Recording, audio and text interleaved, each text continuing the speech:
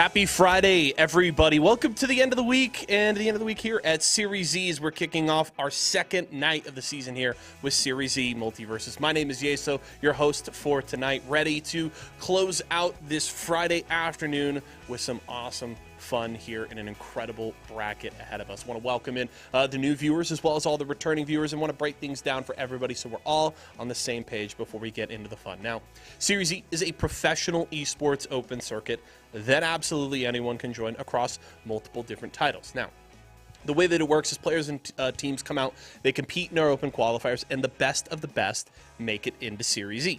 Now, what does that mean for them? Well, players will get the opportunity to sign a contract. They'll get signed by one of our partnered brands. They will earn a monthly salary and compete weekly for points and prize money.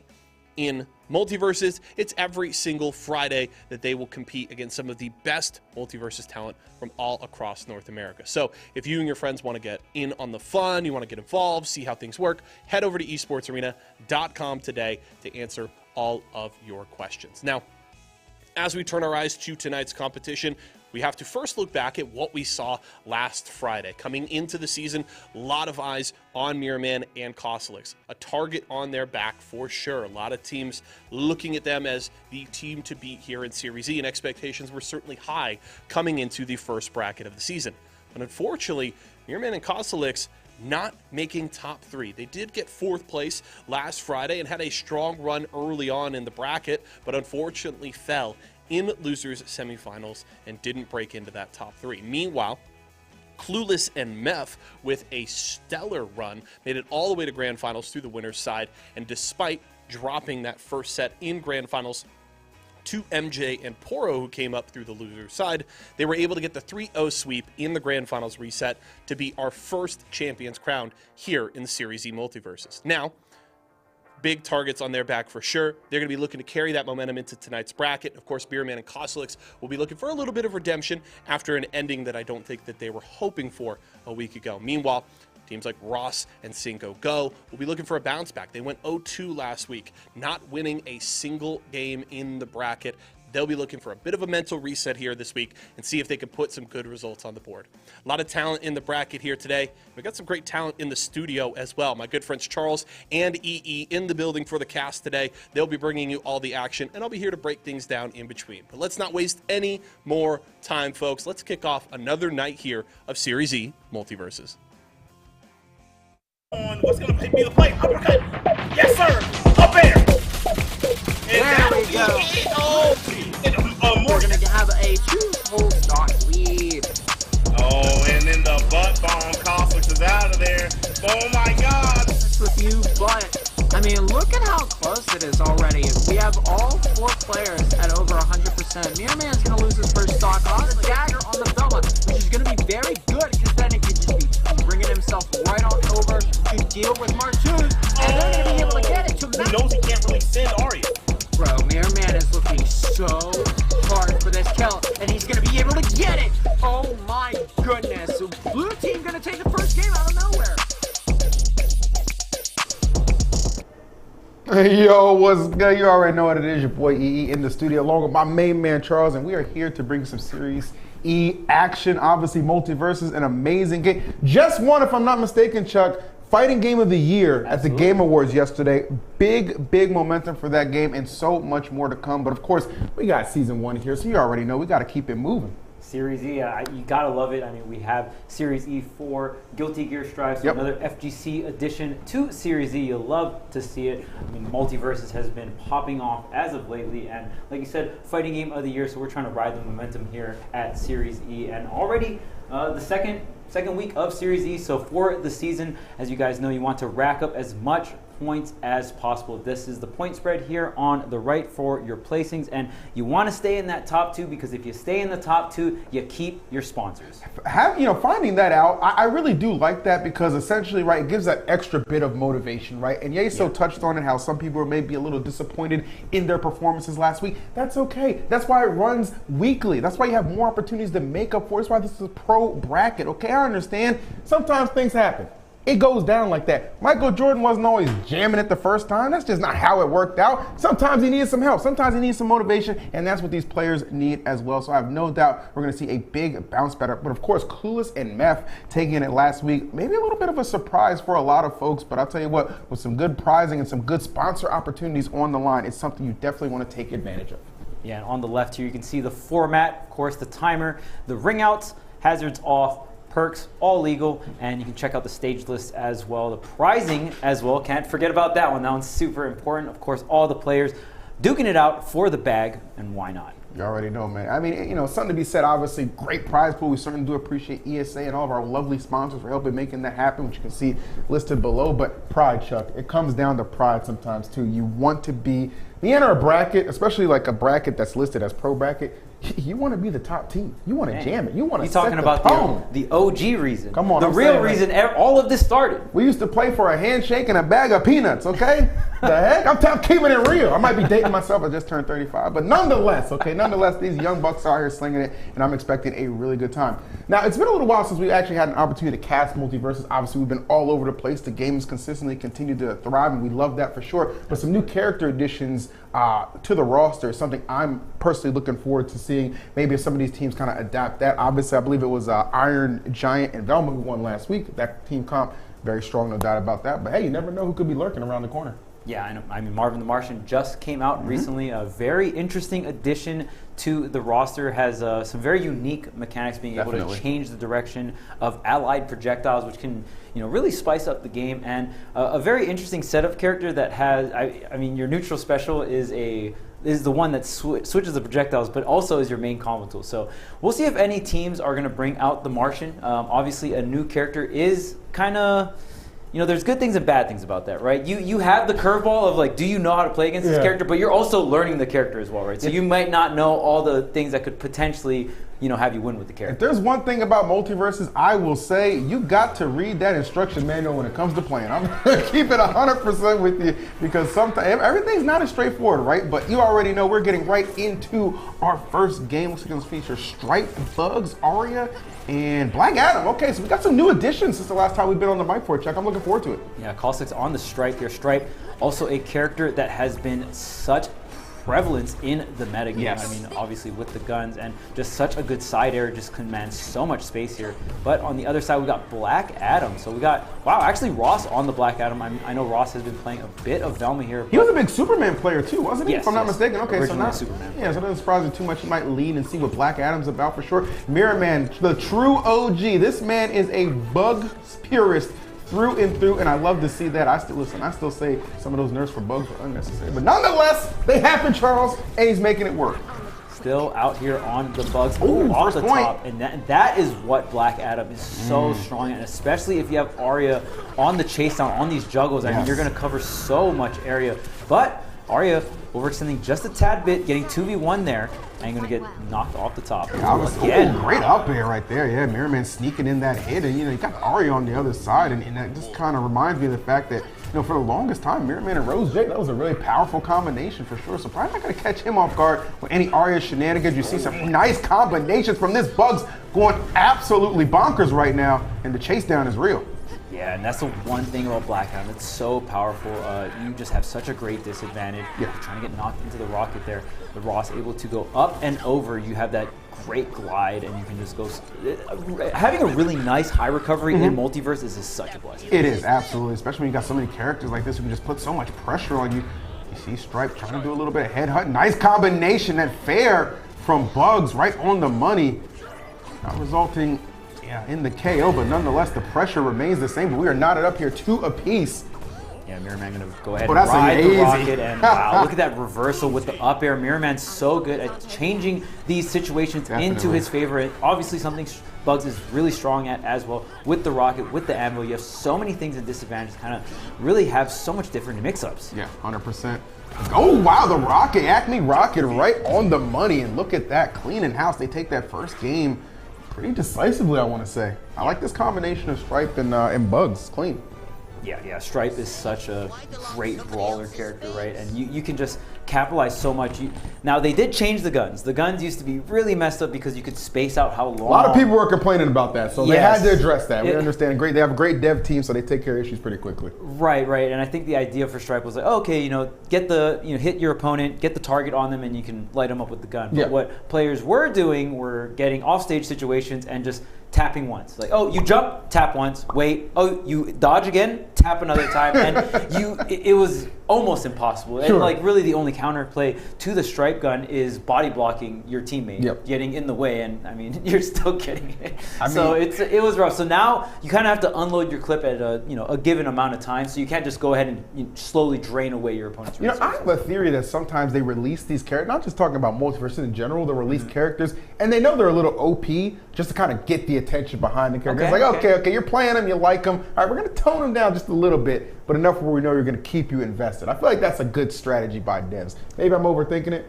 Maybe that's just how I would operate if I was a dev, but nonetheless. Hey man, Nintendo's getting kind of late on that Steve nerf, man. It ain't coming. It's not coming. It ain't coming, folks. That's why we're here right now. We're having a good time. That was a great opening game, but don't worry. I think this is round number 1, so everything best of 3 if I'm not mistaken. Right.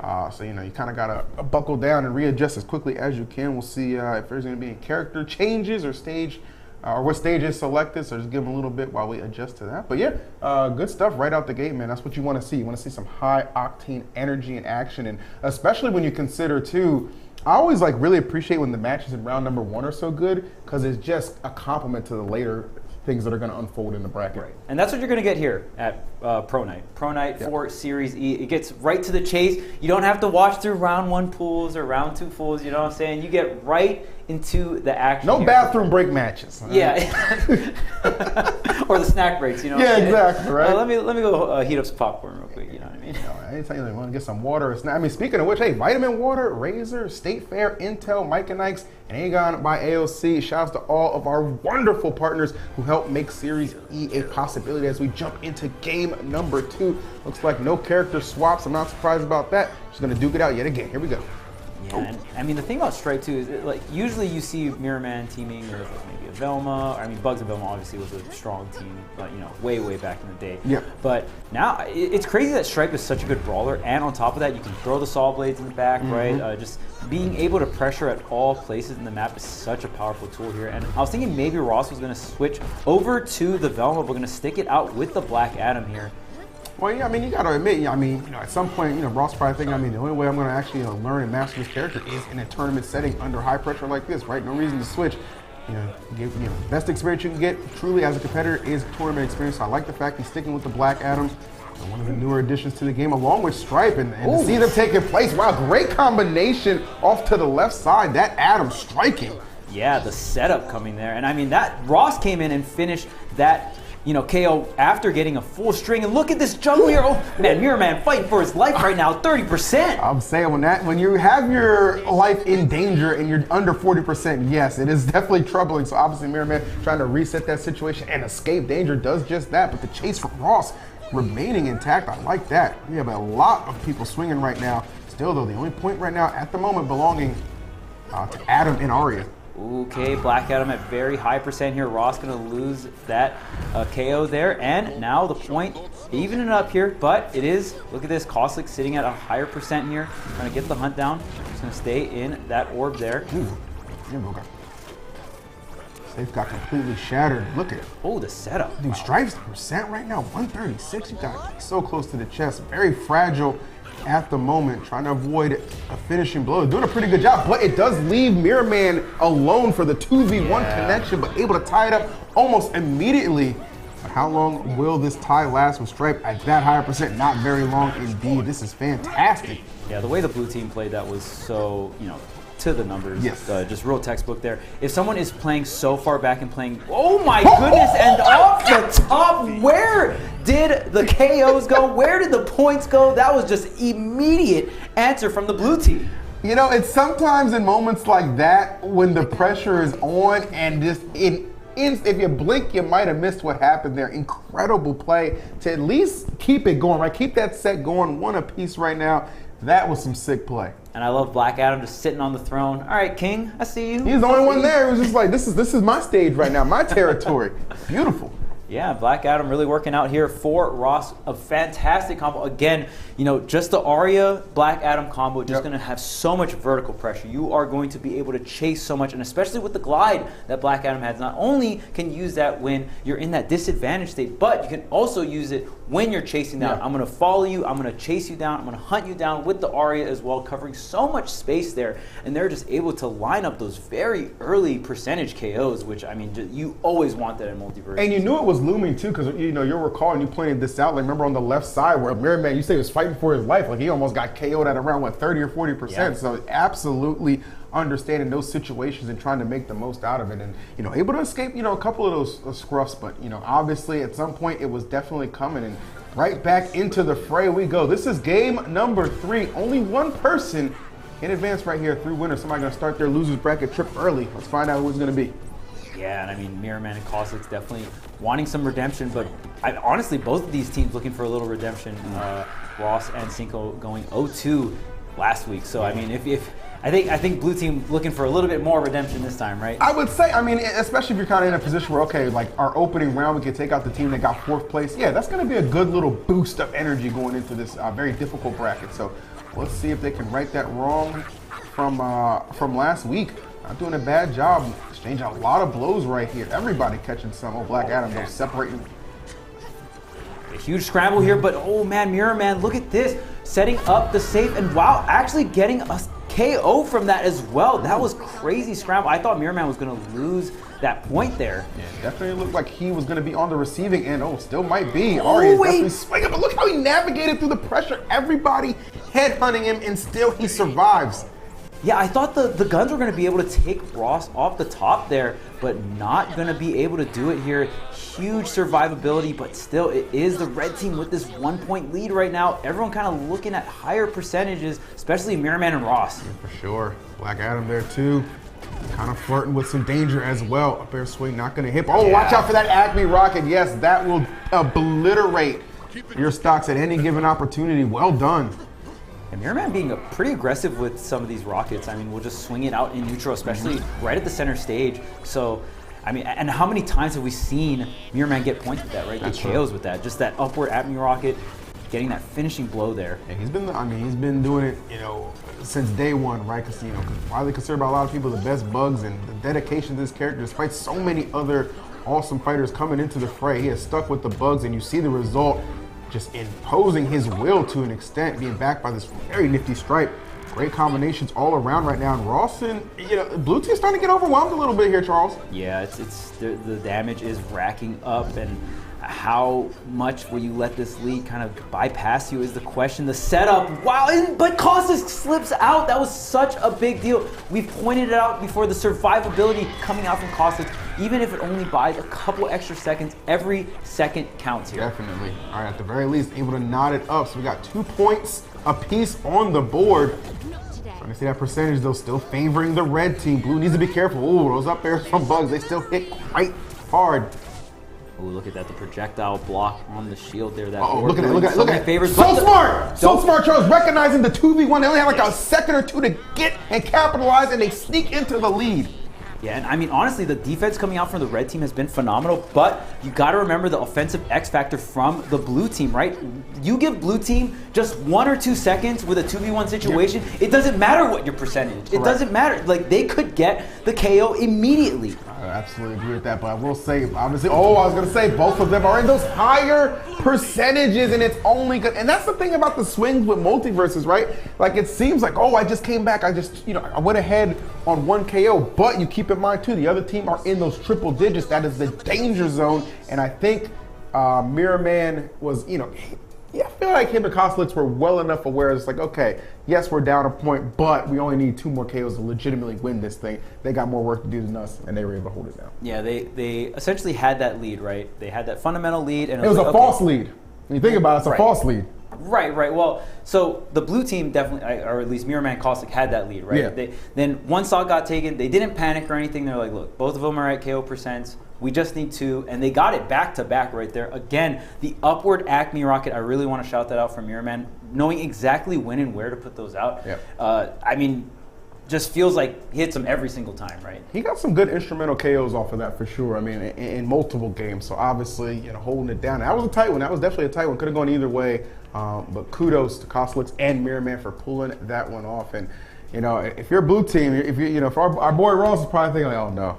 Not again. Not again. Not another 0-2. I mean, loses bracket. Obviously, that can be the start for some legendary runs, and maybe he'll kind of, they'll piece together something in the coming matches. But yeah, definitely not how you want to start. It's a tough draw. Tough draw for the first winners match. Yeah. But no matter what, like we said, it's pro night here. So no matter what the draw you get in winners or in losers, it's going to be hard nonetheless. So we'll see if Ross and Cinco can prevail in the losers bracket. But it is going to be Mirrorman and Cosolix moving on with the stripe, with the bugs here. So I appreciated the team comp of the Arya and Black Adam though. Like I definitely see what they were going for a lot of times, and they're so quick. So some of those situations where we saw being able to capitalize really quickly off those slight 2v1 scrambles and take get some points off of that. So definitely a team knows what they're doing. Still maybe so in the early stages of how they're exactly going to go about that. But I like that team comp. I hope they keep it up for sure. No doubt about that. Yeah, and I think the switch over to Black Adam kind of makes sense for Ross. I think looking at Ross's past characters being Superman and then Velma, Black Adam's kind of like a mix of those where it's like you're kind of a little beefier, right? But you're a backline, just kind of like Velma where you're controlling the area. And I think when you're Black Adam, you don't want to be front and center. You want to kind of be that setup character that capitalizes off of. You can almost switch between standing back and engaging a little bit more seamlessly, but as opposed to the other two. As you said, a good mix I think is a perfect way to describe that. But yeah, really good stuff there. It was awesome to see some of the characters that we referenced that we wanted to see. Obviously the Black Adam, the Stripe. Wanted to see some of those newer characters since we've last been on the mic for this title. So I was not disappointed. I'm eager to see what else we have in store because still got some amazing teams in this, including I believe last week's defending champions.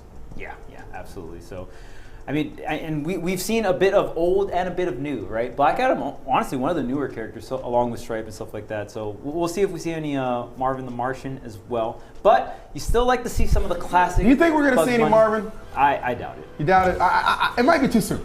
It might be a little too soon. We shall see. But nonetheless, we have another winners round 1 match to get to right now. I see Shaggy and Harley, Wonder Woman, and another Harley. Okay, so this is all OG characters right now. Yeah, and I know Wonder Woman has definitely got a huge uptick in play.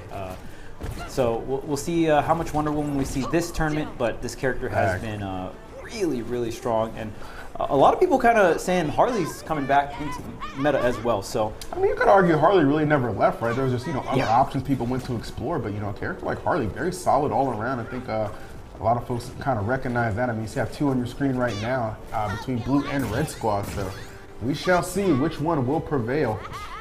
Battle of Divas, and then it's just Shaggy. Yeah, Shaggy always relevant in the meta. This course. character's combo game is absolutely insane with the down attack strings, right?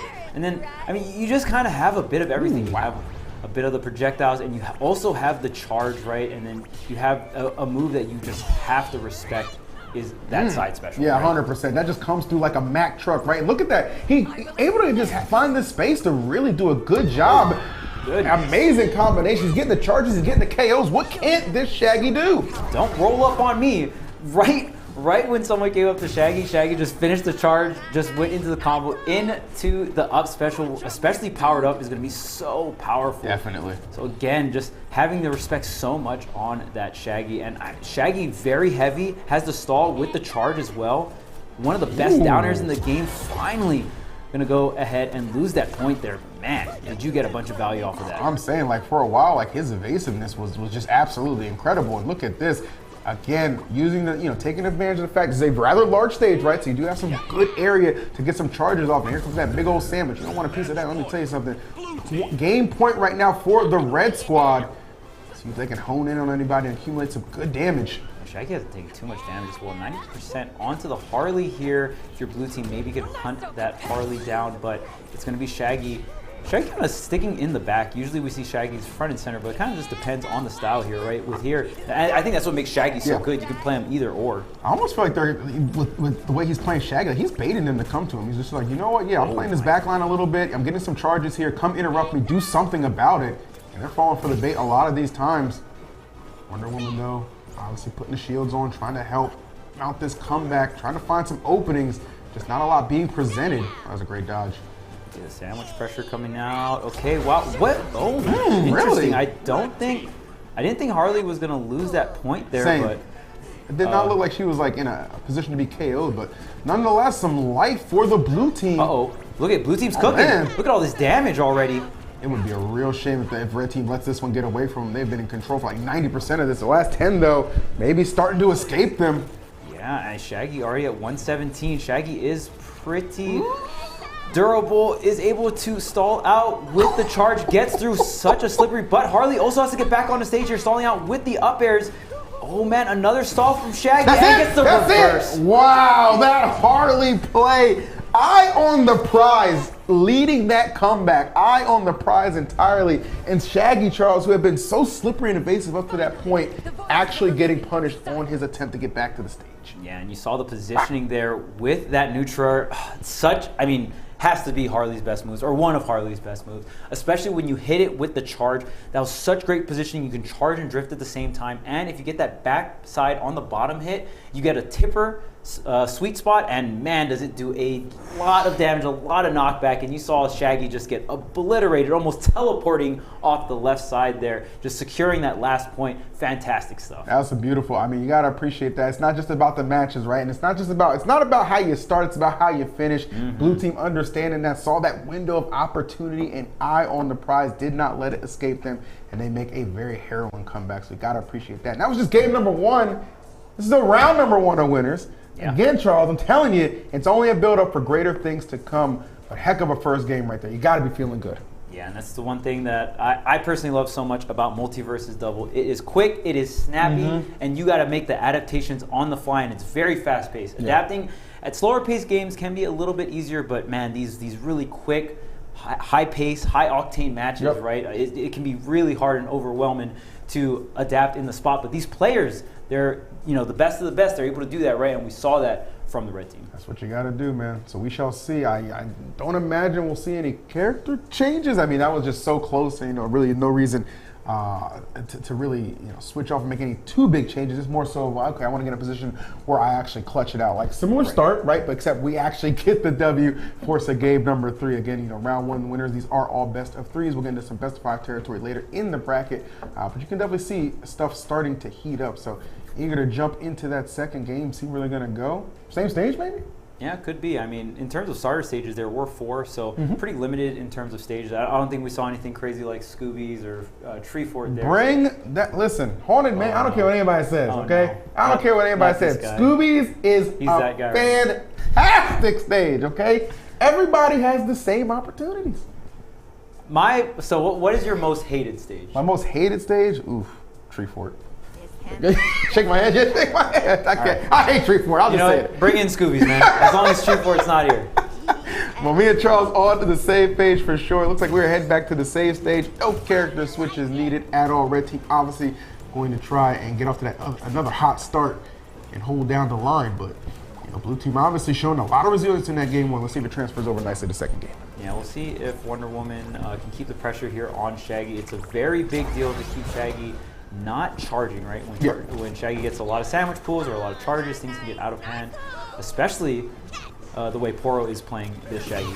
More on the backside and having Harley go in and just, MJ just going in with the Harley and keeping the pressure there, and then you can just gain value through the charge, through the sandwiches. And the big sandwiches are very impactful in neutral. I think Wonder Woman has been doing a fantastic job of using that side special, the shield, to negate it, but not always in position to do that. Yeah, that's the thing, right? Like, obviously you have the tools, right? But you mentioned, Charles, the position is big. And I'm kind of noticing, like, they're content to sometimes let Shaggy just go off there and just charge, try and initiate a 2v1, but they're not getting the most out of the 2v1, right? That's where I think Shaggy's finding the confidence, just leave it to his partner to hold down the line. Oh, that was big, but what a reversal. How did Shaggy not only get out of disadvantage, but turn it into a KO? That was insane. How did he know? What was he cooking? Why? Because you saw the immediate dodge into the reverse knee there. That was so clean coming out from Poro. And another KO lining it up for the red team, evening things up, and we're both low percent, but it is MJ with bleeding a little bit more in that triple digit. Oh man, barely trying to survive here. Does get through all the pressure from the blue team. You gotta avoid so much up specials, right? Yeah, there's a lot of pressure to wade through at times, and understanding that precision, your best friend. Oh, you see these mirrors from Harley just exchanging. Almost threatening to get the K off of that one. She's trying to find some, oh my goodness, trying to find some leverage on the right side. That's one of those 2v1 situations they did not capitalize enough on, so she's going to survive again. I just taking all these hits and just not getting KO'd for it. Gotta appreciate that. Still, we survived. Can we get back safely? Yeah, can we shout out MJ real quick? Because right now Poro is in the back charging and pulling sandwiches, and MJ is fighting the good fight That's what I'm saying, bro. He's just like, I'm used to these 2v1s. I grew up in the hood. I can scrap. I can scrap with you. Love to see it. It is quite the battle we have unfolding right here. Man, okay, here's the big sandwich setup, but the blue team just navigating around it in neutral, still alive on this Harley. Harley is an assassin-type character, very light, but ran out of resources, could not drift to the wall. Shaggy does get away, but for how long? I was going to say, Shaggy, this could be the deciding factor. He has got to stay alive, and he understands that trying to put the space between him. He's on the run. He's getting some offense in there, but he's at 148, Charles. How long can he live? The charge saw such a big deal. Okay, evening things up here. Wonder Woman at 99%. If Shaggy can stay alive, maybe a ray of hope here for the red team. 100%. And that is going to be it. Yeah, the blue team going to secure that one. I mean, you can only run for so long. That's true. I mean, even in a large stage, like eventually, yeah, something's got to give. I will say though, them being able to kind of put both teams at match point was really good. Oh my God, Harley went off 378 damage, 4 KOs. Just stand back, Wonder Woman. Okay, I know they took away your third movie. Okay, I'll swoop in with some birds of prey. Don't worry about it. I gotta hold you down real quick. Yeah. But yes, an outstanding battle. I understand right there. Like they were thinking to themselves, okay, we got the KO. Everyone's on match points. So I'll at least put a little bit more pressure on the blue team. But I feel like they were just a little bit too far ahead where they were like, we're not going to relinquish this pressure. And it pans out. They get the 2-0. Yeah. And I mean, MJ fought so hard to survive for so long, but that was beautiful. Taking a lot of damage. And I think the way the blue team navigated around the Shaggy charge moves, right? Like, okay, the sandwich, you can either Wonder Woman side special it or just navigate around it in a way where it's not too much pressure. So I don't think that the red team got as much value from the charging Shaggy in the back, pulling the sandwiches, going for the charges and stuff. And I think the blue team just executed really well on these 2v1s and navigated around the threats that Shaggy did bring to the team. Yeah, I feel like they really stuck to that formula, right? That game plan of Shaggy kind of charging in the back and coming in, but it didn't really pan out. So at some point you got to rework it. Maybe in losers bracket, that'll be the case. But in the meantime, guys, we're going to throw over to our homie Yeso, who's standing by in the studio to give us a breakdown. Thanks, gents. A couple of great sets there to kick off the day. First, it was Mirrorman and Cosolix there going up against Ross and Cinco Go. And you heard EE talking about it. Both of those teams really looking for redemption. It was the 0-2 for Ross and Cinco Go a week ago. And then Mirrorman and Cosolix, with the high expectations, probably not quite as happy with that 4th place finish. And that was a super tight set. Game 1 going over to Mirrorman and Cosolix, looking really good on the Bugs Bunny and the Stripe. And of course, this is a team that's been mixing things up a little bit. If you were watching at the beginning of last week's bracket, they were playing the Bugs Bunny and the Velma. Of course, we talked to Mirrorman about how he has that kind of Batman in his back pocket and is comfortable bringing it out, but is yet to do so. And they're sticking to the Bugs Bunny right now and the Stripe, and it does work out. Of course, Ross and Cinco Go do take a pretty strong showing in that second game to force the deciding game 3. And then it was a nail biter all the way to the finish. And I think Charles and EE making a really good point at the end of that first set, talking about how it's important to notice that just that lead on the scoreboard doesn't mean that you're safe, right? Having that 3-2 lead in KOs doesn't mean that you can kind of rest on your laurels, because that damage number is important to pay attention to, and it paid off in that game, right? Mirrorman and Cosolix being down the KO but ahead in damage meant that they had that opportunity to keep the game going and get a big move at the end of the game, and they ultimately did it. They get the quick kind of 1-2 punch there at the end of game 3. Gives them the win, and they move on to round 2. So good showing here at the start. Ross and Cinco Go, I would imagine, ultimately disappointed with the loss, especially with how close it was. But I think there's a lot in that set that they can look back at and how tightly they played it against Mirrorman and Cosolix there in that best of 3 that they should be pretty happy with. And it's definitely something to build on. And I'm hoping they can really make something happen down on the loser side of the bracket. We'll have to see how those matchups shake up, but they're looking very good. Then, of course, jumping into the next set, MJ and Poro playing that one very tightly with Apache and Shiro, but the very, very slippery Shaggy, not able to survive long enough, and Apache and Cheryl get the 2-0, and they move on. So that's 2 sets down. 2 more to go to wrap up winner's side of round 1, and we're ready to get back into it. So I'm going to hand it back over to EE and Charles to keep things rolling. All right, big shout out to our homie Yeso holding it down. He looks real comfortable over there too, man. Hold on now. We have to trade spots next time. Oh, Yeso, I gotta have a word with you, my brother. But yes, appreciate that breakdown and analysis. As he said, we have 2 more rounds to go in the opening rounds of winners. You know, best of 3, so a lot of good action. Obviously, the tone has been set quite well, so we already know, like, again, you know, pro bracket, these players have come to play. They're not going to disappoint.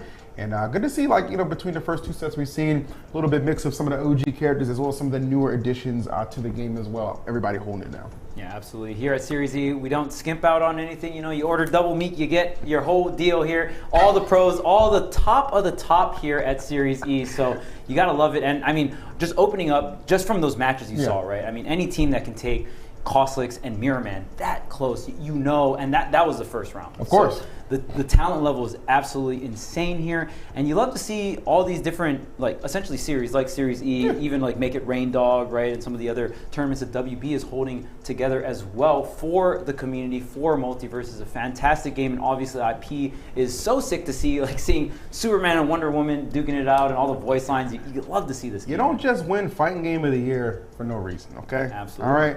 You know, shouts to my man Tony claiming that award yesterday at the Game Awards. That was awesome to see. And then for us to just be able to jump into some good action the following day, you really can't beat that. So eager to see who we're going to put on display next. You know, obviously, you know, getting to see what the team that got 4th place last week, as well as the team that got 3rd place for sure. But where's that number 1 team at, man? They lurking in the bracket somewhere. That bracket, man. I think they got to be coming up pretty soon. Take a look at next that. match See or them the boys match after, but. Yeah, I mean, so far the bracket has been fun. Even last week's bracket was absolutely fun to see. Like, just players bringing it back from the losers, you know, able to reset and take the tournament as well. So a lot of surprises here. And I think if you're watching this, especially from last week, you would probably think Cosolix and Mirrorman was going to take the whole thing, right? In terms of just when you're looking at the player pool, you're like, all right, you know, I would probably. Those are established names, you know what I mean? Yeah. And that's one thing Yeso really brought up nicely on the top of the show is like, yeah, I mean, expectations for established names like that are quite high. And, you know, sometimes you're able to live up to it, sometimes you're not necessarily, but that's the good thing about getting an opportunity to just kind of bounce back literally the week later. So you're all good. Yeah. So we're going to take a quick break. We just got some lobby issues going on right now, but we will be back. So make sure you stay tuned for some more MultiVersus action.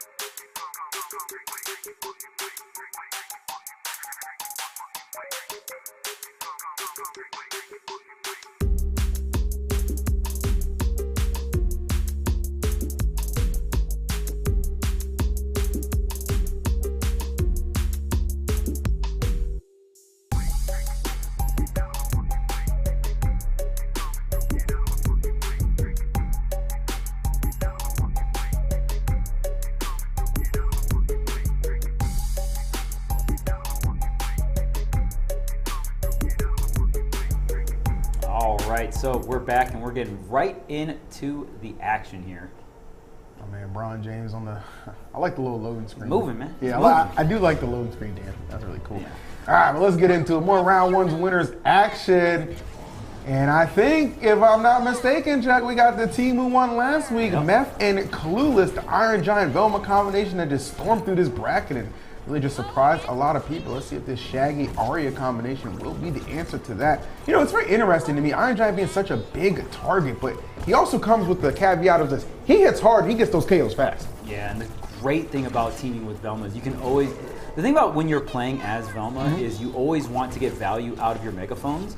And Iron Giant as a teammate is such a huge target that you can always aim the megaphone at Iron Giant. Like, oh, true, yeah. Trust, you ain't gonna miss. It's hard to whip on that, and if you are, pick a different character, Jim. All right. Yeah, like your Velma probably has to hang it up. You're missing your Iron Giant teammate. Very true. Not missing on that first KO. Excellent done. Taking out the IG. Oh my goodness, and there he goes. Velma as well. Okay, so last week's champ's in a bit of trouble already. Down a point, but obviously, you know, can't say it enough. It ain't how you start, it's how you finish. Yeah, absolutely. I think maybe an incorrect fastball or something. I saw a cider come out from. Oh, was it? there. Okay. Oh my goodness! And just like that, off the top, just immediately answering back. I mean, we expect nothing less from last week's champions. Yeah, 100%. If Iron Giant going crazy right now. There they are, the covered missiles. from missiles, jeez. All these projectiles, so much pressure. Good awareness from Arya though to break that up. That Shaggy might have been a little bit of jeopardy from getting KO'd there. And one thing to note is Shaggy is a powerful character here against Iron Giant. When Iron Giant does pop the move that makes him invulnerable, has all the screws around him, you always want to have that multi-hitting action. Yes, right? of course. And Shaggy Neutrator is going to be exactly that. Yeah, breaking through that very, very critical, especially trying to keep this team's momentum in check. I'm noticing the lead right now for the blue team. Not doing a bad job at all. Okay. The blue team is around triple digits each year, and just that because was huge. That was a convincing win too. I mean, that wasn't even close. Yeah, that Let's was call it what it is. Even when you calculate maybe the SD from Velma there on that first stock, I mean, just that side air, unfortunate, right? Still was 4 KOs to 2. So, oh, definitely. I mean, when you look at it like that, wow, yeah, like you said, very convincing game one from the blue team, kind of taking a commanding lead in this set versus last week's champions. Very big deal here. Yeah, I like that a lot. I mean, and you got to come in there, obviously, you give them their due, their respect. Hey, you won last week, no doubt about that, but that was last week. This ain't this week. Okay, you're coming in with a different mindset, good mentality, and it paid off for them, man. They take it by 2 points.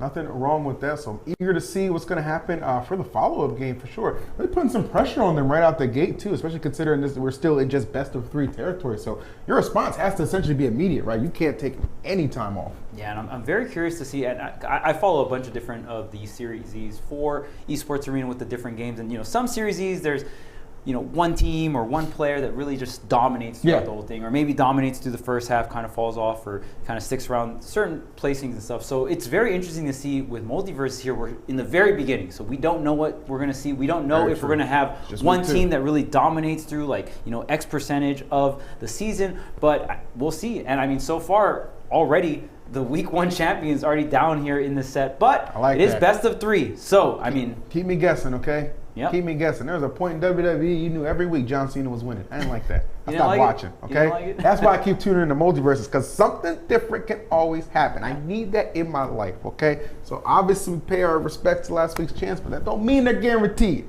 That don't mean they're guaranteed. So I definitely like what we saw in that first game. So let's see what we're going to queue up for a game number 2 coming at you any moment. Again, this is Series E, brought to you by our friends at Esports Arena. They got us sitting comfortably in a beautiful studio. We're not really used to casting in this kind of nice studio environment, you know what I'm saying? Yeah. It's usually a webcam and a good look. But here at ESA, we're bringing all the production, all the action, and all the talent here. We got state Fair versus Team Gas, and Team Gas was able to take that first game against last week's champions here, State Fair. And like I said, Shaggy neutral multi-hits, any multi-hit is going to be so good against that combo breaking tool. That we see it on every one of those screws actually takes a hit around Iron Giant as armor, right? But it's only one singular hit, so once you have those multi-hitting moves online, could be a huge counter here. And just like that, because you're getting through that armor break, it's going to be so good. Look, it already at 126, this Iron Giant is bleeding. And you can tell just the way that Shaggy's playing too, like he recognizes everything you're saying too, Charles. Like he knows that is absolutely a solid counter option and maybe one of their win conditions for this set. So he is definitely keeping that pressure on. Okay, IG putting a little bit of space between them, but not for long. Landing big time there. Oh, actually getting the KO. That was a little unexpected, but hey, we'll take it either way. You usually see Iron Giants cancel that out like you see there, but just letting it rip with the butt bomb there and getting the stock. I think getting 2 hits too, almost got a double there. Oh, easy dunk. Nice job. Okay, Shaggy immediately ties us back up. Arya, though, she is in some unfamiliar percentages. Not too often you see Arya hanging around at this high. So yeah, you already knew that was set to expire any moment. All right, so 1 point each here, and look at this, already the armor, all the screws gone because Shaggy just coming in with Nair. I mean, that is the answer, right? And the crazy thing about Nair, it's not just a multi-hitting move, it also is a great combo starter. So, you know, when you're able to connect that, you keep extending the combos. Oh my goodness, this Iron Giant right now, not looking so sturdy at the moment. 125, and the damage just keeps on coming. Yeah, he is out. He's absolutely getting tossed. I mean, I know he's a big target right there, and so do the opponents. Oh, the reversal! What a reversal! What a reversal! You're thinking, oh, I got the easy KO for sure, but no, IG turned disadvantage into offense. That was incredible. And still living, Chuck. Yeah, and that was great awareness. Oh, you're juggling me. Guess what move you're not doing? Neutral air.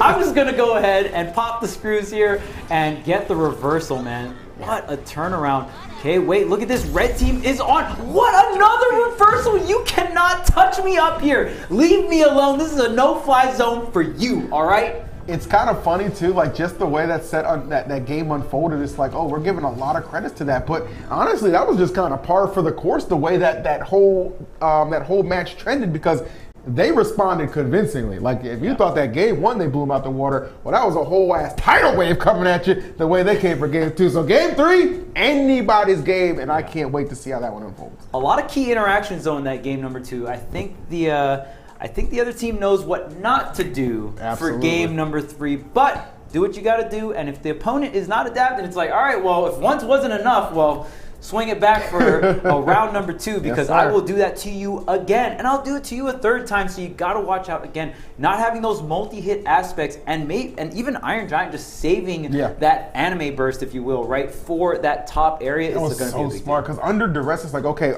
I know I'm being pressured in a situation, potential KO looming, as you said, just boom, burst option. Gotta love having that on your side, right? Yeah, and I mean, that's the one saving grace for Iron Giant. If Iron Giant didn't have that combo breaking move, well, let's just say he would be another bottom tier heavy. But let's just say we'd be moving on to the next set. How about that? I'm gonna wrap that one up.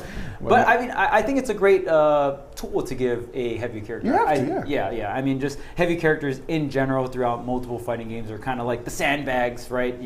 We call it taking your heavy taxes, right? You take the 0 to 80, you take, a bunch of your health just gets dissipated, but you either have a lot of health to work with, or maybe you have some kind of combo breaking move like here for Iron Giant to kind of offset those scales. And he's smart when he uses it too, right? He's Yes. very intelligent about that. Understanding those situations will arise. I got to take advantage. Here we are, game number 3. It has been an amazing winners round number 1 already in this third set. Not disappointing. Who's going to take game number 3?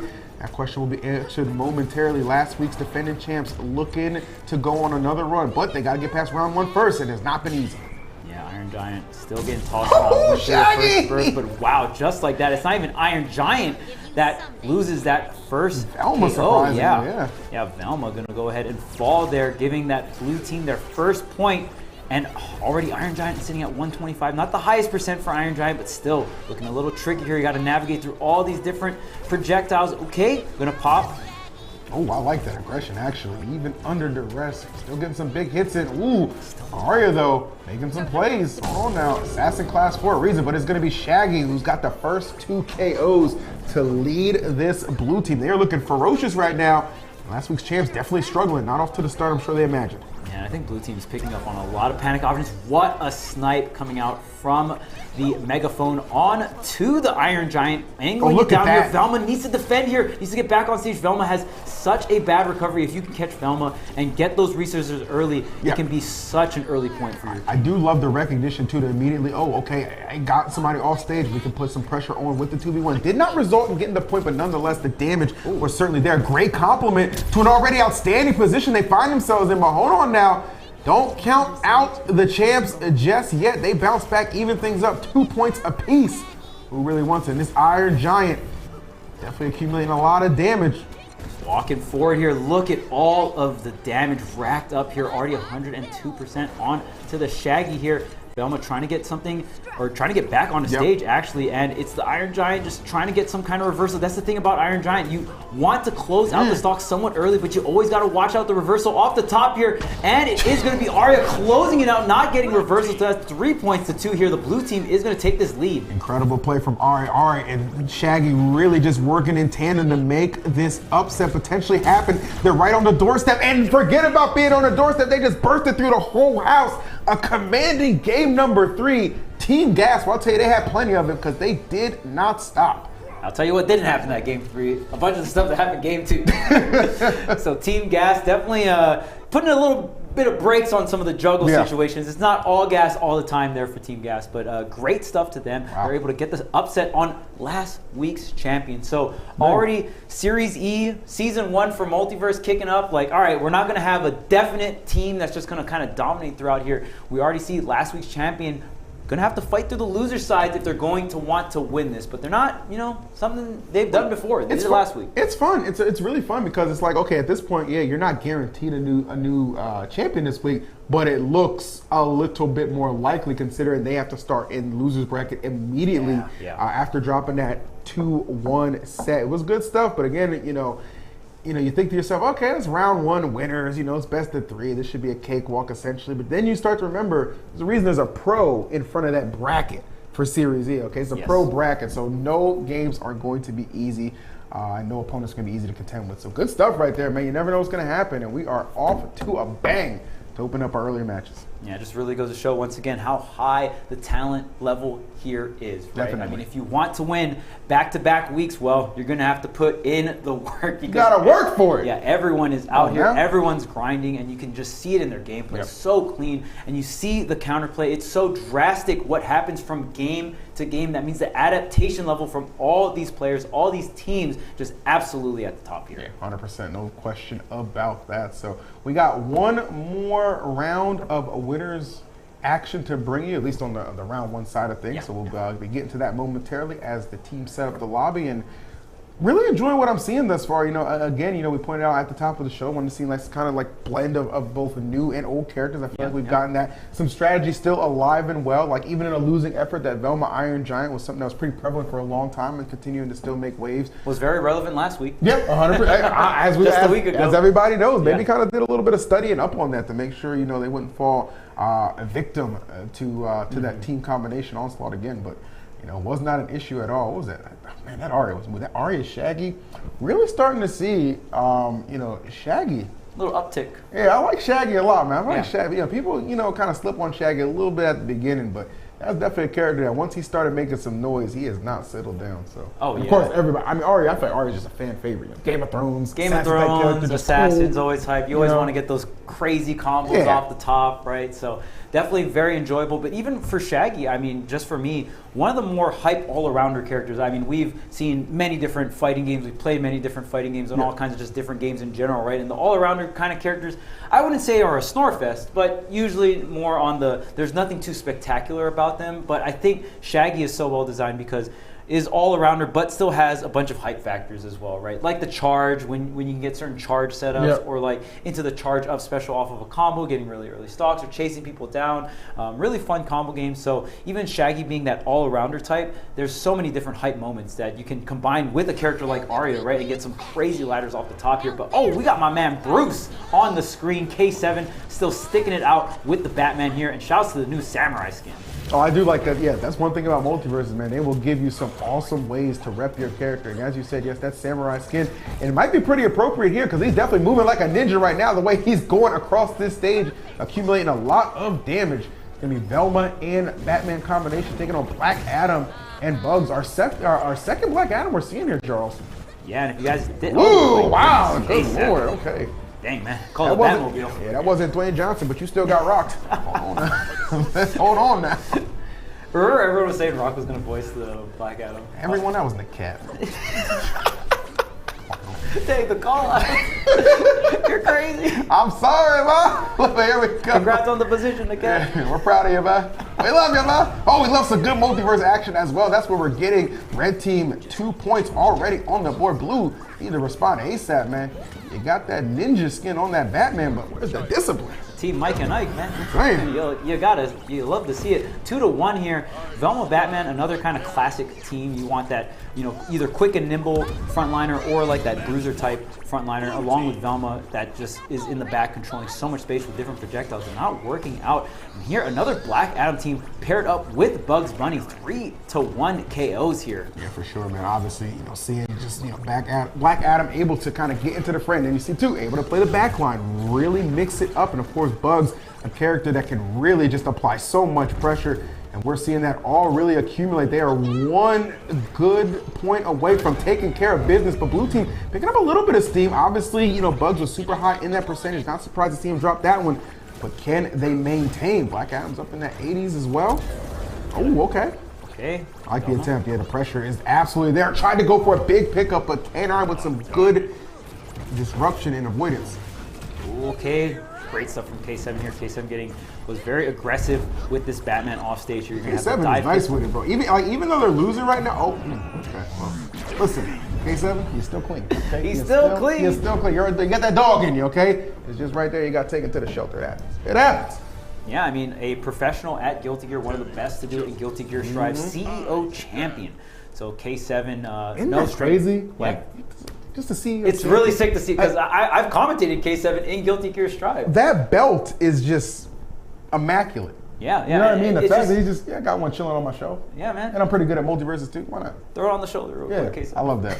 I love that a lot, man. Shouts to K7. We'll see. We need a bounce back though. I mean, that was obviously that was not like I'm sure the performance they wanted for that opening game, but nonetheless, it's all good. It's all Gucci. It's only game number 1, but again, best of 3. You got to have that response on deck immediately. Yeah, Team Mike and Ike came through. Oh, nothing sweet about it either, man. Name a better duo, man. It's hard to. They're right there. They're right. Oh.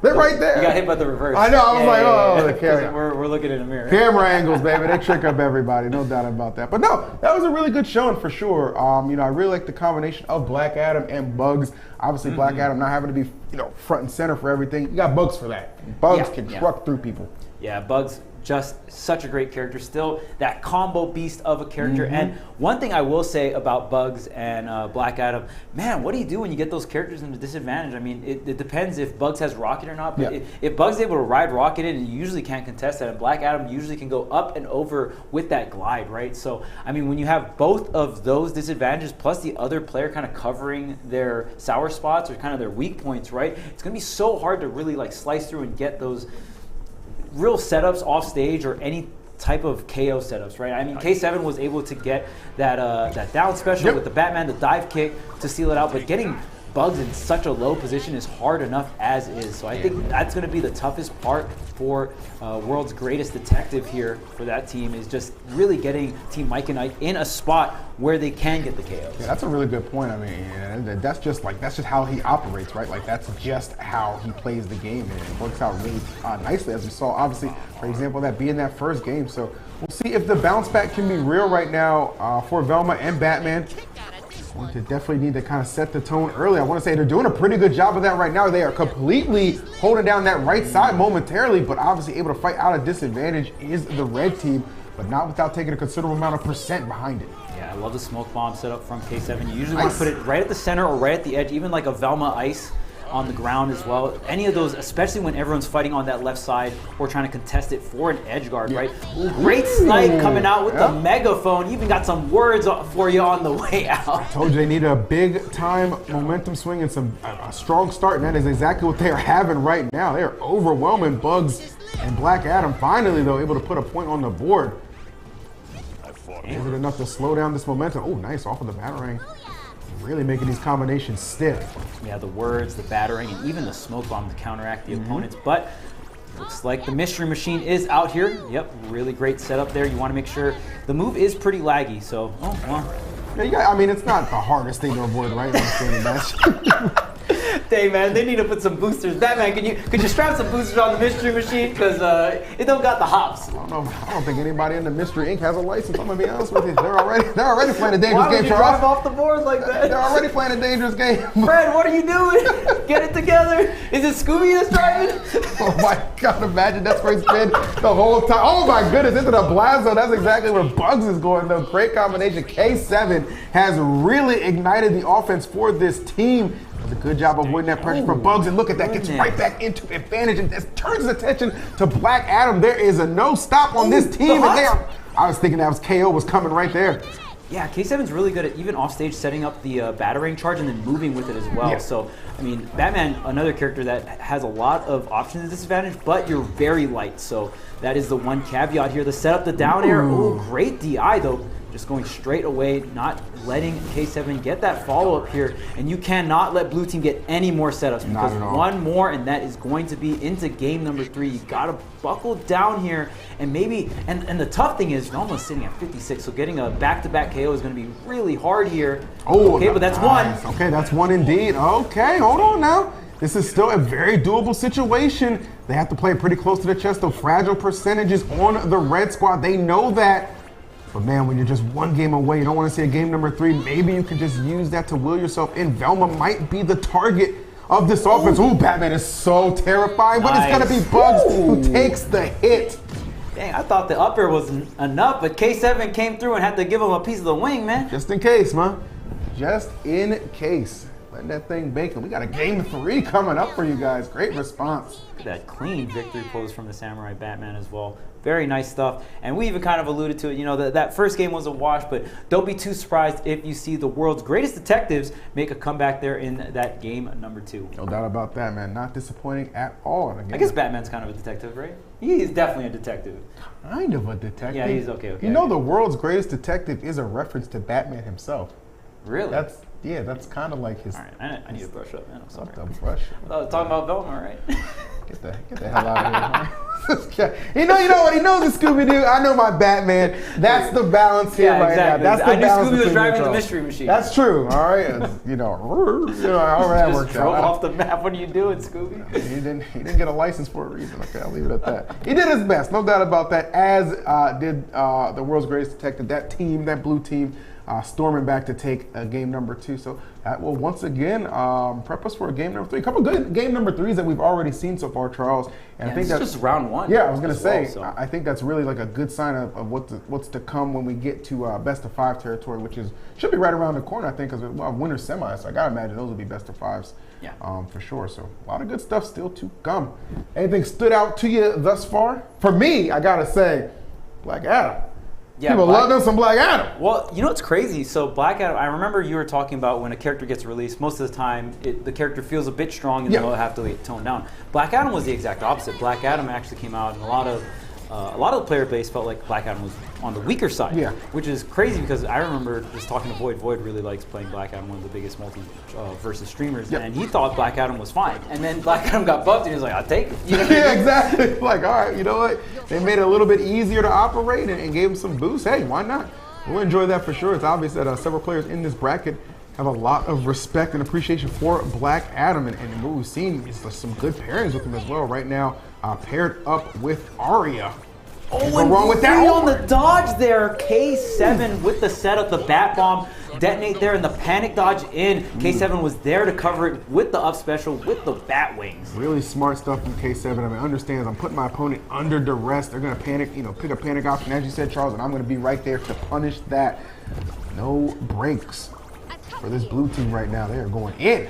Yeah, and the thing about the Black Adam buffs as well, I ain't complaining. I definitely want to see some more Black Adam on the screen. He's an awesome character. Yeah, really cool character, really great addition to the game here. Like the megaphone snipe here, but it is still blue team with this lead. And this game kind of a little on the slower side, right? Both teams kind of respecting each other, taking their side, and then waiting for some kind of scramble to happen in this center stage here. But the more space you give Velma, I will say, the better, because Velma does not like to operate in that close quarters. Just a really quick KO response from Black Adam on K7. I like that, but yeah, I mean, you said it's a little bit of a slower developing game, and for good reason, right? You know, you throw yourself into the fray. You don't want to take any unnecessary damage, especially if you're in a situation like Red Team.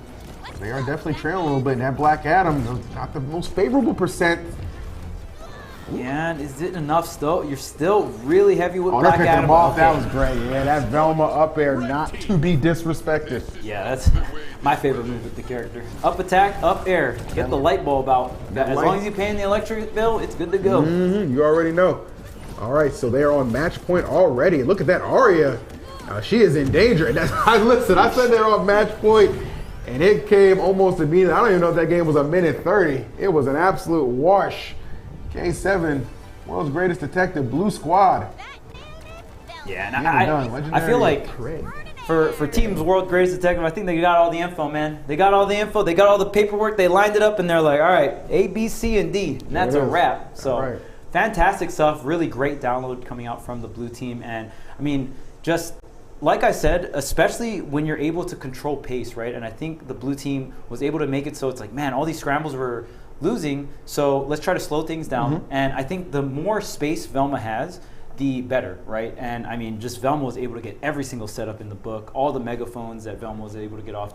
It's way harder to megaphone if you're Velma if the enemy is close to you, right? Sure. Like, obviously, you can dodge cancel into like some defensive options like up attack or up air or side air, but you don't want Velma to get any free megaphones off. And I think the way the blue team was able to control everything that third game really set up Velma for success there. And K7 was doing a fantastic job of covering the Velma on his team, just like essentially covering your backline, right? If you have a projectile character as the frontline character, you just want to make sure that the enemy stays away from your backline. 100%. I think K7 did exactly that. And then being able to kind of realize, you know, how to, it wasn't even so much a readjustment of the game plan, it was just a better execution, right, from what we saw in game number one.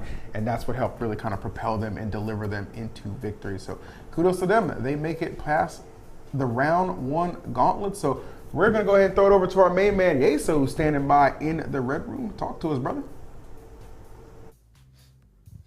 It's the red room. Interesting. Well, we'll get you and Charles in here later on. EE, I know you were saying it looks pretty cozy. I think there's plenty of room for you guys to come and hang out and talk a little later on in the show. But we are now completely through winners round one here in today's bracket, and just kind of want to run through where we stand right now. Of course, nice win there from K7 and Legendary, turning that series on its head a little bit. Kind of a rough game one, but looked much better as the series went on, and a pretty dominant performance there in game three to get the win against Martoons and Rams. So they do move on. Meanwhile, the other set that we just saw in that block, we got to look at Clueless and Meth, of course, coming off of the win from last week and looking to keep things rolling. Weren't quite able to do so here in winners round one. They actually fall in a full 3-game set there to Team Gas. That's Jan and Greeted, and they will move on. So current state of our bracket right now, going into winners semifinals, it's going to be Mirrorman and Cosolix versus Shiro and Apache on one side. The other side will be Jan and Greeted there of Team Gas versus the world's greatest detectives,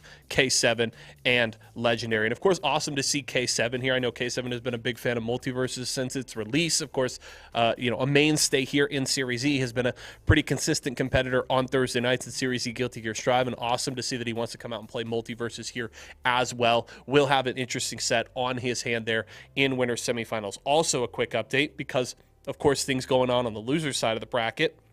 We were talking about Ross and Cinco Go hoping to get a bit of redemption here today after their 0-2 performance last week. They've gotten it. While they did fall in that first set on the winner's side, they did win their first losers match. They were up against MJ and Poro. They get the 2-0 sweep and they stay alive. For the time being, they will play the loser of that Jan and Greeted versus K7 and Legendary set in their losers round 2. So we'll keep an eye on them as well as everything else going on in the bracket. Of course, that other losers round 1 set will be the matchup between two of the Series E partnered squads. It'll be Meth and Clueless up against Martoons and Rams, and we'll have to see which one of them keeps their run alive here this week. Right now, we're going to go to a quick break. When we come back, though, plenty more from EE and Charles. They'll be bringing you all the action of our winter semifinals when we return.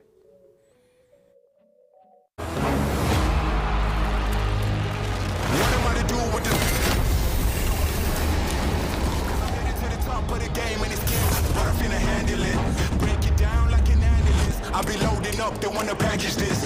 Pray for peace, pacifist, I'm never old enough to give a promise.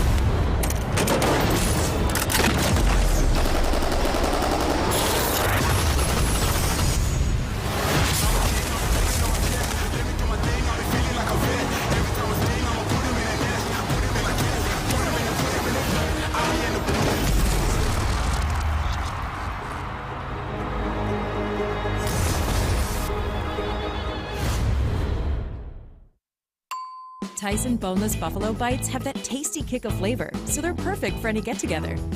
If there are any left when your guests arrive. Tyson Anytizers Chicken. More kicks of flavor, more smiling snackers, more to love. Tyson.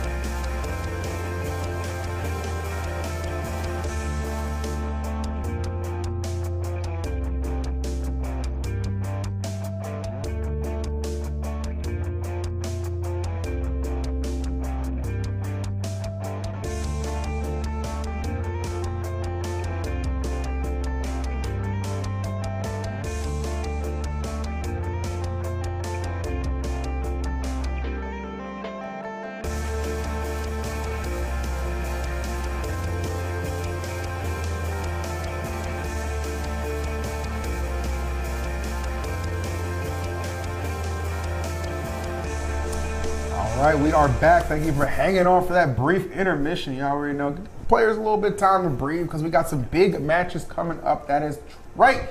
We are heading into winter semis. It's EE, it's Charles, and we are having a lot of fun here for Series E, a multi-versus action, not disappointing at all. Charles, I gotta say, man, between the characters, between the gameplay, some of the upsets, last week's, champs already in losers bracket, I'm feeling like this is shaping up to be a pretty legendary run. Yeah, and one thing I really want to point out is the character variety that we've seen. Love it. So many different characters. Like you mentioned earlier, we're seeing some older strategies. Now, we haven't seen like some of the super old strategies like Velma Bugs. But, bring it back! Oh, no, please stop. But we have seen some older strategies like the Velma Iron Giant. Yep. I mean, Velma paired with any like quick, nimble frontliner or, big bruisers type like Superman or Iron Giant, still very prevalent in this meta. So just showing that, still some of the older strategies working out, but a lot of newer strategies as well. We're seeing Black Adam is a common newer character. We did see a little bit of Stripe coming out from Cosolix as well, which was very powerful. They get a couple hits to some of the gun follow-ups or just how long you can use the gun, but still a very prevalent meta character. When you're a good character, listen, you make things work. Obviously, nurse and buffs, that's just a part of the game. You kind of got to adapt, and I think they're doing a good job. Pair him up with Mirrorman too. That Stripe Bugs combination is definitely one that's certainly entertaining. And after falling short last week for sure, obviously they finished 4th place last week. That's not that's not good enough for players of their caliber that they're going to feel, right? So you already knew this was going to be a big week for them. So they got past those first round jitters. Let's see if they can continue on because we are into winter semis territory. If I'm not mistaken, Charles, I believe we're heading into best of 5s. Yeah, absolutely. So we got Mirrorman and Cosolix on the Bugs and the Stripe, not changing that up. So, we'll see. Cosolix does have the option to go to the Velma, but we have not seen it quite yet. And I think the Stripe has been working out for this team just fine here. Yeah, I think Stripe is I was going to say, obviously finding a place in the meta, but not so much on the stage. That was a great conversion with that up air to take care of business and eliminate that stock. Well done. That's giving the red team a very strong lead here right out the gate. And then continuing to work on it is Wonder Woman. Yeah, Team Apachiro coming through here, already with the lead here against a legendary team being that Mirrorman and Cosolix. So, sometimes you can't let the name get to you though, right? Especially when you're here playing on their level here at the Pro Night, you cannot give too much respect to your opponent. I always say, at the end of the day, everybody's just human, okay? Oh my goodness, and look at that. Nothing human about that setup. I was going to say, man, you already know when the vault's coming through, it's time to cash out, the stock out. That's how it goes sometimes. Nice though, great response there from Mirrorman, finds the forward air, and that's going to be huge. Mirrorman coming through, and of course that sider is so powerful from Bugs, right? Commanding that, just horizontal area, and then of course the up air, you've got to navigate through here. Wonder Woman, and just like that, Harley picking up a KO on the right side during that juggle. All right. Oh my goodness! You think you're safe coming back on that Acme Rocket? No, I'm having none of it. Immediately just surprising Mirrorman. And it's very seldom that I see Mirrorman caught off guard like that. Yeah, that is not something that I expect. Yeah, Mirrorman on the Rocket coming back on stage. There's not a lot of players that can go ahead and edge guard that with such confidence, but wow. Harley coming through, getting this KO and navigating through that edge guard of Mirrorman himself here. Look at this huge combination on the red side. Picking up a lot of damage here on the blue team, and they only just need one more KO, but they got to be careful. Red team, look at this, kind of more on that triple digit side here, so they just can't get KO'd back to back, but one can fall. Yeah, this is what I was talking about, in that earlier round where I said, kind of a false lead. Like, yeah, you're up, but like when you're into triple digits and the other team just needs 2 points, they can put it on the board out of nowhere, but they're not even going to get a chance, just completely smothering them with offense. These divas know how to rock. Harley Wonder Woman combination, not disappointing, and they take the first game. Yeah, Wonder Woman has been quite a terror in this current meta. I love that skin. Yeah, I love that Wonder Woman. It's so cool. The Halloween skin is so good. tight. But it's crazy because Wonder Woman has been so prevalent for quite a bit. Just kind of that quick and nimble character that can set up a crazy amount of combos, but you're not frail, right? You bring defensive utility to the team, where Harley, for example, is kind of along that side, probably a little bit more on the offensive combo side, but you don't have those defensive capabilities that Wonder Woman has in terms of weight, in terms of giving you and your teammate armor and going for that armor dash, right? So, when you pair the two up, I think Wonder Woman with an assassin is one of the few characters that work really well with assassins, because you just you're able to give a assassins that a little bit extra survivability and also combo with them. And you saw once when Harley and Wonder Woman got one singular hit, they were just on them and just was able to get the conversions and get the chase down. Yeah. Trying to avoid both Harley and Wonder Woman up special is so hard. It really is. You mentioned it perfectly. It's like a nice little give and take relationship when you pair the two up and talk about trying to avoid anything from those two, especially when they kind of able to smother you in a 2v1 situation. You see, even while they were in those triple digits, they just found that one opportunity to make sure they seal it away, so blue team could not capitalize. We've seen plenty of time teams sneak back in with like a double KO out of nowhere, despite trailing. So it's very common thing to see in MultiVersus, but they weren't having any of that. Love the aggression.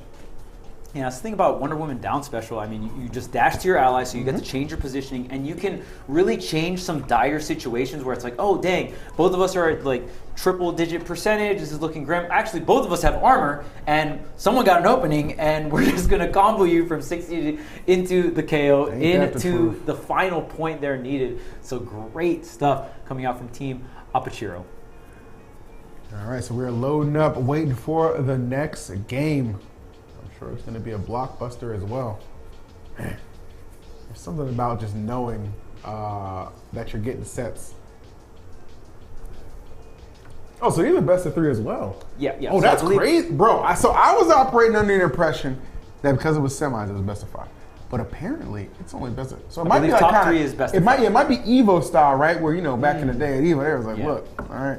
You gotta work for this best of 5, okay? We just handing it to you. Top 8? Okay? Like your little locals, all right? You gotta work. I had to work for it back in my day, okay? So I like that, okay? I like that. So you gotta work a little harder. So still in best of 3 territory, which is a little bit scary for Mirrorman, Cosolix, dropping that first game. Obviously, trying to get to winners finals, I would imagine. I gotta win 2 in a row to do just that, restarting the lobby, make sure everything is rolling smooth. But yeah, a good start, obviously for the opposition.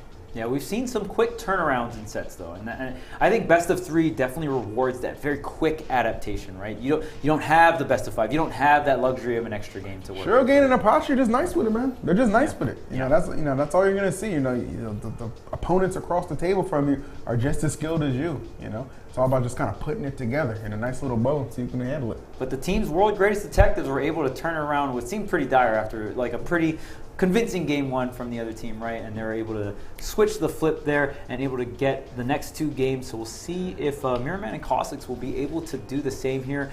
Maybe we'll have a character switch. Maybe the stripe didn't seem too effective. Again, I don't think Mirrorman will ever switch off of bugs, no matter how many nerfs you throw at the bunny. Nah, he is a bugs purist through and through, and that's one thing I really respect about that guy. It's like, no matter the nerfs, no matter the tune downs or even tune ups, I will figure out a way to make this character viable. And Bugs is still an amazing character. Oh, absolutely. Like, don't get it twisted. Don't anybody tell you that this character is not still meta. Bugs still handles business.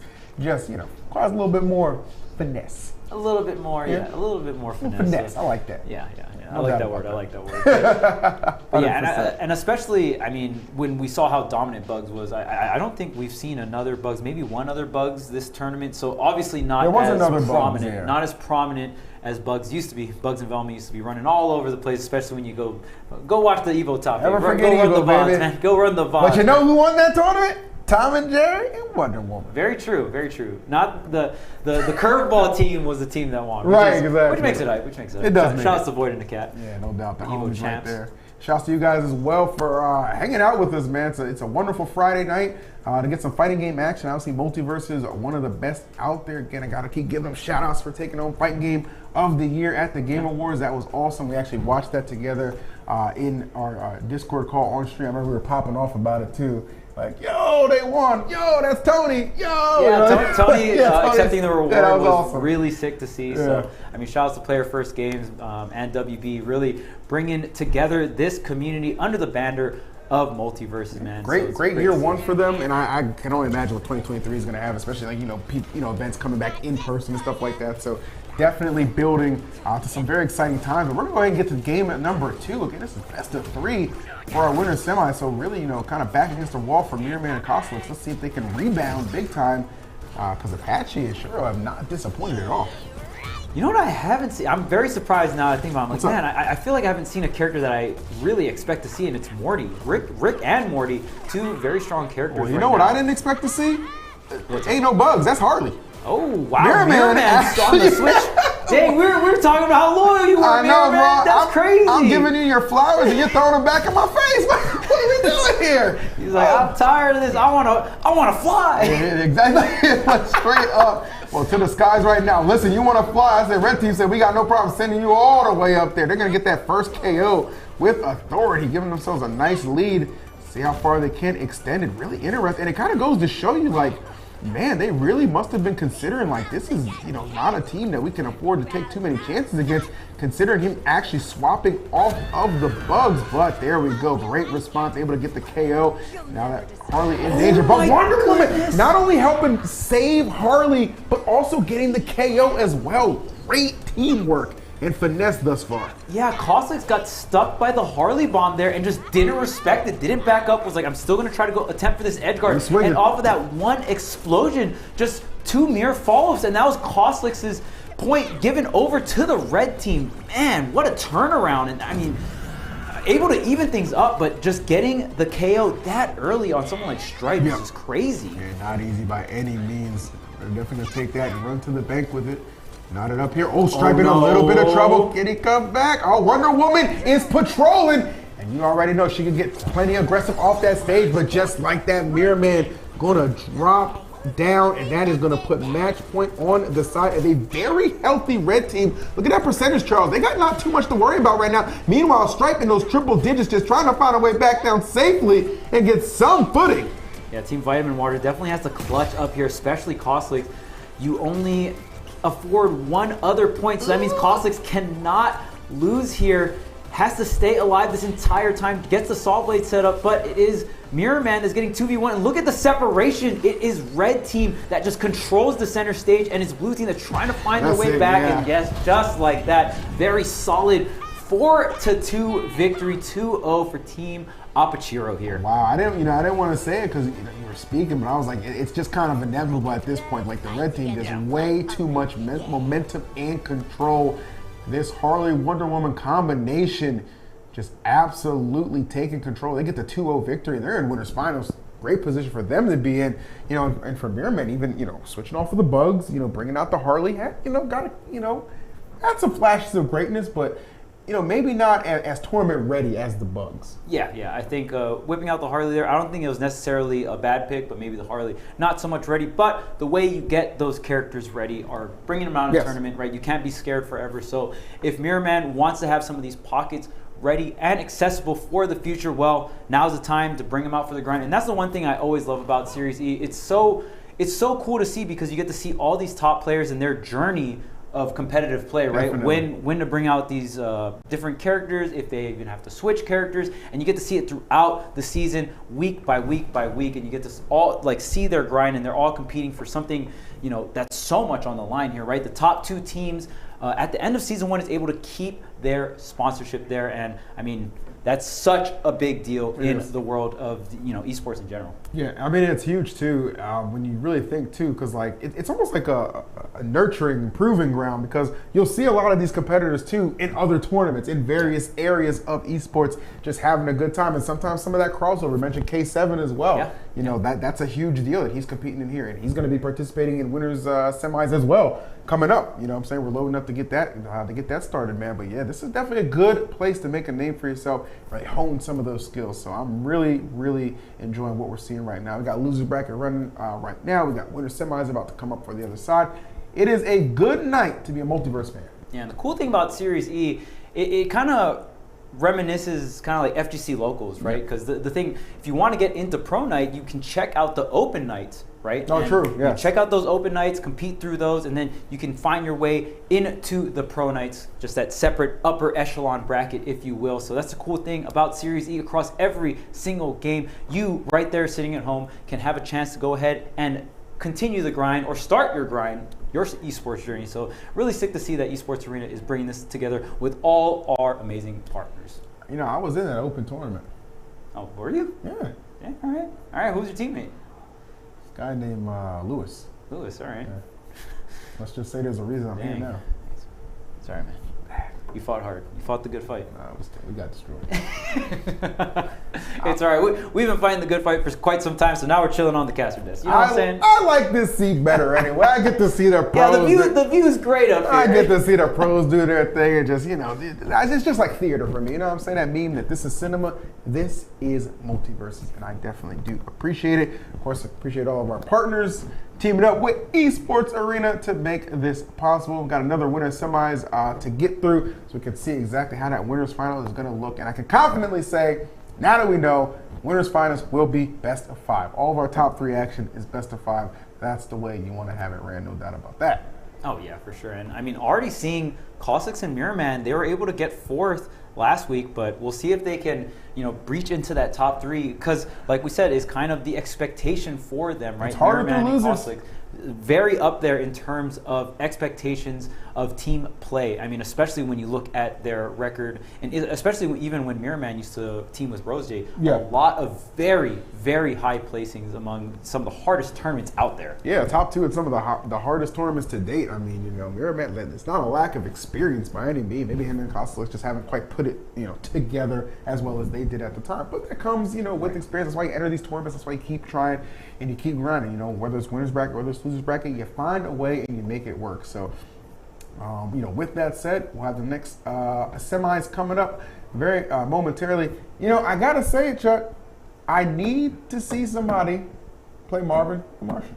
Yeah, I mean, he's a newest character. He's got to make an appearance. Character, and I feel like it's going to take some time for everyone to kind of learning curve. Yeah, I mean, some of these characters are a little bit more on the simple side, right? Like Stripe, a little bit more hit and go, just get the target on, shoot them up, right? And then there's other characters that are a little bit more complex, right? Like Black Adam, you got to set up the lightning in a certain way, or even Marvin the Martian, where you kind of want to utilize that neutral special and turn around your teammates' projectiles that have some crazy mix-ups and stuff like that. More of these crazy setup characters, even like Rick and Morty, a little bit more on the complex side as well. So I think it's going to take the community a little bit of time to figure out what teammates really work well. I mean, one, just playing Marvin and just learning how to play the character, and on top of that, what characters really go well with the character, what character complements the character, right? And I mean, we've already been talking about characters that complement Black Adam, characters that complement Velma. So right now, the community kind of figuring things out. I think Velma does the complimenting.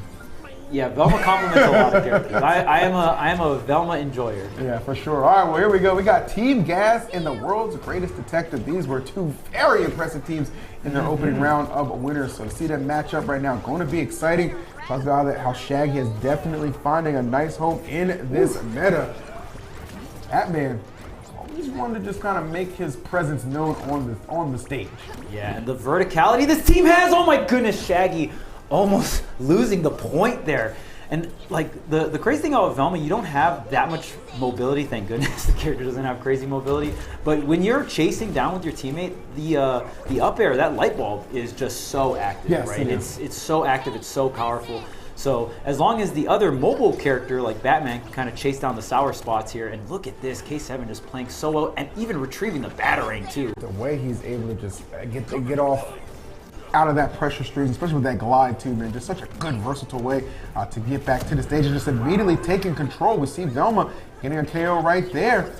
Actually, kind of retreating back to that backline, but look at this pressure from Batman. Continues on. Shaggy trying to make a play right there, but it's going to be Arya taking the straight hit. 2 points on the board. Red team is cooking. K7 was getting edge guarded by 2 of the blue team, slipped past them, and still got the KO on one of them. Like, that was absolutely insane. Charles, it's in the name, K7. You need 7 people to handle this, man, okay? You can't get it done with 2. Yeah, K7's here, and he's definitely showing off here on the Batman. Finally going to lose that point there to the blue team, but man, right now, just Legendary and K7 have amazing setups, and even look at this, Legendary still surviving here, knowing exactly when and where to control all this space here with Velma, and even just getting the opening earlier, got a KO with the Dare here, does get hit by the Arya, but is able to escape. The Mystery Machine is online, but the pressure is on. Wow! That was insanity, bro. They are absolutely railroading them at the moment. And I think Arya knows too, the writing might be on the wall at 127. Very light character. She does not want to take a straight hit, and I think K7 knows it. You see him, he's just swinging, just threatening some of these hitboxes. Shaggy trying to make a play, nothing working out. Mystery Machine getting involved. They got 2 points on the board. Hold on now. It's a little rough here, but K7 is in the triple digits, but the snipe That is was going from to do deep, it. too. Yeah, That was from deep. The megaphone. Velma got something to say. Look at it, showing off with that down attack calculated there to end off that game number 1. And I gotta say, K7's disadvantage with the bat is insane. The way he's able to weave around 2 opponents and still get the up special for the stock, and Legendary just. I feel like the way they're working with each other, right? It is K7 playing those situations really well, but it's also K7 noticing like, oh, hey, Legendary's covering this amount of space with the words, with the megaphone, so I can weave around these different zones. And man, the team play is just immaculate coming out. And the stat sheet doesn't necessarily always show exactly like, what you just put into words for K7. You saw like 330 damage dealt, 1 KO, but that man was active. He was helping initiate so much of that offense. It was, despite, being put under pressure himself, it was absolutely amazing. And you mentioned, Velma, maybe not the greatest mobility, but that range is something she's not lacking, as you saw with that good KO from deep to end game number 1. That was beautifully done. Yeah, amazing stuff from Legendary, sealing out so many of those stray stocks. And I mean, just again, Bruce was moving.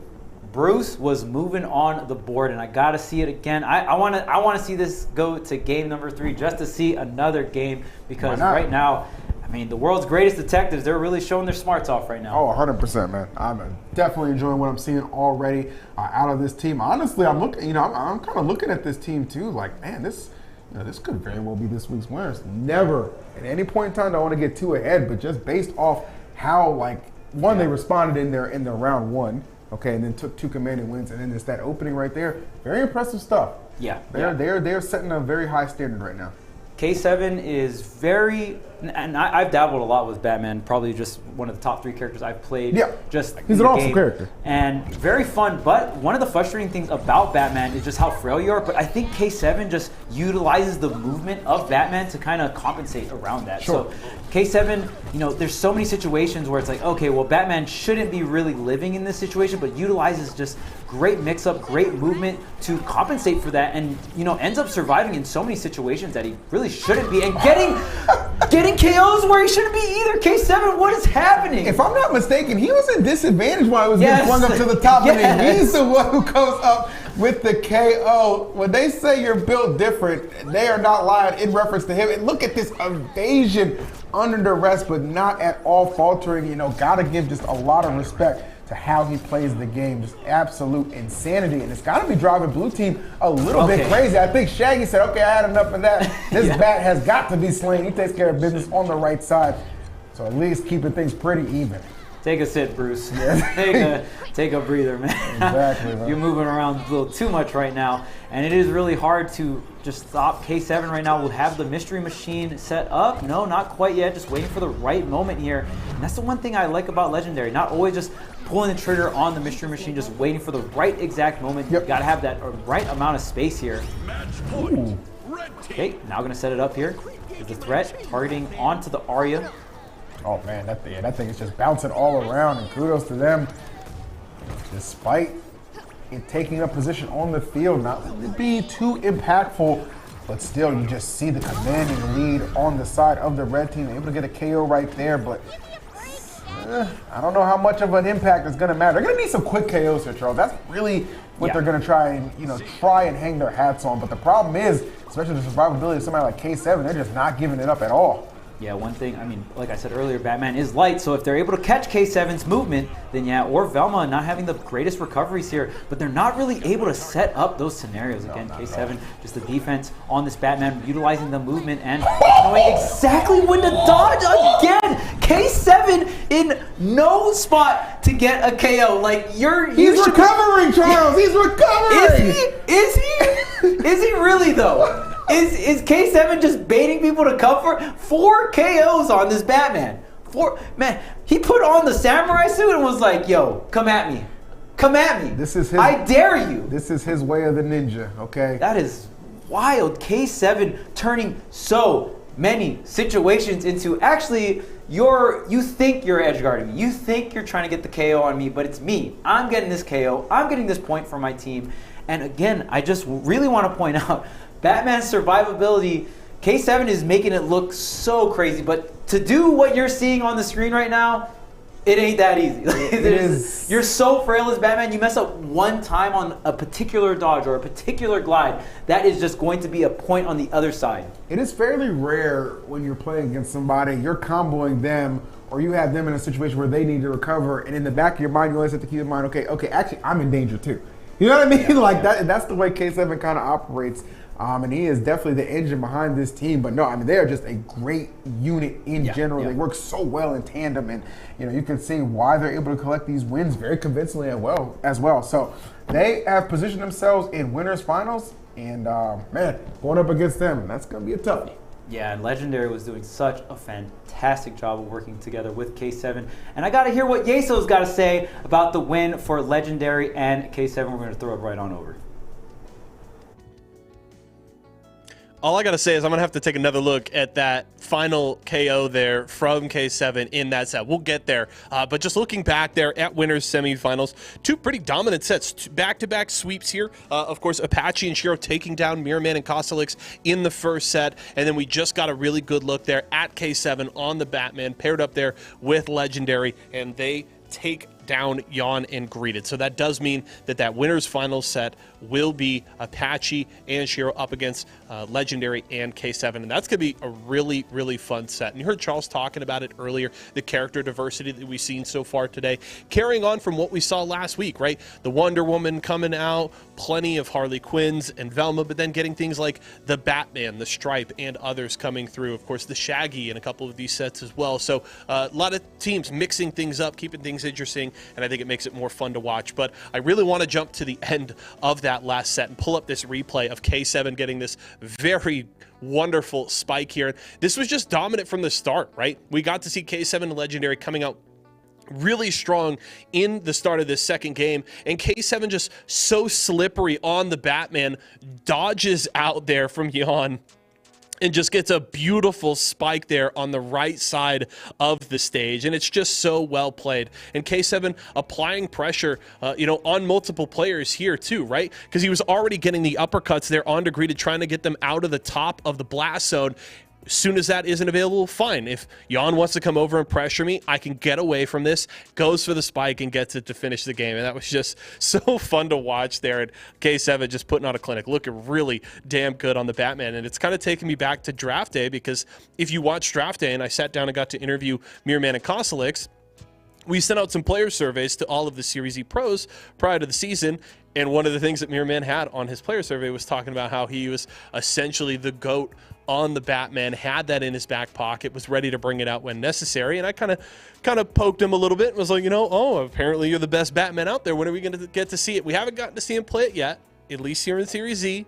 But I'm curious, maybe if K7 continues to show up on the pick, maybe the opportunity comes out and we get to see Mirrorman pull it out. So just keep that kind of in the back of your mind as the bracket continues. But just a quick update on where we stand. Of course, as I just mentioned, Shiro and Apache versus K7 and Legendary. That is our winners finals. But down on the loser side, Jan and Greeted, after that loss, will face up against Ross and Cinco Go. Still alive. Of course, I mentioned earlier, they got that one set win, so they do have a loser set up ahead of them here. Meanwhile, Meth and Clueless did keep the run going with a win in their losers round 1 set, but just got an update. They actually fell to Mirrorman and Cosolix. That's a 2-0 for Mirrorman and Cosolix, so they move on into the loser semifinals. They'll play the winner of that Jan and Greeted versus Ross and Cinco Go set. So at the very least, it is back-to-back top 4 finishes for Mirrorman and Cosolix, but they take down Meth and Clueless, so it won't be back-to-back titles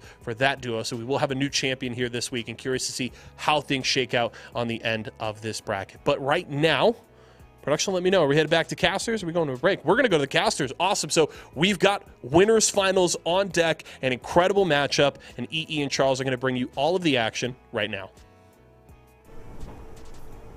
All right, so wow, some crazy news in the losers side of things, and I mean, just a wild update. The last week's champions now out of the tournament.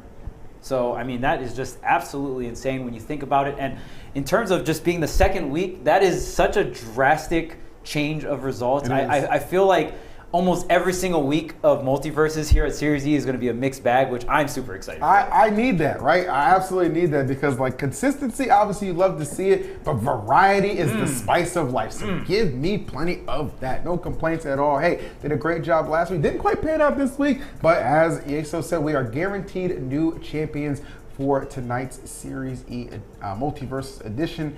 And I gotta be honest, man, I think Legendary and K7, they might have to be the favorites right now. They are definitely cooking right now. And you know what? Mirrorman said he's got the best Batman in the biz, and I think K7's got something to say about that because right now K7's Batman's still in the winner side of things. And I gotta say, K7 is definitely showing off all the different Batman moves and all the different Batman tactics. We saw so many different stalls with the glide. I mean, even in that last replay that Yeso went over, we saw the wall cling, wait a little bit, glide, a little shimmy on the glide there, and then the batarang into a perfectly, let me tell you, it is very difficult to whiff punish in this game. It's just hard. There's not a lot of end lags on a lot of moves, right? So the fact that K7 lined up the dodge and was still hitting Shaggy during the end lag of down air is crazy. The exact timing you need to pull that off is just immaculate. So incredible stuff coming out from K7 getting the dodge through whiff punish there, and I mean just doing that in so many different situations, utilizing every single one of Batman's tools in disadvantage and being so frail, but if you execute perfectly on all those different tools, you get so much reward. So fantastic stuff. I mean, K7 really showing off this Batman, and we're going to see some more of it here in the winners finals. Yeah, no doubt. I mean, listen, it's just an homage to just how great you have to be to pilot some of these characters and really bring out the best of them. I feel like K7 and Legendary doing just that. But I don't want to sleep. Obviously, no. Apache and Shuro, like, they are incredible as well. So it is going to be, and this is the perfect match to have us open up to be our first best of 5. Like, this is the one right here. I'm not envisioning any 3-0s. I'm thinking this one might just go to distance. We get a Game 5 thriller, and you never know what can happen. Yeah, both these teams very, very dominant on their respected sides of the bracket. So, I mean, just but when rubber meets the road, something's got to give. Yeah, something's got to give here. So we'll see who is going to be able to take it. This is going to be best of 5. So we are going to see this set go the absolute distance here. And I mean, again, we're going to see the Harlequin, the Wonder Woman, right? I mean, this team has been very oppressive in an offensive way. I mean, Harlequin and Wonder Woman just rolling up on you with the armor. That's tough because Harley's so quick, right? Those are two bad divas. I ain't seen a diva combination like this since J-Lo and old Shakira at that one Super Bowl performance. And let me tell you something, that had me going wild. But right now, we got some wild action to unfold for our winners finals. It is going to be amazing. And it is going to be, again, as we said multiple times, best of 5. Let's see who wants a little bit more game number 1. And okay, this is a very crazy start. I don't think we've ever started on this stage here. So this stage is this Chronolos? Yes, this is, and what is very prevalent here are those walls in the beginning, right? So if you're able to get some wall bounce combos, the walls do eventually break. Yep. So they're not always there forever. But characters like LeBron, who can bounce the ball from left to right, is very strong here. And just Wonder Woman! Wow, great catch on that one. Actually catching them descending to take advantage of that. Great KO. Opening up quite nicely. Hold on. Yeah, and Velma can struggle against some of these assassin-type characters. Again, Velma is a character where you want space to operate. You want space between you and your opponent. Correct. So you can get those megaphones. You can set up whatever you want to set up. Speak your words. Tell everyone what you got to say on your mind, right? But characters like Harley is just going to fly through the air, and you're always just going to be in a position where you can fight Velma and put Velma in a position where you're not speaking. Wow. Oh, man. And there was actually a lot of avoiding from K7 from Wonder Woman. It was Harley who ended up sneaking in and getting that KO. Nicely done. Evasion is definitely top notch, but when you got opponents who can kind of match it, they can definitely find those opportunities to strike. Again, look at this. The offense coming out from the blue team, and there's still a wall on that left side so you can get those wall combos set up. But it's blue team with the lead right now. Wonder Woman sitting at 132, but right now red team cannot seem to find an opening right now. You see Velma obviously trying to enjoy some of that space, but to the credit of the blue team, they're taking advantage. Like, hey, you want to go ahead and hold that space? That's fine. We can redirect our attention too. Oh, and don't forget, at any given point, we can try and assert ourselves as well. Wonder Woman going super low, maybe a little lower than she wanted, because K7 gets a very timely spike on that, and just like that, The red team taking the lead ever so slightly. Oh, Mystery Machine trying to catch somebody into custody as well, but they're not letting them have it. Oh, Harley, what a play right now. Velma, though, interrupting with the up air. My goodness, Charles, these hits are flying left and right. Okay, Velma does get back on a stage, though. Very bad position, but the high ceiling on the stage is going to do some favors here. The wall does go down. Another up smash. Again, the high ceiling just giving so much survivability. You got to try and make everything last as long as possible here. What's K7? Bro, K7 just Still survive. This alive. man is a survivor.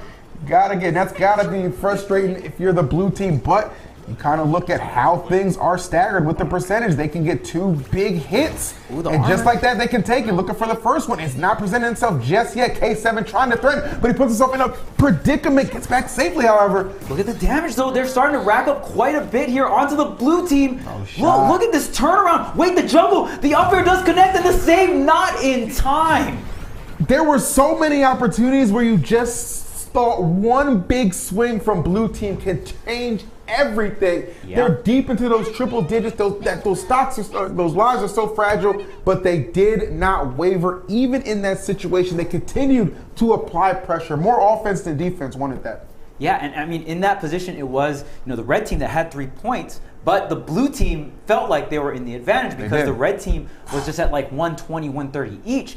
And just the way K7 and Legendary was able to slow things down and just create the space and really negate some of those armor rush openings, right? Like right when Wonder Woman would pop that down special, give both of them armor, and like it's just Harley and Wonder Woman rushing you down, you got to win those scenarios. And it's so hard to do because you have to hit them once and they're just going to armor through it, right? And I mean, you don't really have too much multi-hitting moves. I mean, Velma's projectiles are going to be the main things, but when they're rushing you down like that, you probably don't have the option for that. True.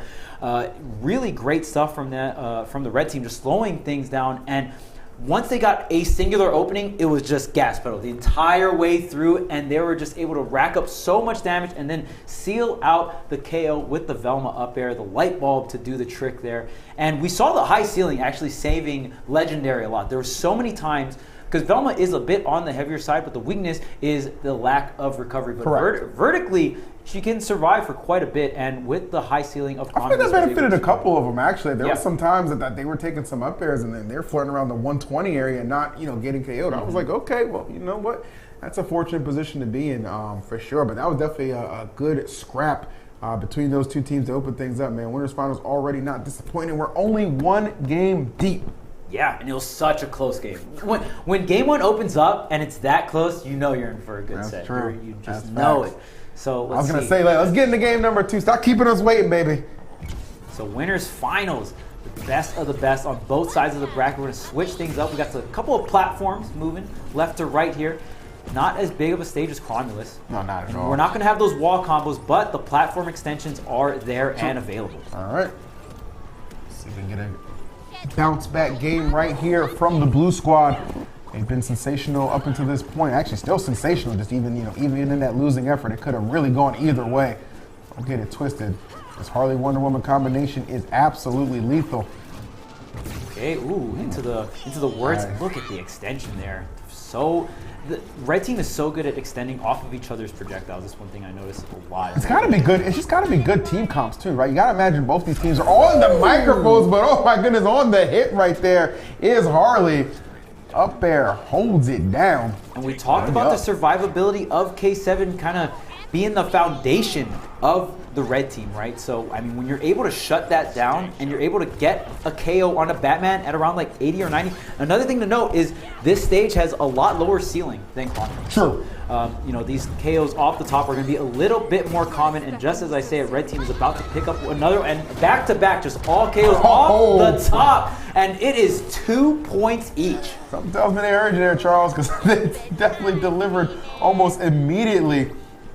See this left side, blue team trying to scrounge something together at the moment. And look at that, so smart. I love what K7 does, right? Like he'll focus one person, then immediately redirect his attention. And of course, Velma with those projectiles able to aid in that pressure. Wolf sneaking back on there. 106 and still trucking through. Yeah, K7 got those doubles fundamentals. You love to see it. Okay, here's the megaphone here. Okay, the projectiles. So look at all this supporting projectiles, and even with that, still able to find the up special. The batter up here coming up from Harley, able to get that KO, and now just one more here for the blue team to even things up. They're trying to force red team's hand at the moment. Force them to respond and put yourself in a good position. Can we keep it up though? Ooh, the weekend, not enough. Oh, and K7 trying to get down there. Oh, wait a minute. You see, he knows. Yeah. This is just 2 good KOs away. There's one Batman, courtesy of Batman. And we got another one, and they can sneak this and steal it back. And they do just that. Again, despite the deficit, your opponent's percentage being so high, it creates those openings and opportunities. And that is something that this red team has proven, Charles. They do not let go to waste.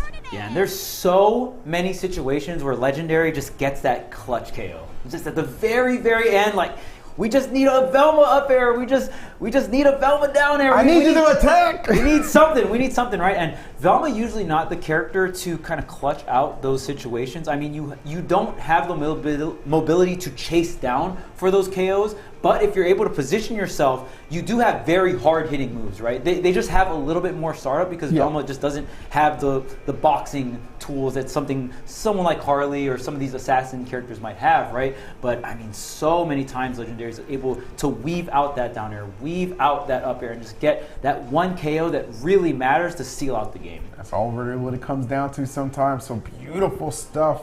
Legendary and K7, they are up 2-0 over a very game. Coming into this, like I said, I was not expecting a 3-0. Now it's on the table. It is on the they table, have all the momentum. You know what I'm saying? The confidence has got to be overflowing. Like, they are one away from getting themselves in a great position for a grand finals. Going to be really hard to kind of usurp that. But you know what? As long as you still got a game, still got a stock, still got an opportunity, hey, you never know what can happen. Yeah, they got to be careful because right now, you could have a lot of confidence flowing. But you got to remember how close Game 1, especially. Game 1 was so close. Like, watching Shiro know, like they were right there. That could have gone either way. Yeah. They understand that could have gone either way. So no reason to quit just yet. Hey, I'll tell you what, it might be a little rare, but backdoor 3-0s do happen. Let's see if they can at least start to initiate one, get themselves on the board with this first game. They're going to go for it. Here we are. Game number 3. It is a big one in our winners finals. And I love K7, where K7 set up the smoke from Batman here. It's going to be especially really good against projectile teams. Not too much projectiles on the side of Wonder Woman and Harley, but very good at slowing the opponent down. And you can apply weakness stacks if you are able to get certain hits in the smoke. Oh, the chase down. Oh, maybe trying to read a dodge to the right, set up the battering here. Again, another smoke bomb, another battering setup, and on top of all these projectiles, I feel like, again, the timing. Oh, nice. That was beautiful. Wonder Woman just seeing that return route laid out and takes full advantage of it. In K7 getting caught off guard a little earlier than we're accustomed to seeing. Yeah, Team Apachiro able to shut down K7's defense on the Batman. That mobility and abusing the weight. I'm going to get the point at 50%. Your life is not safe. And this is the rushdown. This is the aggression from the blue team that we've been waiting to see this entire time. 100%. Nice KO there from K7, but you kind of get the feeling, Charles, this is what they were expecting to kind of happen in that previous game when they did decide to counterpick here to this stage. And now the plan as laid out starting to present itself, and they are just going to take that, a commanding, dominant W for Shiro and Apache. Much needed response put on the board. Oh man, the Wonder Woman Harley rushdown. We talked about it earlier. These two characters rushing you down, especially when you're a character like Velma. Give me the space, social distancing, please. You know what I mean? But you're not going to get it against this team, especially when they're rushing you down with the armor that Wonder Woman provides. And that's the thing about Wonder Woman. Just a very interesting character when you think about it, because you are a tank class, but you're very small and you're very mobile. Not so common with some of these heavier bruiser or tank type characters. And you're also able to give that durability onto your teammate as well with that down special. So, I mean, just giving an assassin that piece of armor, you would think, oh, it's just one hit. Well, Harley's really mobile, and if Harley can just take a hit and then hit you and start a combo and deal 80 damage, well, man, I don't like that trade. Yeah, it's actually funny. I'm glad you brought up that point about the fact that Wonder Woman is a tank, because sometimes you forget, like, she's so slender and so nimble. The way she maneuvers, that's not a traditional tank. Every time I have the quest to get 2 wins with a tank, Wonder Woman. But I mean, listen. I'm trying to do some combos, you know what I'm saying? Ain't no trying with this squad, man. They absolutely delivered right there. Great response for that game number 3. So that's going to prompt us for an awesome 4th game, which I have to imagine is going to be have the same level of just good high octane energy for sure. You know, and there's something to be said too. Like even if you lose the first 2 games, when you're able to you know get a W in the 3rd, like just seeing that on the board can be all the motivation and confidence that you need. You know, you're basically saying to yourself, okay, 1 down, 2 to go, right? Whereas your opponents are kind of like, okay, well, we got 1 to wrap it up. Maybe a little bit more pressure on the other side, so maybe they can kind of take advantage of that. It could very well change things up, but we're going to see right now if K7 and Legendary do have those ice in their veins to close things out and not let this go to a game number 5. Yeah, and I mean, MultiVersus in general, especially 2v2s, it can be really volatile, right? If your team just lines up the win condition, if you don't give Velma enough room to set up anything, if you weave around the movement that is Batman and you're able to get some of these KOs at around the 70% mark, 60% mark, all of a sudden things are turning around into your favor in such a huge way, right? Definitely. You notice too, like the counter pick, they gave themselves some more space to work with, but they still find themselves down a point.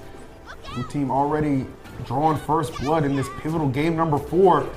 Maybe on the verge of doing it again. Yeah, I like the counter pick here, giving a little bit more room, and the blast zone not being as small here, but wow, 2-0, and Team Apachiro figured something out last game. I was gonna say, they have really picked it up. This offense has certainly ignited, and look at that. I mean, you know, it's crazy. Like K7, like way more so in a defensive position he's finding himself in. Yeah. The offense for the red team has been very, very stagnant since that last game, and it's kind of continued on here. Surviving some close calls right there. That should do it. Yeah, finally. Okay. Oh, wow, actually the double. That's huge. K7 emerging yet again. Yeah, one way to keep it in contention here. You are a bit behind in percent, but it is something that, I mean, Velma and Batman can definitely spit out the damage here if they're able to get an opening. Trying to line up these projectiles, trying to survive the onslaught, the double up special coming out from the blue team, and wow, the straight down air. Oh my goodness, Charles, you couldn't even finish your sentence before they finished off those stocks. My goodness, a double KO for a double KO, and looks like blue team is getting even trades back to back here, but they're doing it when they got the lead. Yeah. So with that, Team Apachiro gonna line up a game 5 situation. We said this set was gonna go the distance. We were kind of like, oh, whoopsie. After the first 2, we were like, but you know, now we got the game 5 situation, and man, both of these teams making crazy adaptations. And right now, you're running out of time. If you're the world's greatest detectives, you got to do some research. You need to pick up a little bit more evidence because you need it for this game number 5. Because right now, all the evidence is on you. 100%, man. Just you know, absolutely incredible response that we're seeing. It's so easy when a team falls, you know, in an 0-2 hole. Very difficult to crawl your way out of that, but they are on the verge of taking 3 straight, reverse sweeping this winners finals and getting themselves the spot in grand finals, which for the moment at the time we thought was reserved for K7 and Legendary, but suddenly still up for grabs. Game number 5 is going to be an absolute banger. I can't wait to get right into it, man. Yeah. Woo! And this game, bro. This game. This set is absolutely insane. And Team Capachiro, they're not giving a lot of time for the world's greatest detectives to pick up the evidence right now. I mean, just the last 2 games, let's just say they're a bit on the quicker side, a little fast pace, if you will. So we'll see if what kind of adaptations, what kind of changes we're going to see on both sides here. Because, I mean, even for the Team Capachiro or Apachiro, they can still make some adjustments too, right? It's the last 2 games have it's really just come down to just like who's setting that pace very early. Like you're just seeing that opening sequence is so big, right? It's huge, right? Legendary and K7 are just kind of getting overwhelmed from the start and then having to play from behind. That has not been that's not what we're accustomed to seeing throughout all of their previous sets that we've seen them compete in thus far. So, you know, for them, I'm going to say, you know, maybe getting that first KO and then just opening up this game from there is really what's going to help determine and get them back on track. We'll see if they can do it. We got game number 5. Yeah, on the same stage here, again, I agree with the stage pick. It's just right now the blue team has been playing so fantastic in terms of the rush down. They are able to not take too much damage from the initial armor rush, right? Like Wonder Woman applying the armor to both herself and the teammate here. So Harley now going to have to take some hits here, and just like that, look at this. Right when the armor's down, it's way easier for the red team to stabilize after that initial push. Fantastic adaptation coming out from the world's greatest detectives. Definitely kind of feeling like, okay, they're finding their rhythm in their spot again, but still way too early to call this one just yet. Anybody's game. Harley just soaring in there, hammer and tab, but getting flown right out. Maybe think twice about that. That's what the red team has to say, okay? Trying to put this stock in a little bit of jeopardy and doing just that. Great conversion from Batman. First point going to the side of the red team.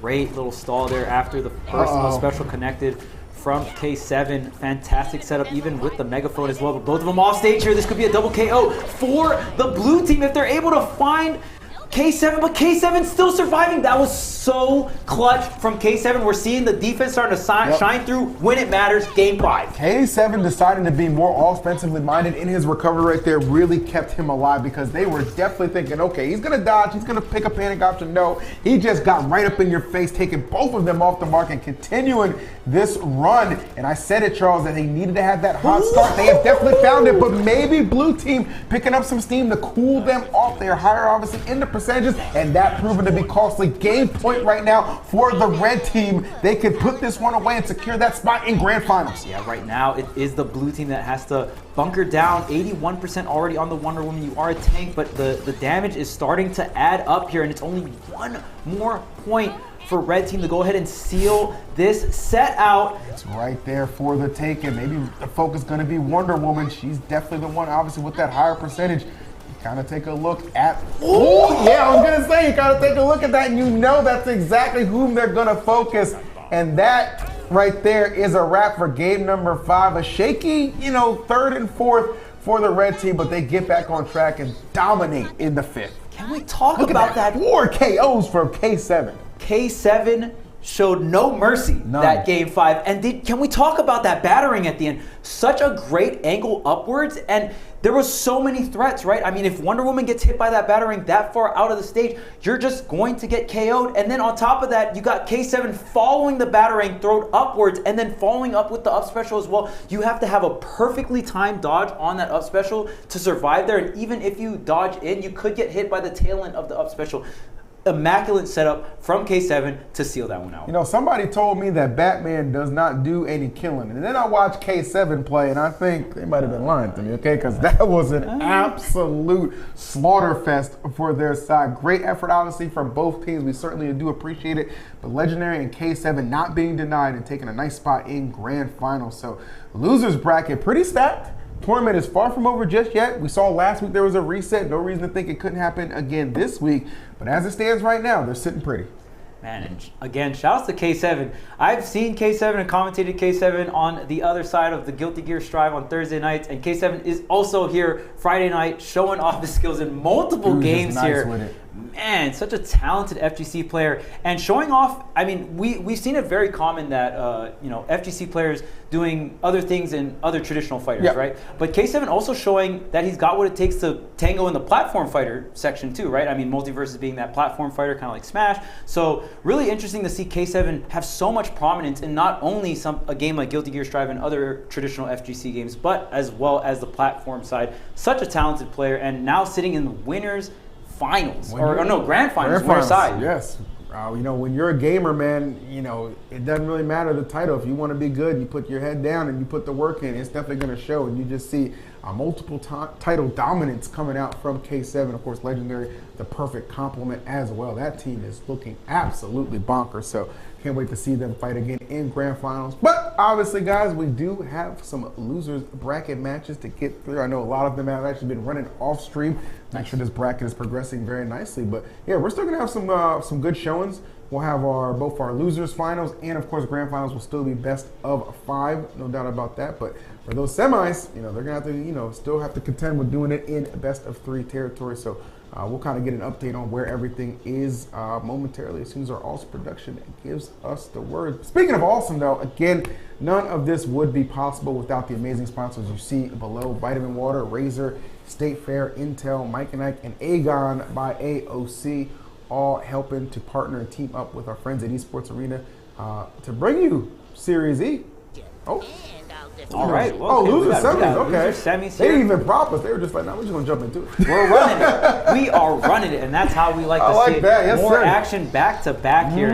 Okay, Ooh. so looks like we got Ross and Cinco still in this tournament in the loser. They actually fell in the very first round of winners, so they are trucking through the losers bracket right now, and they're up against. Wow, this is actually the rematch. We could have a double jeopardy. No, absolutely could very well be the case, but you got to imagine definitely looking for a certain level of revenge, and this is a great story for them. Coming in last week, they go 0-2, and now look at them just battling for an opportunity at top 3, and that was disrespectful. nasty. Yeah, that was disrespectful. KO. I'm not even gonna cap. Yo, my man Ross said, I had enough. I'm on the bugs. Yeah. What it do? I've had enough. You had enough of this, man.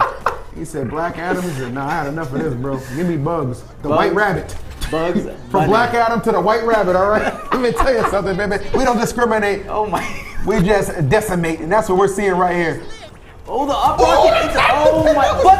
Look at this. It's the trade, the point trade coming out from Cinco. Seeing that, okay, you're going to hit my man. I got you. Up special into the up air, closing it out. But wow, look at that. These points just flew by so fast. I feel like everyone got KO'd at like something. Yeah, that game. Really like, what quick. happened? It's really quick, and that's really how MultiVersus can be sometimes. Like you'll have those games that kind of go the distance, maybe like 4 minutes. Even some have touched 5. We've seen in some cases, Yeah. and then right there, I don't even think that was 2. You know what I mean? Just bang, bang, bang, bang, right in your face. With Mirrorman and Cosolix coming out on top of that first loser semi match. Yeah, those up rockets are so crazy from Bugs. There's so much knockback, right? Like it's crazy. Very amount. strong, and even if you don't get KO'd by it, we're seeing follow-ups into the Bugs up air. So you get Bugs up air that high into the blast zone. It's nutty. That's it. That's a point. That's all, folks. It is. No doubt about that. Okay, so great game number 1 opening. Again, Mirrorman and Cosolix not satisfied with that 4th place finish that they got next week. And I think they're playing like it too. They are definitely looking to go a little bit deeper into that bracket, maybe threatening grand finals if they can make the run to that point as well. And keep in mind, you mentioned the double jeopardy too. This is the team that took Ross out in the winner's side, if I'm not mistaken, right? Yeah, Ross and Cinco did lose this team in as good as they are, the very first round. Yeah, as good as they are, they understand like, okay, you know what, you got the first time, we'll adapt, we'll switch it up. Obviously tried out the Bugs, didn't, in a little bit of a losing effort there nonetheless, but still, you got to give yourself different looks for more of an opportunity. Especially still when you're just best of 3. Yeah, both these teams wanting redemption, and they've gotten to the point in the bracket, well, you know what? You got to have that rematch there. Both of them kind of redeeming themselves on the way, but who is going to keep redeeming themselves possibly to the end of the tournament, possibly to win this whole thing? Both these teams do have a chance, but right now it's Ross and Cinco on the back foot here. This is a best of 3 as well, if I'm not mistaken. No, this is best of 5. All right. So is it best of 5? Yeah, loser semis, best of 5 here. So Who's they are going to get the... Who's in that truck line in there? We're going to talk about that later. But either way, we got best of 5 for a losing semi. I actually think that's pretty cool considering, it's just such good. It could be a double jeopardy clause as well. That's fair. That could be a. I know some tournaments have double jeopardy if you do end up fighting again. I forgot you used to TO, man. Yeah. It's nasty, bro. Don't forget the 2 GGs. There you go, baby. Bringing it back. Let's see, though. Can Red Team bring it back? That is the question that must be answered right now. Still sticking with the Bugs, yeah. Yep, sticking with the Bugs. I like that. It is a good team comp for sure. Definitely just have to imagine the experience more so on the side of Cosolix and Mirrorman. Yeah, I mean, if you think about it, Mirrorman used to pilot this very team. That's what I was saying. Rose J and Mirrorman, very prominent team. Yep. That was the Bugs Bunny and the Aria. Yep. So knowing some of the weaknesses could very well. Oh, result! I like that. Wow, that's crazy. Cross up air is so messed up. That is.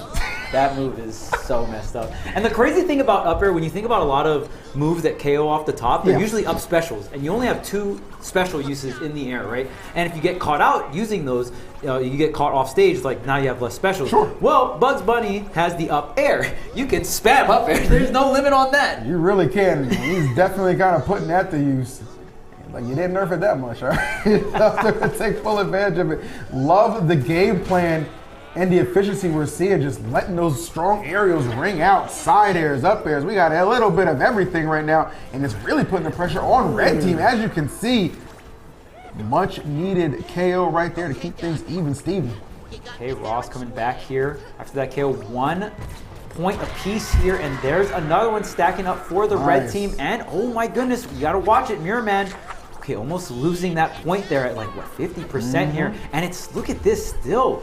Cinco with this first life here, 140% right now, surviving finally. That side air coming out from Cosolix will seal the deal. Yeah, that was actually really good. Oh my goodness, hold on now. Just when you think you have a moment to breathe, no sir, foot on the gas, continuing this pressure. The response right now from red team, I am absolutely loving it. They can put it away though. That is what we must find out right here. Nice smart stuff from Cosolix, just kind of getting out of that situation. That rocket proving to be a threat on both ends. Okay, double rocket here, gonna set up the safe. Okay, a lot of big cooldowns from Bugs. I mean, Bugs have very, very powerful moves, being the safe and the rocket, but remember, cooldown is a little on the longer side and it's up there. Wow. That was absolutely sick. Match point for both. Percentage favoring the blue team a little bit. There's a lot of damage here onto Ross, trying to get some stabilization, get center stage. Cinco trying to work their way from the left side here, sets up the safe, sets up the pressure here. Nice, Cinco actually working really good despite being in that higher percentage. He's actually kind of got Cosolix up there. Oh no, off stage. This is such a bad position. The side air to finish it. Yeah. He's done. Cosolix, great awareness on that recovery attempt from Arya and just cutting it off and not allowing it. They skated by the skin of their teeth on that one. That was a very close game that they were trailing for the majority of.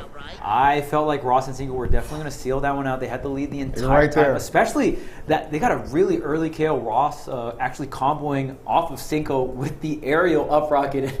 We talked about how strong that move is. If you get comboed into it that high up, I don't care what percent. You're a goner. You're done. You're done. You're done, folks. But I mean, that was a great comeback there. Was able to really stabilize and rack up a bunch of damage and hold on to that center stage. When you're able to control center stage with a lot of either large hitboxes or large projectiles, that's how you really can snowball games into your favor that might be a little bit behind, right? Yeah, Cinco 100%. really couldn't be too aggressive. It was more on Ross to really cover the front lines because Cinco was at such high percent. Really, I mean, Arya, the lightest character in the entire game. So if you're you don't want to take too much risk, right? And then Arya just getting caught by a side blind safe there at the end and just such a bad position. And it really just came up to the layup, right, from Cosolix with that side air to close it out. But now they're up 2-0. They are indeed up 2-0, and just kind of being able to have a resurgence in that game number 2 is very important for them. So definitely going to be a good feeling heading into the third one, man. Just need one more to close it up. Going to have to see yet again, maybe like another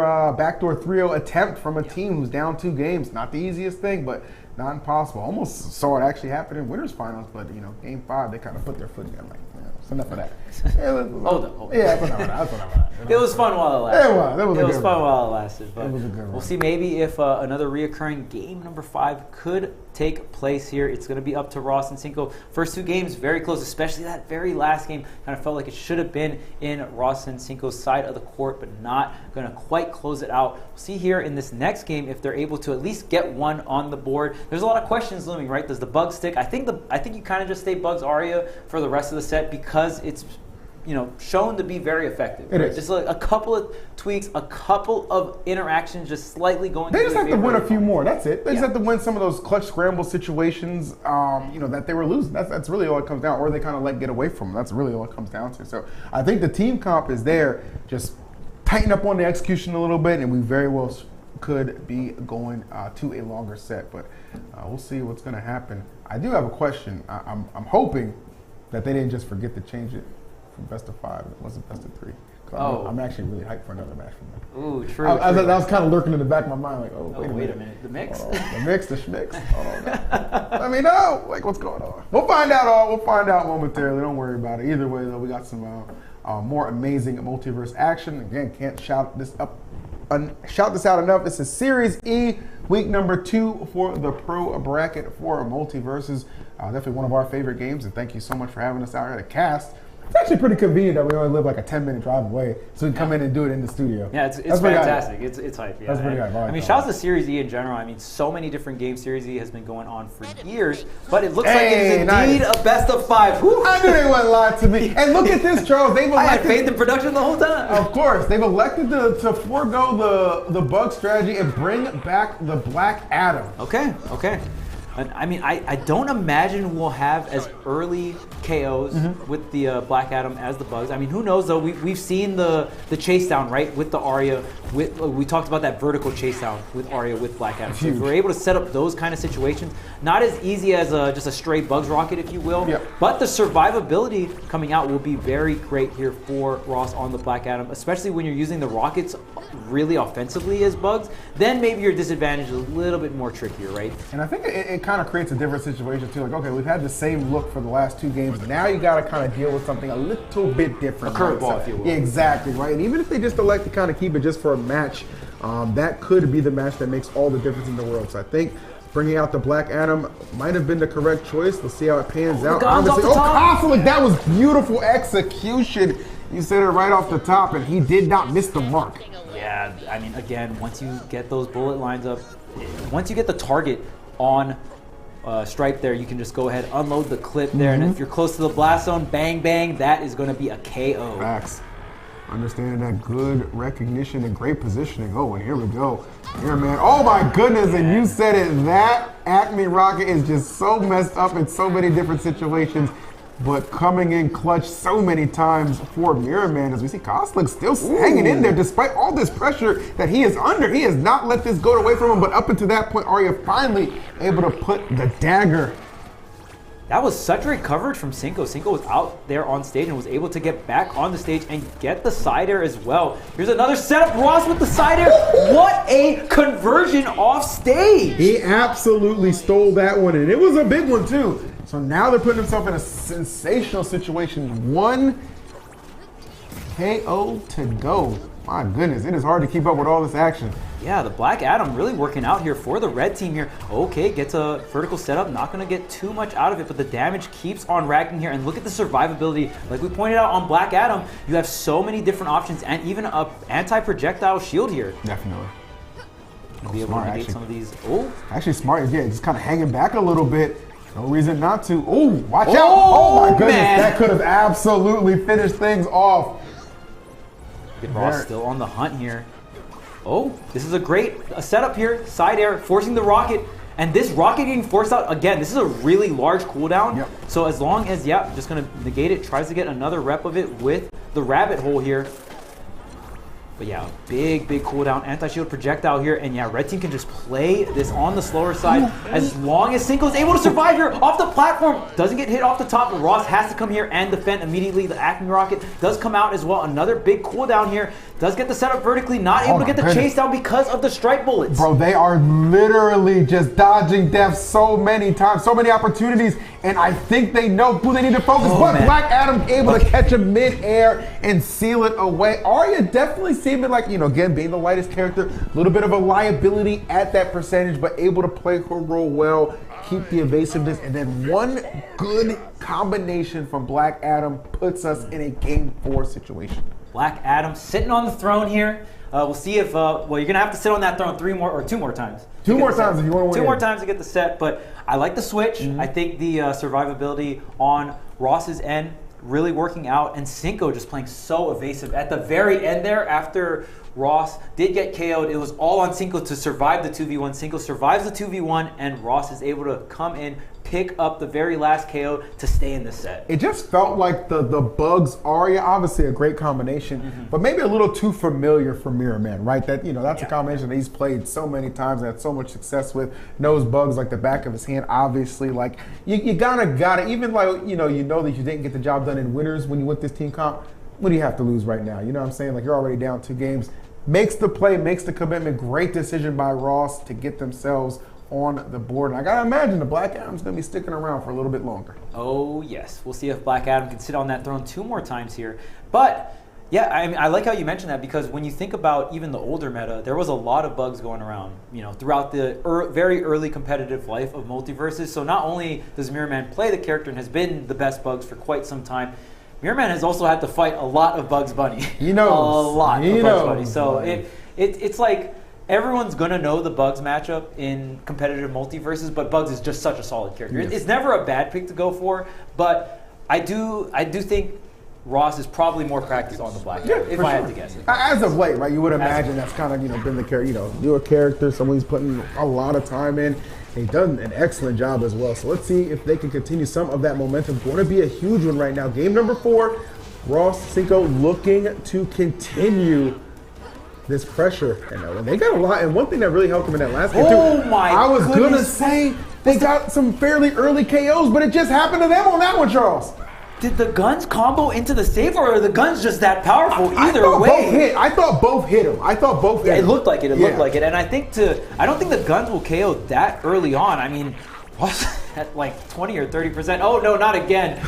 Oh, man. Right now, the blue team is trying to seal the deal. They only need one more game. So if you're going to get really early KOs like this, it's going to be so prevalent. But the reversal here, and red team able to get one on the board. I think that's really good for red team because they took advantage of the fact that blue team, especially Costa, was thinking, okay, we got a strong lead right here. Let's just keep pushing it and pushing it. Got a little too antsy, and that did cost them. He got the KO, but immediately he found himself in a great position. But look at this. The fight right now from the red team, even in disadvantage, they do not care. They will continue to swing, and they are making this a heck of a contest. Oh, watch out now. Black Adam is lurking, but it's the Aria who strikes first, and red team is back in the lead. This is insane. Back-to-back KOs. It just never ends, and Ross is able to survive the onslaught there, the safe setup, but it is the cross-up air on the very light Aria, so now Ross has to survive here, but Ross is trying to do some damage. Ross said, Watch the rocket, though. Ross said, I'm here to swing, baby. Don't worry about me. Black Adam, do we can super time? Yes, we can. Ooh, but this is scary. They got to get out of this corner. So much pressure raining down. So many things to avoid. Look at the stalling here in the air.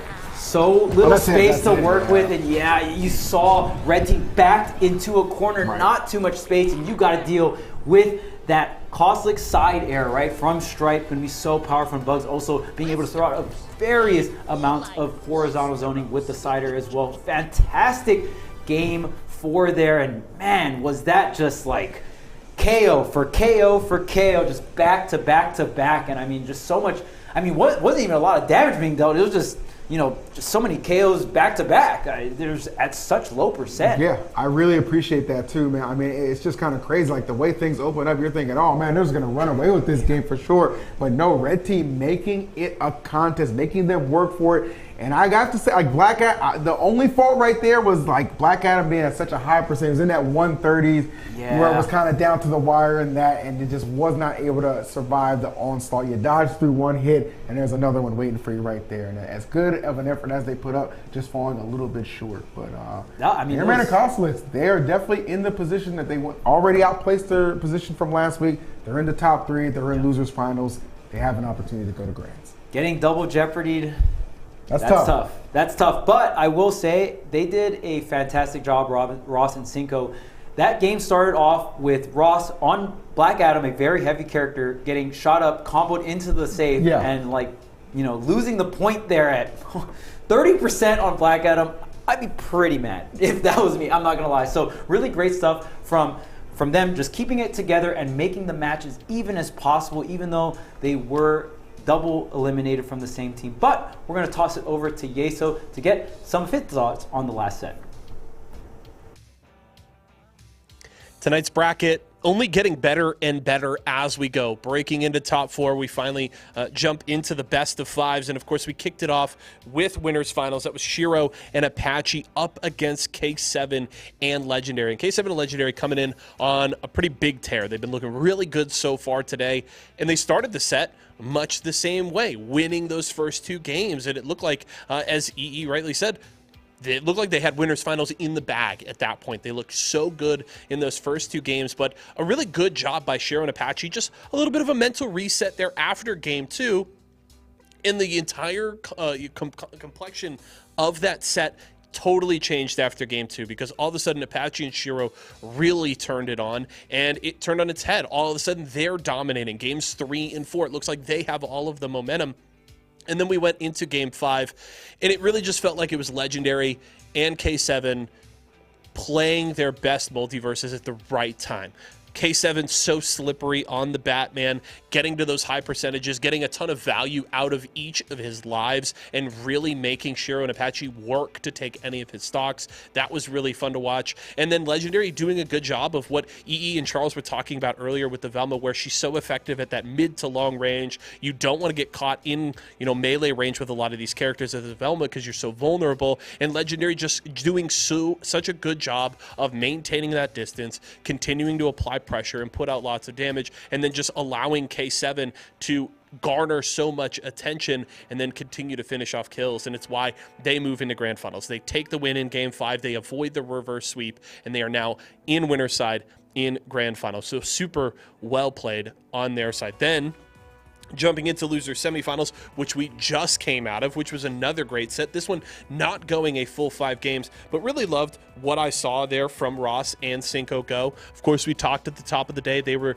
one of the squads to go 0-2 last week, and we're looking for a little bit of redemption, and I think they certainly got it. They played a very fun and exciting set here against Mirrorman and Cosolix, and despite that 3-1 scoreline, a lot of these games very, very close, and Ross and Cinco doing a good job of getting those early stock advantages.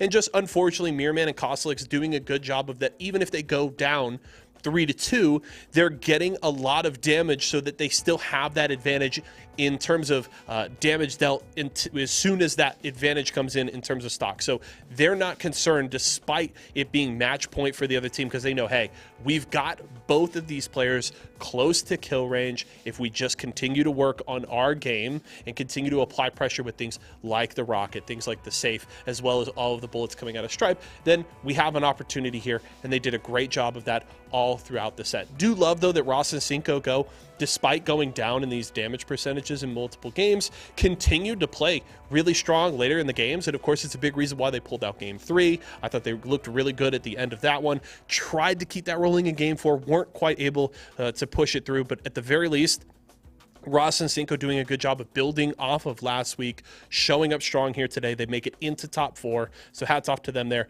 And then, of course, Mirrorman and Cosolix looking to do better than they did last time around. And, of course, as EE just said, they've done that, right? They've moved past that 4th place spot. They're into top 3. And the interesting thing now is they're hoping to get revenge, because if you remember early on in the bracket, they fell to Shiro and Apache in that winner's semifinal set, and it was a sweep for Shiro and Apache.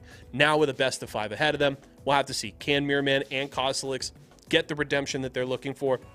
We'll find out very soon. We're going to head to a quick break. When we come back, we got that loser's final set, and then we're jumping into grands. EE and Charles will have that all for you when we return.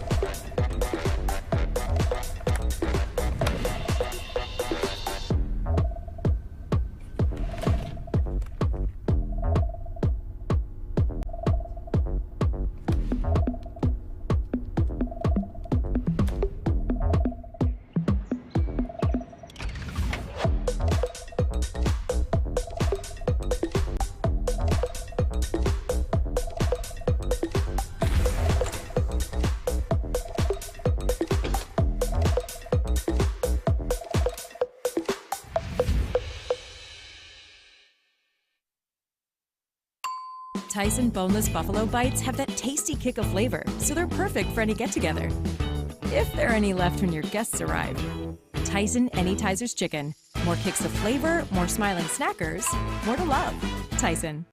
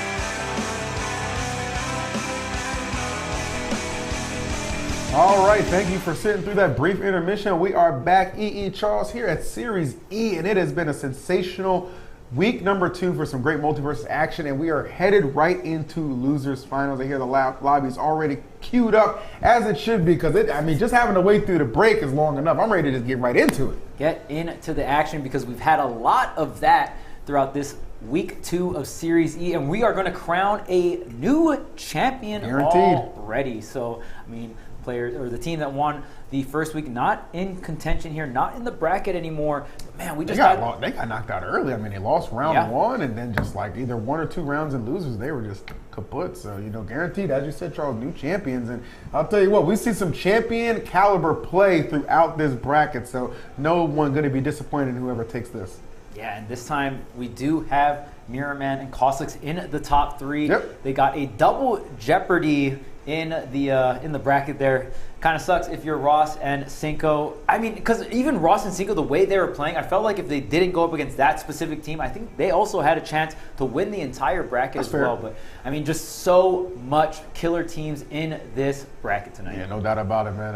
Again, as we said, action is not disappointing. If you're just now tuning in, well, you missed a lot of good stuff, but luckily for you, we got 2 guaranteed sets left, possibly 3. If we see a reset in grand finals, anything can definitely happen. But the team comps has definitely been quite impressive. And I'll tell you what, you kind of look at the team who's sitting right now in grand finals in K7 and Legendary. That Velma Batman combination proven to be incredibly and very sneaky as well too. Like some of the out of disadvantage, just turning that into pure offense. Like that is definitely the team that's been putting on a huge show. But obviously got 2 teams who are currently in losers finals who are just itching at an opportunity to get a shot at the title. Going to be a long road to do it, but hey, anything's possible. And again, best of 5, because we're this deep in bracket. You got to make these matches count. Yeah, and K7 and Legendary kind of showing a new twist, or I wouldn't say a new twist, but a very different twist to a Velma comp here, because usually the standard Velma comps that you see, usually a bulkier frontline like the Velma Superman or the Velma Iron Giant, right? But also showing off that Velma and Batman can work out, even though Batman going to be a frontliner, but not as bulky weight-wise. But you see K7 utilizing that mobility as defensive, right? Just utilizing the Batman glide and just the amount of movement Bruce is bringing to the table here. And K7 has shown multiple times not only getting out of sticky situations, but stacking up KOs while doing that. And the only time that team has really been put on their back foot is when they're able to shut down K7 and really put a stop to the Batman just moving all around and getting, because Batman can get KO'd at such early percents because of the weight, right? Yeah, that's one liability for Batman for sure, but almost like in a sense, like you kind of watch how K7 navigated through this bracket, almost turned it into like a plus too, because he would catch people fishing trying to get those KOs, and then he would be the one who hands them out, right? So you kind of get a little too comfortable thinking, okay, got Batman in a position where I'm probably going to finish this off. No, sir, you're the one who gets KO'd. So you'll get an opportunity to see both him and Legendary perform in grand finals. But we gotta figure out who's getting there first, Chuck. Yeah, we gotta find their opponents. We've seen some great things out of everyone, Shiro and Apache, as well as Cosolix and Mirrorman. This is going to be a good showing, and you can kind of see how this bracket has broken down up until this point. Like I said, Shiro and Apache, incredible team, man, just an absolute incredible team. But Mirrorman and Cosolix was something to say. They already kind of went up at least 1 spot from what they placed last week, as we touched on. They got 4th last week, guaranteed 3rd at this one, but you gotta imagine they are hungry for even more. Yeah, Shiro and Apache just doing such an incredible job. When you look at the last 3 teams, all different characters. Yep. We have, Mirrorman on the bugs, right, and Cosolix on top of the stripe. Then we have Wonder Woman and Harley, and then in the grand finals winner side, we have the Velma Batman. So all different characters, 6 different characters, and we've even seen Mirrorman switch off of the Bugs Bunny onto the Harley. So definitely a lot of variety, even just throughout this entire bracket when you think back all on it. Of course, if you guys missed any of the action, you can go ahead and check out the VOD's fantastic sets. I highly recommend the winner's final set. My favorite set so far. Yeah, that was an absolute banger. No doubt about that. Even loser semis. Yeah, I think losing Samurais was so good too because we saw the difference of like kind of switching off the bugs and bringing back the Black Adam, Right. which was that curveball that helped him get to that game number 4. Fell obviously a little bit short in it, but nonetheless, you just see like having some pockets, some deep pockets can definitely help you, and some versatility as well. Really does pay off. That is the bracket right there. So losers finals set to start any minute now. As soon as our players are all ready, we'll jump right into it. I hear the lobby is loading, so you ain't got to wait too much longer. Again, big ups to Esports Arena for putting together Series E with all of our awesome sponsors you see below. I gotta always shout these homies out: Vitamin Water, Razer, State Fair, Intel, Mike and Ike's, and Aegon by AOC. Very good monitor. So we'll see if Mirrorman and Cosolix can claim the throne that is what somewhat expected of them, right? Because when you initially first look at this lineup, I mean, if I were to see the very first week of Series E, I would have put in, Mirrorman and Cosolix as the first seed. But they fell a little short last week at 4th place, and we'll see now they're up in the top 3. But that, for them, that's definitely not good enough. They're looking for that number 1 spot. So if they're going to want that, they're going to have to win here in the losers final side of things here against Team Apachiro. But man, Team Apachiro has, I would say, the highest octane offense this entire tournament. Well, I'll tell you what, our man Yesa was saying that, he interviewed Mirrorman, and what did he say? I actually probably got the best Batman out there. Well, it looks like it's time to show if that was all talk or if he's actually about that action, because the Batman making its first appearance in this bracket that we at least know of, on stream for sure, courtesy of Mirrorman. So Mirrorman actually has kind of demonstrated a couple different characters. We saw him obviously with the trademark Bugs Bunny. We saw him put Harley out even in a losing effort, but now the Bat has ascended. Let's see if it's going to be the difference maker. Yeah, Batman, does have quite big shoes to fill here, at least in this tournament, because K7 has been popping off with this Batman here. So we'll see if Mirrorman can do the same thing here, paired up, and looks like Cosolix not moving off the stripe here. The stripe showing very, very consistent setups, very, very consistent side areas to finish off so many clutch scenarios, right, for the red team. Oh, 100%. That has definitely been kind of one of the big go-tos for sure. Just being able to have Cosolix just be able to clean up a lot of those situations, especially when the damage has been accumulated. So expect that to be a continued trend. Nobody putting a point on the board just yet, though. Pretty slow opening as far as the KOs go. We've seen games that have lasted like a minute, minute and a half, and then this one may be on the verge of going at least 4. So I do like the discipline from both teams, and nobody still, even at these percentages, nobody letting it go just yet. This is insanity. Something's got to give right now, Charles. Yeah, these players are getting higher and higher percents. The armor finally going down, and there goes Cosolix for the first KO there. Battering still in center stage, not going to get picked up. That's a very big cooldown, okay? Able to pick it back up, and if you don't pick up that battering, it's going to take quite some time, and it's, honestly, one of, if not one of the best moves here for Batman. True, but with the caveat, as you said, man, that cooldown can be a little frustrating, especially when you're in a situation where you really need it. Nice. Okay, so we are 1 apiece right now. Batman, he is getting knocked off. I was going to say he's flirting with death, and sure enough, it was delivered on that response. So 2 points to 1 right now. Harley, though, not exactly in a favorable position, but you wouldn't know it the way she's still swinging, Charles. The offense not slowing down up into that point stripe, able to find a counter hit and keeping us on even ground. Nobody really pulling ahead. Yeah, just tick for tack here in terms of damage, in terms of KOs. This team's looking so dead even. And especially game 1, most teams will kind of feel each other out, test the waters, not dig too deep into the bag of tricks. Not just yet. Oh, okay. Stripe. He was, definitely like that. He was threatening up there. And then Mirrorman also kind of getting out of dodge as well. So, nice. I like that a lot, Harley. The pressure really starting to mount. Even keeping eyes on Stripe too, was trying to be a little bit of a menace, and he's doing just that. Wow, what a hit. And 1-2, see you later. You notice the guns just put the blue team in such a bad position, and then the Saw Blade as well. Just great coverage on both ends. Batman covering high, Stripe covering low there.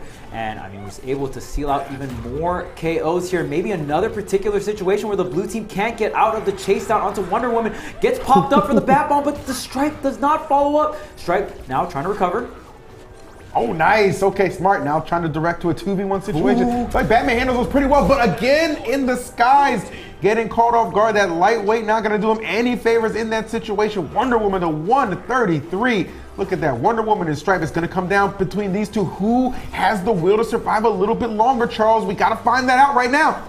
man, Wonder Woman just completely slipping by Mirrorman here. Huge, does get the pickup. It's still not enough. That tankiness, the side air does not get hit here, but okay. Wonder Woman able to cling onto the wall, and Harley making a lot of disturbance there, forcing the 2v1, letting Wonder Woman get back on stage. Really smart, trying to take advantage of the range. Stripe, that's one thing about Cosolix. He will always throw himself into the fray, and it pays off in that position, actually, as they're going to eke out that first game. But you want to talk about a nail-biter, look no further than that. Great first game in Losers Finals. Yeah, and that whole last sequence, I just felt like Wonder Woman was zoned out completely. Look at Stripe. You see those KOs? He had all 4 of their KOs. Yeah. He had all 4. Cosolix was popping off on the strikes, really setting up for so many different scenarios and even breaking them up.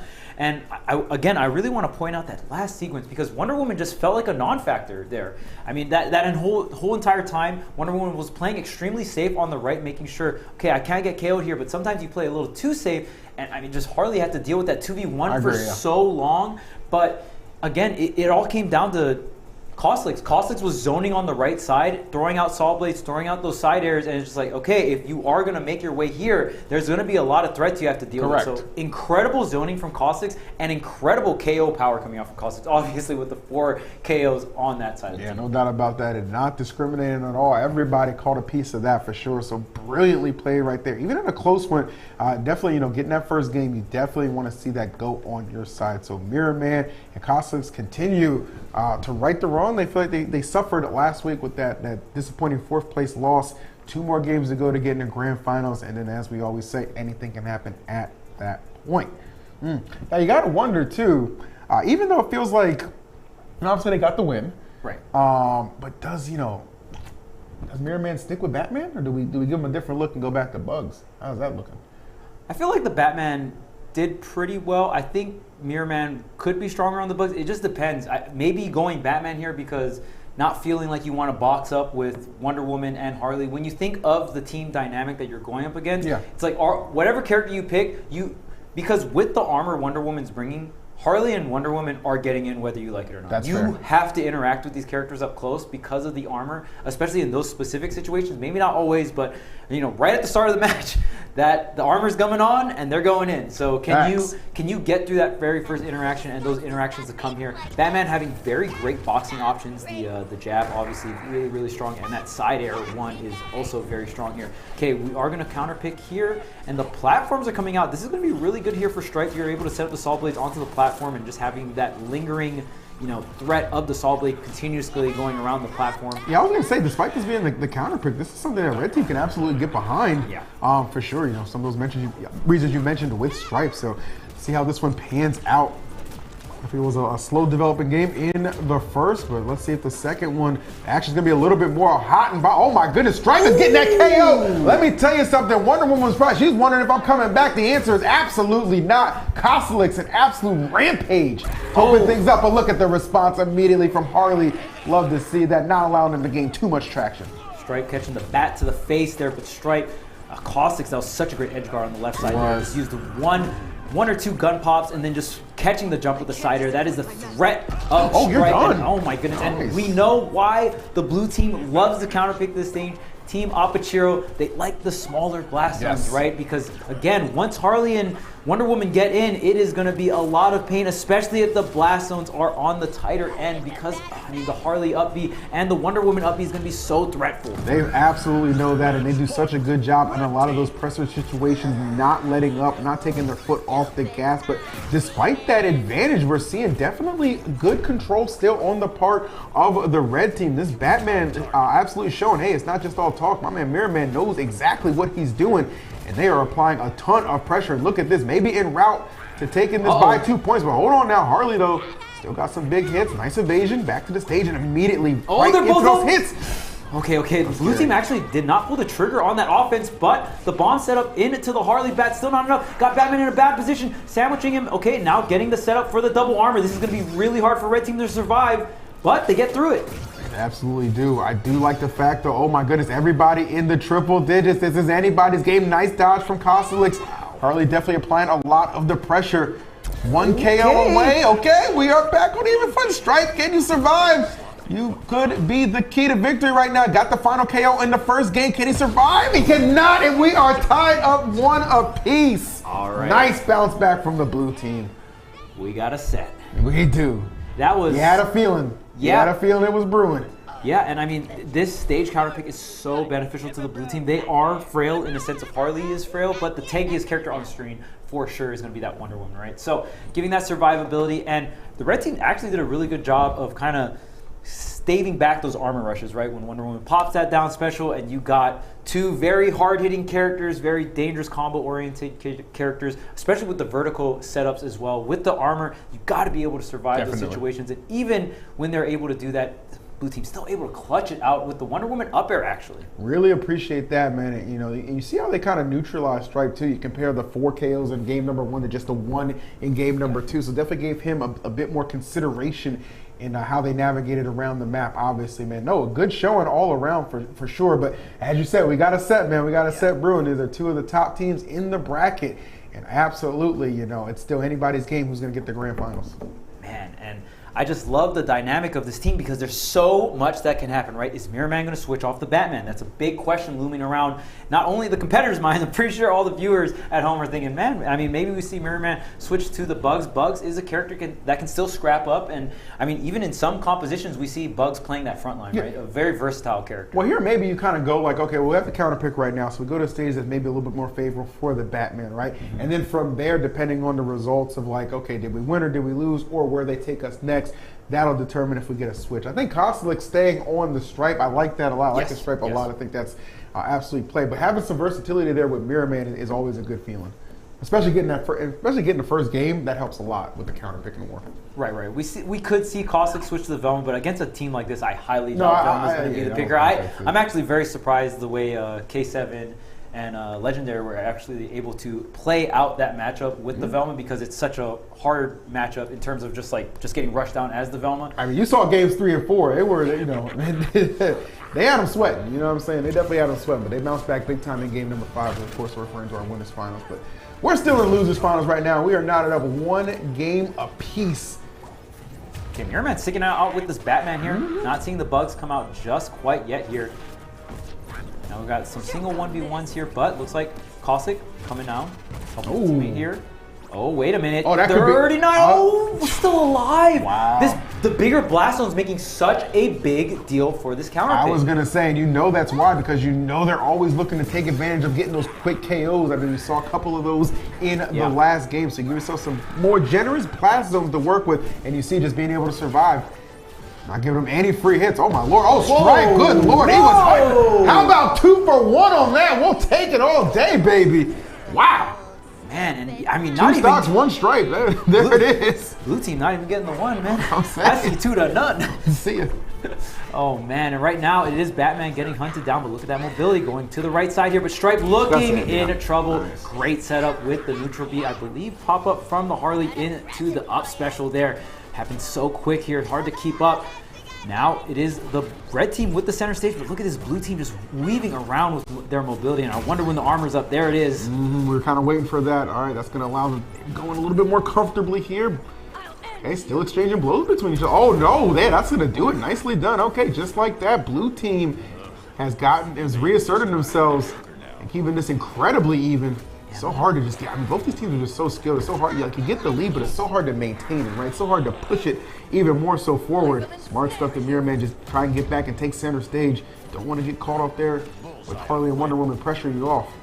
Okay, Harley has to survive here 102%. Again, that assassin class can be a little on the lighter side, but the bigger blast zone's helping out. But off the top, I believe maybe the bat bomb. Not too sure what happened there, but it was an incredible setup. Nonetheless here, oh, wait a minute. Red team in some trouble here. Okay, does get back on the stage. Wonder Woman just staying really safe here on this right side. It is 1 more point for the red team, and Wonder Woman is the target. Absolutely, understanding that. Trying to keep the distance, though. Oh, Harley under a little bit of duress. Okay, maybe right in time for Wonder Woman. She's smart, though. I like, kind of keeping a little bit of space, understanding, maybe trying to bait Cosolix to get a little over-aggressive. And Anti, we've seen that a couple times, be costly to him. They're going to need to be pretty slick here to steal some stocks back. Okay.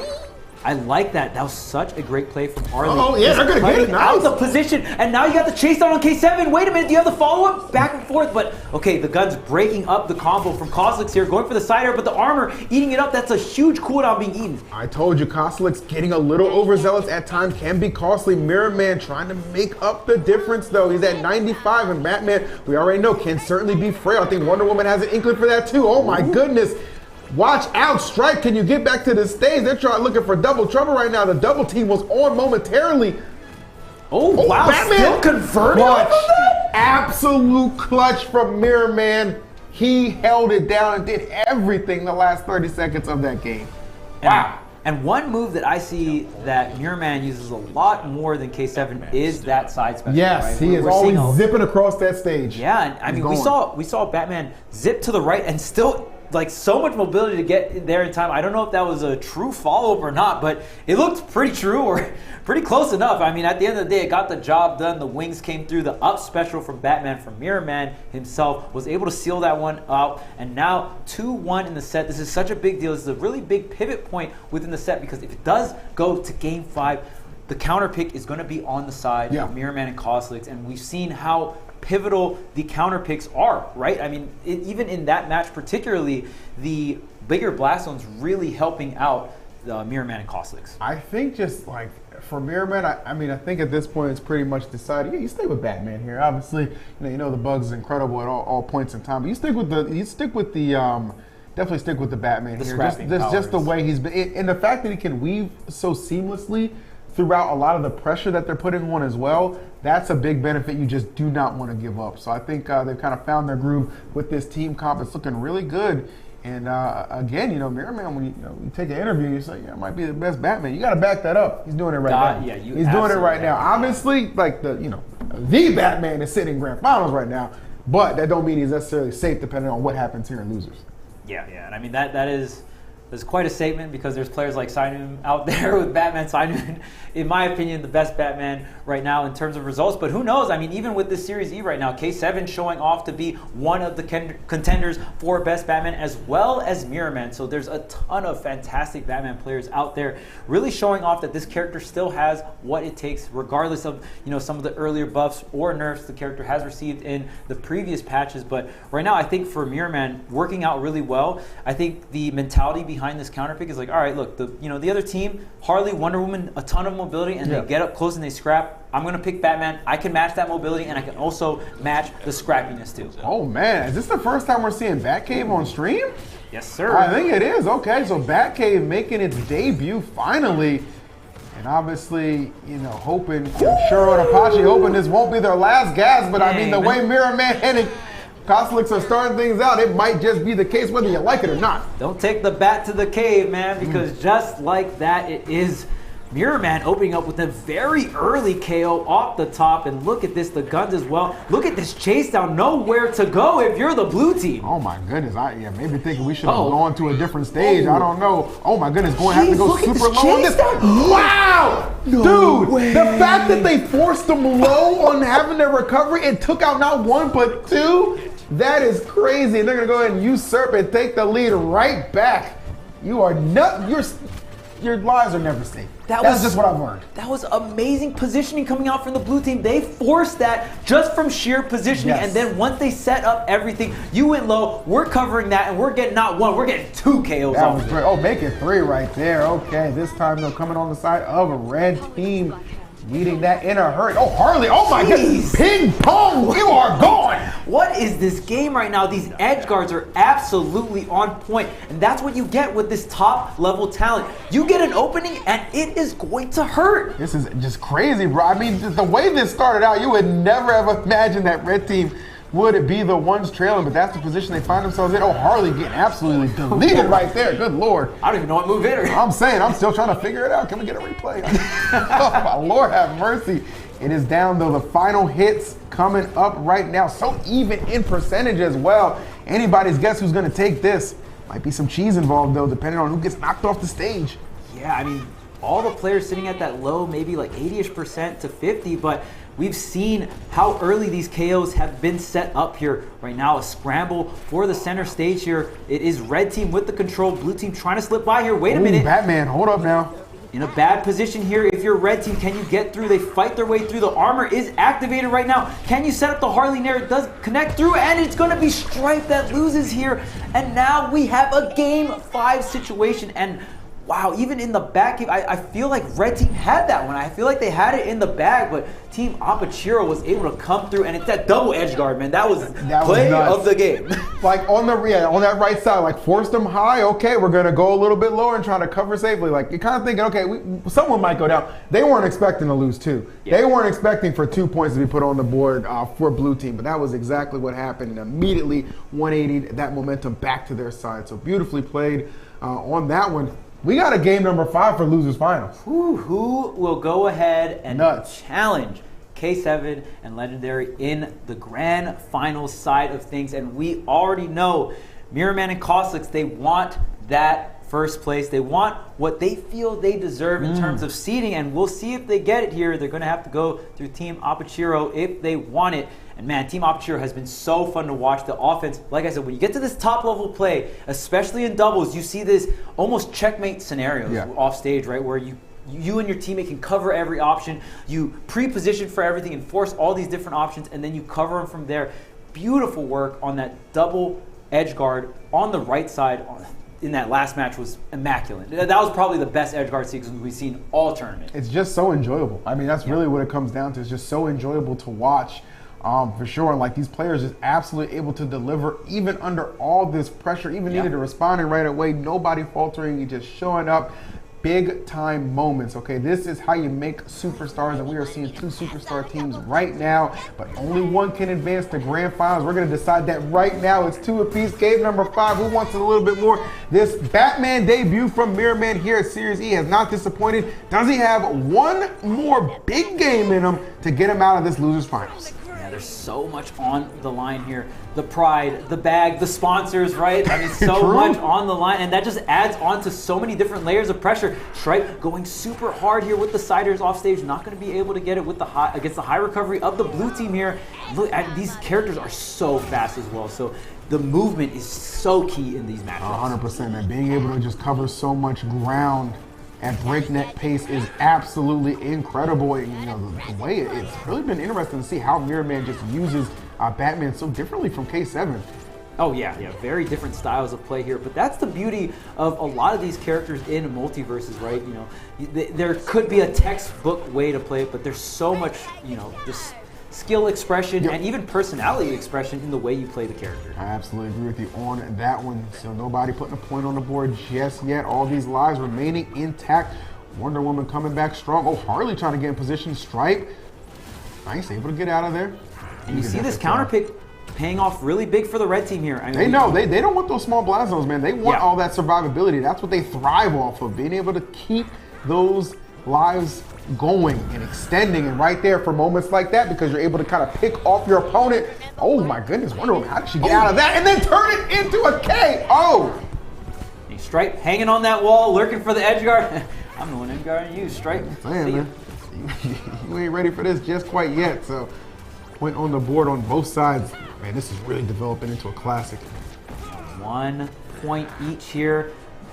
Both teams have a player within that triple digit as well. The thing is, like, Harley just lose that point so early on. I mean, even if you're at 120, you can just get hit by a stray, and that's it, right? If you're Harley.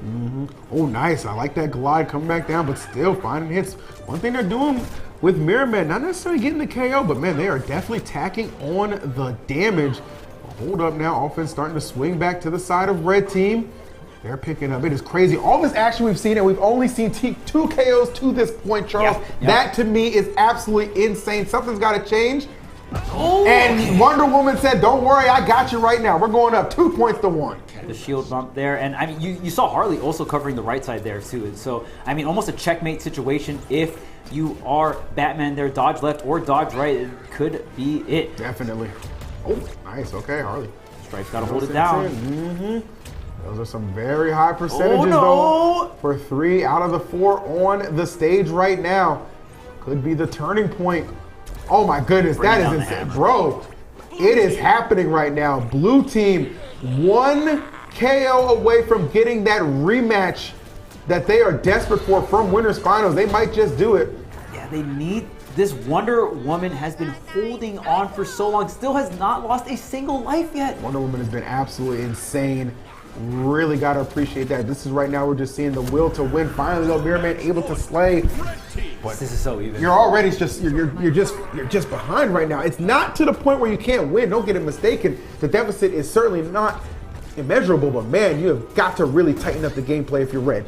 Yeah. I mean, you're behind a little bit percentage-wise, but still very doable. You just probably got to hone in on the Harley, right? The Harley is the lighter character here. Wonder Woman has just been such a thorn in your side here. Unless you're able to set up an edge guard, it's red team right now with all the stage control. Okay, but now onto the side of blue. Oh no! Kiss strike going high. No. But wait, Batman's in trouble too. The double jungle. You see how he had to kind of reposition. He was going to the right side, but he knew I have to head back to the left. He said, "Oh, you want to go left? I'm gonna send you all the way left and send us into grand finals." There you have it. Beautiful play, Apache and Shiro. Once again, Charles, get the job done. That was such incredible adaptation from Apachiro, or Team Apachiro there. Because the thing was, the final game, right? We talked about how Mirrorman and Cosolix won game 3, so they had the counter pick advantage, right? So they pick a really big stage, no platforms, right? Large blast zones. And it was like, okay, if we play the slow game, we win because they're just kind of rushing us down, getting these double juggle situations or double edge guard situations and getting a lot of KOs, a lot of points off of it. But this time, we saw Team Apachiro actually play the slow game, and it was so hard to get that Wonder Woman point, right? Like, it was just so hard to do it. They outlasted. That's the thing that Mirrorman, and Cosolix had been doing, in every game we saw them in victory. They were outlasting opponents. That time, the shoe was on the other foot, and they just couldn't get the job done. A lot of clutch situations right there. I mean, there's no knock against them for sure. Third place in this stack bracket, nothing to be ashamed of. And one thing they got to take, okay, we're climbing. Like last week we got 4th. This week we got 3rd. Well, we're due for a 2nd next week at the very least, right? You know what I'm saying? Like, I don't know if the trend continues. Second, man. I know. If the trend continues, but hey, it is what it is. A great set between them. Glad it went to Game 5 because it did not disappoint. But Grand Finals looking a lot like Winners Finals because it's going to be a rematch.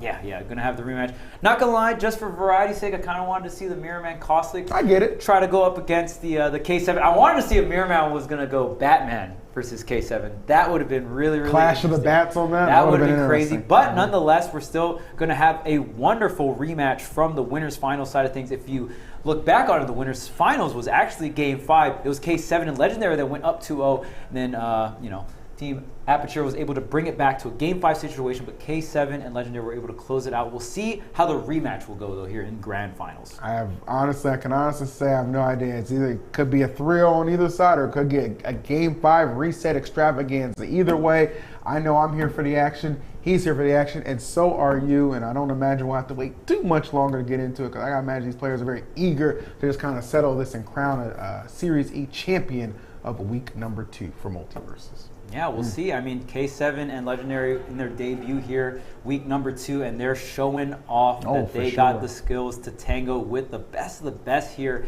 in Series E for MultiVersus, brought to you by Esports Arena and all of our amazing partners down here. Man, I gotta say, just again, shout out to Series E, really giving so many players so many different opportunities. And if you're wondering, oh hey, well I kind of want to join in on this, right? You want to join in on Pro Night? Well, there's also Open Night for anyone to join if you want to try and have success within the Open Night to see if you can get invited here for the Pro Night. So that's a great thing about Series E. Again, kind of emulating some of the local FGC scenes where it's open to everyone. You can come through. You just gotta go through the grind. And you gotta get the results. No doubt about it. I mean, and you can see the grind is worth it too. I mean, being able to just kind of rise to the occasion in so many of these big moments, all these players just being able to clutch it out, it's all worth it. It's all worth the reward. Like whether you're in grand finals on the winner side or loser side, just being there, being able to fight for a shot at actually claiming victory for this particular tournament, that's a good feeling. That is a good feeling overall. You're comfortably placing in the money, but now it's about the pride, right? It's about the pride.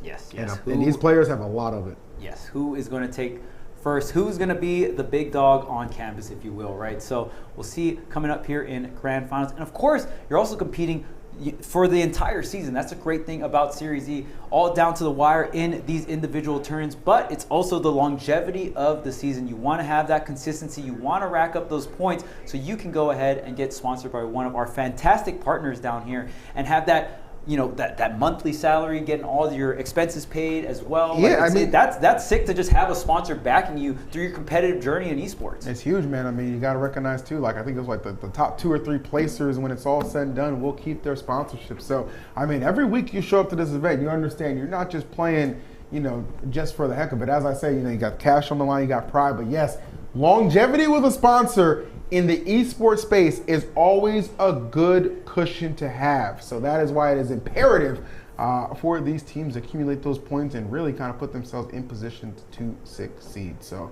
grand finals coming up any moment now, no doubt about that. It's going to be awesome. Again, this is our first time getting to cast the Series E4 Multiverse. I know you've done a couple Guilty Gears, but this is my first one. I've had a great time bouncing back in the MultiVersus space. So yeah, man, I got no complaints. Like, we've seen good versatility. We've seen crazy comebacks, surprise upsets. It's kind of this bracket and event has kind of given us everything rolled into one. Hey, man, we're hitting every single check mark except no Marvin the Martian. That's the only check mark we haven't hit. That was a check? Hey, man. Oh, that is kind of true. We were kind of like, everybody playing Marvin. Give him a couple weeks. Give him a couple weeks. Yeah. Like I said, see the Mortys, we'll see the Ricks, then we'll pop up. Right. Definitely no Mortys, no Ricks, no Marvin the Martian. But, I mean, Marvin the Martian, the newest character in MultiVersus. Definitely a very interesting one where you have your neutral special that changes the direction of projectiles on your team. So we'll see what kind of, imagine a Bugs rocket just like doing a 180 on you. That's so smacking funky. You up. That would be really such funny. A funky mechanic. It's very interesting. And also one of your main combo tools is the button that changes the direction of the projectiles. So, got to give the community a little bit more time. We'll see if the character prevails in the current meta and see if there's specific teammates, especially when you have some of those more complex characters, you got to pair them up with specific teammates to kind of set them up for success, right? So. Ain't that the truth? I kind of feel like that was actually like the start of what happened with like when Gizmo dropped. Yeah. And then like Stripe came out and they're like, oh, better Gizmo. Fighting Gizmo. Like, obviously two very different characters, but like Stripe was just, he was a dog in those movies, you know what I'm saying? The Gremlin movies. That's actually one thing I really like about the game too, is like they keep the younger generation in touch with some of the classics. You know what I'm saying? Yeah. A lot of people are growing up, Gremlins, they didn't see Gremlins, okay? Gremlins was well before their time, okay? It's barely in my time, okay? Yeah. You know what I'm saying? So that's really cool as well. I definitely appreciate that because those characters are designed really well. Just kind of keep the WB theme flowing, which we appreciate. Yeah, so many potential for so many fantastic characters. Walter White. Walter White, please. That account is amazing. It's so funny. It's so funny. All right, so I think we're gonna throw to a quick break, and on the other side of that, don't worry, we're gonna have our grand final. It's gonna be an extravaganza. Don't go anywhere. We'll see you in just a bit.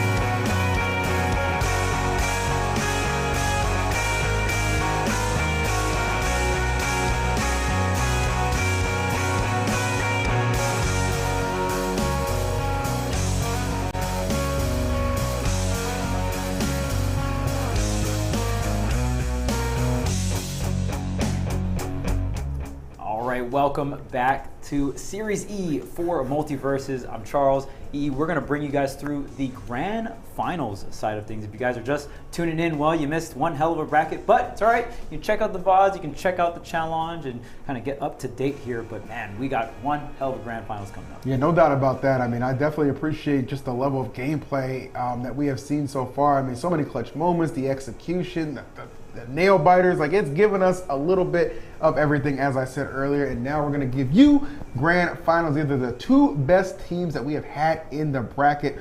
One, of course, sitting on the winner's side with the boy K7 and Legendary, and the challengers from the loser side of grand finals, Apache and Shiro. Yeah, and I mean, this team has been proven to be so effective. Team Apachiro is out here with the rushdown, the Harley and the Wonder Woman. I mean, just again, giving Assassin that armor to work with can be so dangerous. And of course, you got Team World's Greatest Detective, of course, the Batman and the Velma kind of coming together here, putting their brains together. But yeah, it's going to be really up to K7 to really protect Velma here. Yeah, 100%. Velma is very vulnerable to these rushdown characters like Wonder Woman, like Harley, right? So it's going to be rough here, but we'll see. They were able to do it in winners final side of things. And again, the biggest thing to shout out was that K7's defense onto the Batman. Such a frail character. Oh man, look at this. Velma's still alive. You're stalling out with the specials, able to make it back to the wall, able to reset the resources here, but man, look at this. You're still getting smacked up by Harley. But you see that right there. I mean, kind of like deceptively heavy is Velma, so she's able to definitely keep that life intact a lot longer than you might imagine. You kind of come into this thinking like, okay, well, they just slayed one team that had a Batman on it as well. I will say, although Mirrorman's Batman incredible, it is definitely, there are different calibers here, just different styles of how they play. And K7, a little bit more slippery, I want to say, in his delivery, especially out of disadvantage. So important to note on that one. But the first point's going to go the way of the red team. They are cooking up a storm right now. Not one, but two on the board for red team. They are bleeding though, so they're going to have to survive here. The battering high does cover that. Look at that, yes sir, on the target. That battering usage coming out from K7, so pristine, so precise. Oh wait, okay, you got to watch out if you get all those weekends, and then Batman can take you off the top here, but trying to set it down here. Nice, wow, great reversal coming out from K7 though. Something we're accustomed to seeing for sure.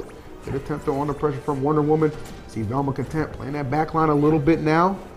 K7, as you said, Charles, does a good job of keeping Velma protected. Got to worry about his own head though right there. He gets back safely, but not without getting scathed up a little bit. Okay, here's the armor. Great, not really having to interact too long here. And of course, K7 is so good. That down air from Batman, K7 makes it look really easy to connect, but it is fairly slow startup. It's very active once you get the hitbox out there, but just great navigation through movement is why K7 is able to set up so many of those down airs. Definitely.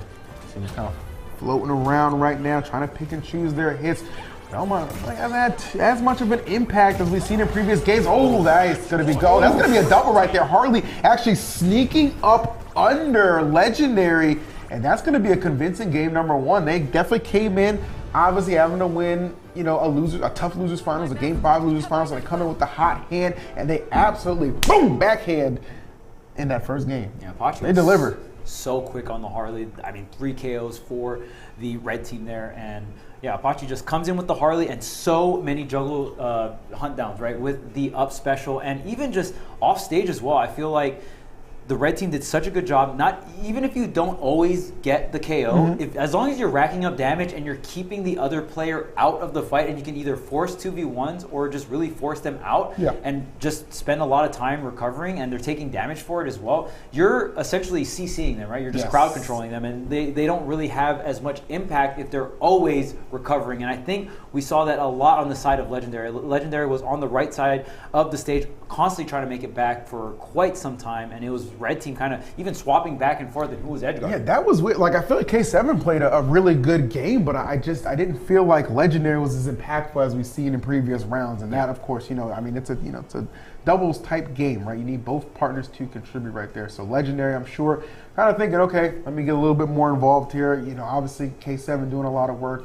Let me make sure I back them up, because there's a reason that formula works so well for them to get to this point in the winner's side of grand finals. Don't want to abandon that. But it could be the fact, too, they had just not played in a little while as well, too. You Yeah, got to keep that in mind as well. The classic grand finals. Yeah, kind of sitting Losers there team, waiting. You all warmed up. Yeah, you fall asleep at the wheel for that game number 1, but game 2 is where you're kind of like, okay, we're back at it. So we'll see if they'll be back at it for the second one. But yeah, we already know, man, like Shuro and Apache, they're just a good team flat out. They just these guys flat out play. The offense, I mean, again, throughout this entire tournament, the greatest offense of any team is from this team right here, Shuro and Apache, just on the Wonder Woman, on the Harley, and these characters are very strong offensively, so they definitely picked the right characters to do the trick. But I mean, you're rushing down with this armor; it's so hard to deal with here, and they definitely make it count. And again, the double edge guarding or the double juggle situations, they have been so on point with, and really is the reason why they're even here on the grand final side, on the losers stage. Ooh, there we go. K7 got something to say, though. And that's something we've seen customarily from K7 in previous rounds. He can definitely recognize when you're out of position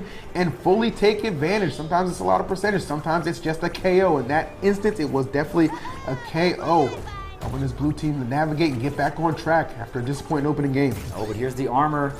Both red team rushing down is able to get a good amount of stage control, but doesn't really snowball the advantage state here. Is blue team able to stabilize off of that, set up the smoke, and that's such a big deal. Also going to back up, set up the armor as well. The smoke placement so pristine coming out from K7. Yeah, 100%. Oh. Hey, smart stuff. Nice. Sliding through.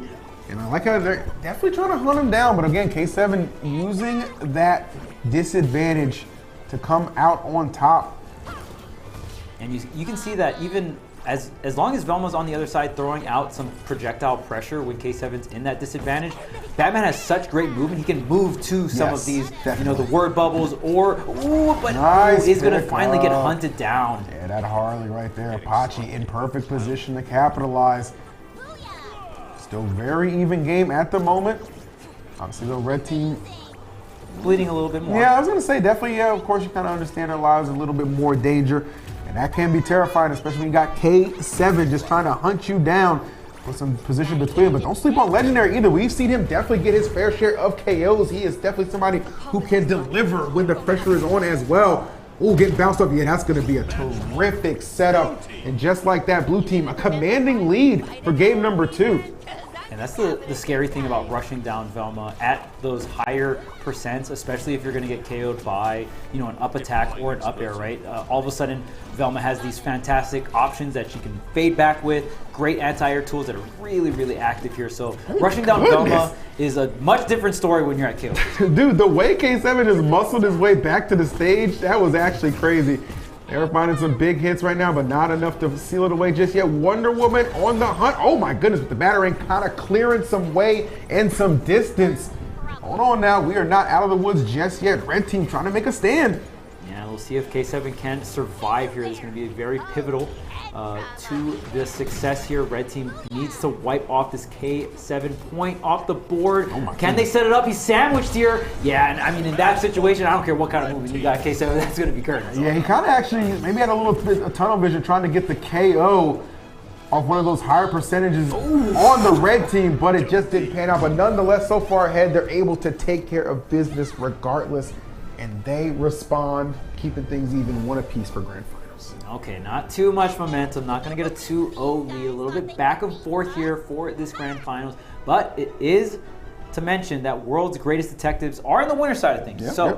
They just need to win one set, whereas Team Apachiro has to win 2 sets back-to-back here to go ahead and claim this Week 2 of Series E for MultiVersus. Yeah, I do like that team name, World's Greatest Detectives. Obviously, it's nice. It's nice. It's a reference to Batman, of course. We understand that. But think about how the mystery. Almost got a noggin. Exactly. I was gonna say, but Fred gets all the credit. I don't agree with that at all. Fred don't be doing nothing but smiling. Yeah. And unmasking the bad guy. Velma figured it out. Fred's the poster boy. He's a Jim. Fred's the poster boy Jim. Exactly. There's a reason. Velma does all the work around for Mystery Inc. There's a reason she's in the game. Okay, I'll leave it at that. Let's go, Velma. Let's go, Velma. Like to see that for sure, though. But no, great team comp is certainly paying off. Game number 3 going to be very exciting.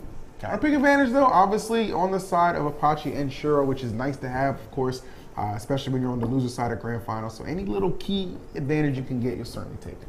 Oh yeah, for sure. And I mean, the counter pick. One thing I think with when you have offense as explosive as Team Apachiro, the counter pick is even more meaningful, right? Because they're always going to have that lurking, like, okay, they could pick this high risk, high reward counter pick, being, you know, a stage with smaller blast zones, and it really works out for them most of the time, right? Sometimes it gets flipped onto them, and then, you know, the Harley does lose some points at earlier percentages, but for the most part, they're able to capitalize so well off of those smaller stages. Yeah, no doubt about that. Okay.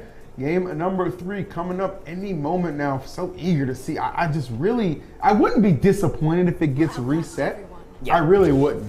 You know what I'm saying? I don't have a horse in this race, but man, I'll tell you what, I'm enjoying watching it nonetheless. So here we are to game number 3.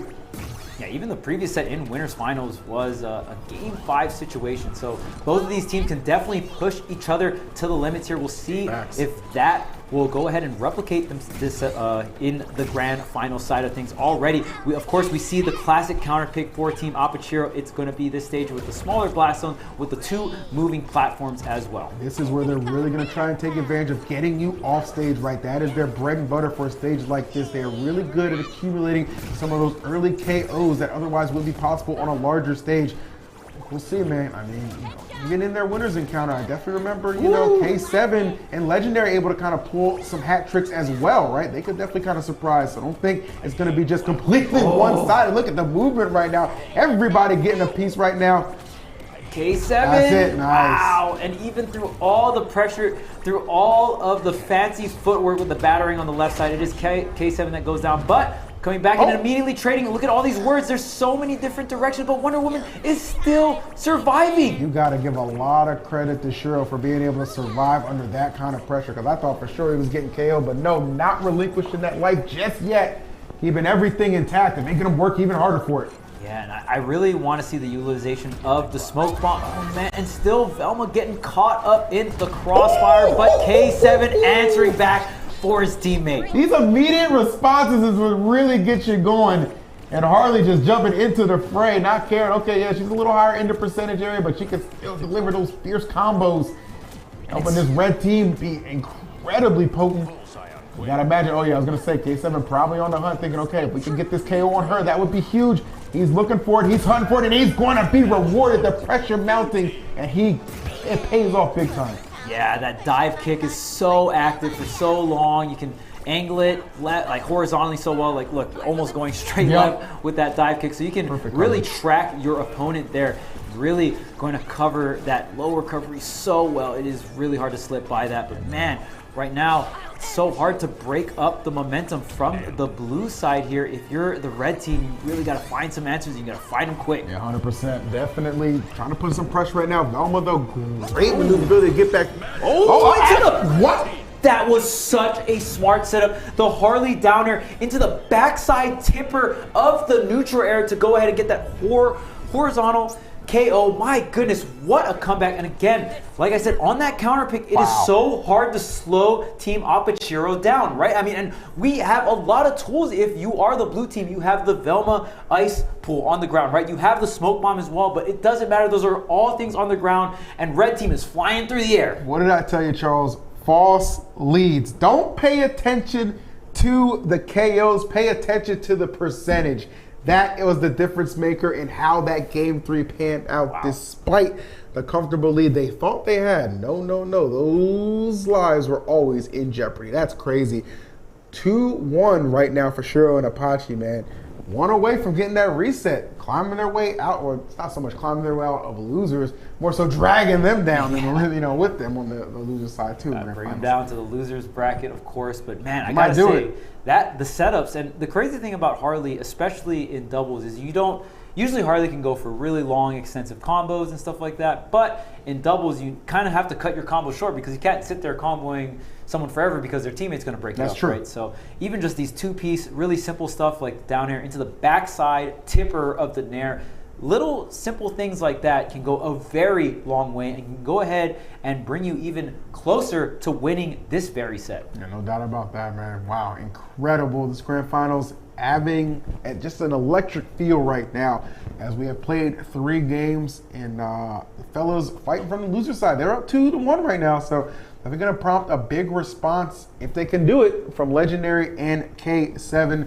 They're kind of thinking over, okay, well, where do we want to counter pick 2 right now? And just collect themselves, take a moment to breathe, because you understand, like, this, has all it make is to go to a game number 5. We know I panned out in winners bracket, but we're not winners anymore. We're in grand, so it's a different ball game.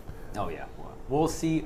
I mean, K7 and Legendary, they do have a set to work with, but of course, if you can seal the deal, put the nail in the coffin, if you will, for this grand final set and win the entire tournament without dropping a single set, you definitely want to do that, but we'll see what the response is, because even if you win this game number 4, it is going to be Team Apachiro's counter pick for game 5, and we saw how impactful, of all the teams here, I think the most impactful counter picks come from Team Apachiro. I can resonate with that. Yeah, I feel that 100%. All right, well, I mean, listen, we're going all this talking, man. Let's get right into it, please. I am very eager to see how this one pans out, man. Are we going to go to another Game 5 Classic, or do we wrap up the first set of Grand Finals in 4 games? We are going to answer that question any second now as they prepare to duke it out, man. I mean, you can't really ask for a better bracket to cast for our first time in-house. Series E multiverse. It's been fantastic. Yeah, and I mean, even just the in-house vibe, just being here at the studio, just really brings it to a whole nother level as well. Even when I think about the set too, I don't even think we're really going to see any character switches from the final teams remaining. I feel like, but here is a curveball of a pick here. We got Romulus. Okay, so Romulus coming on the board. Interesting. I mean, you're going to have, obviously plenty of opportunities to survive for sure. So you're not going to complain about that if you're the blue team. If they can take advantage of this. A lot of pressure on them to maybe put things away right now. But let me tell you, this red team, they are as scrappy and talented as they come.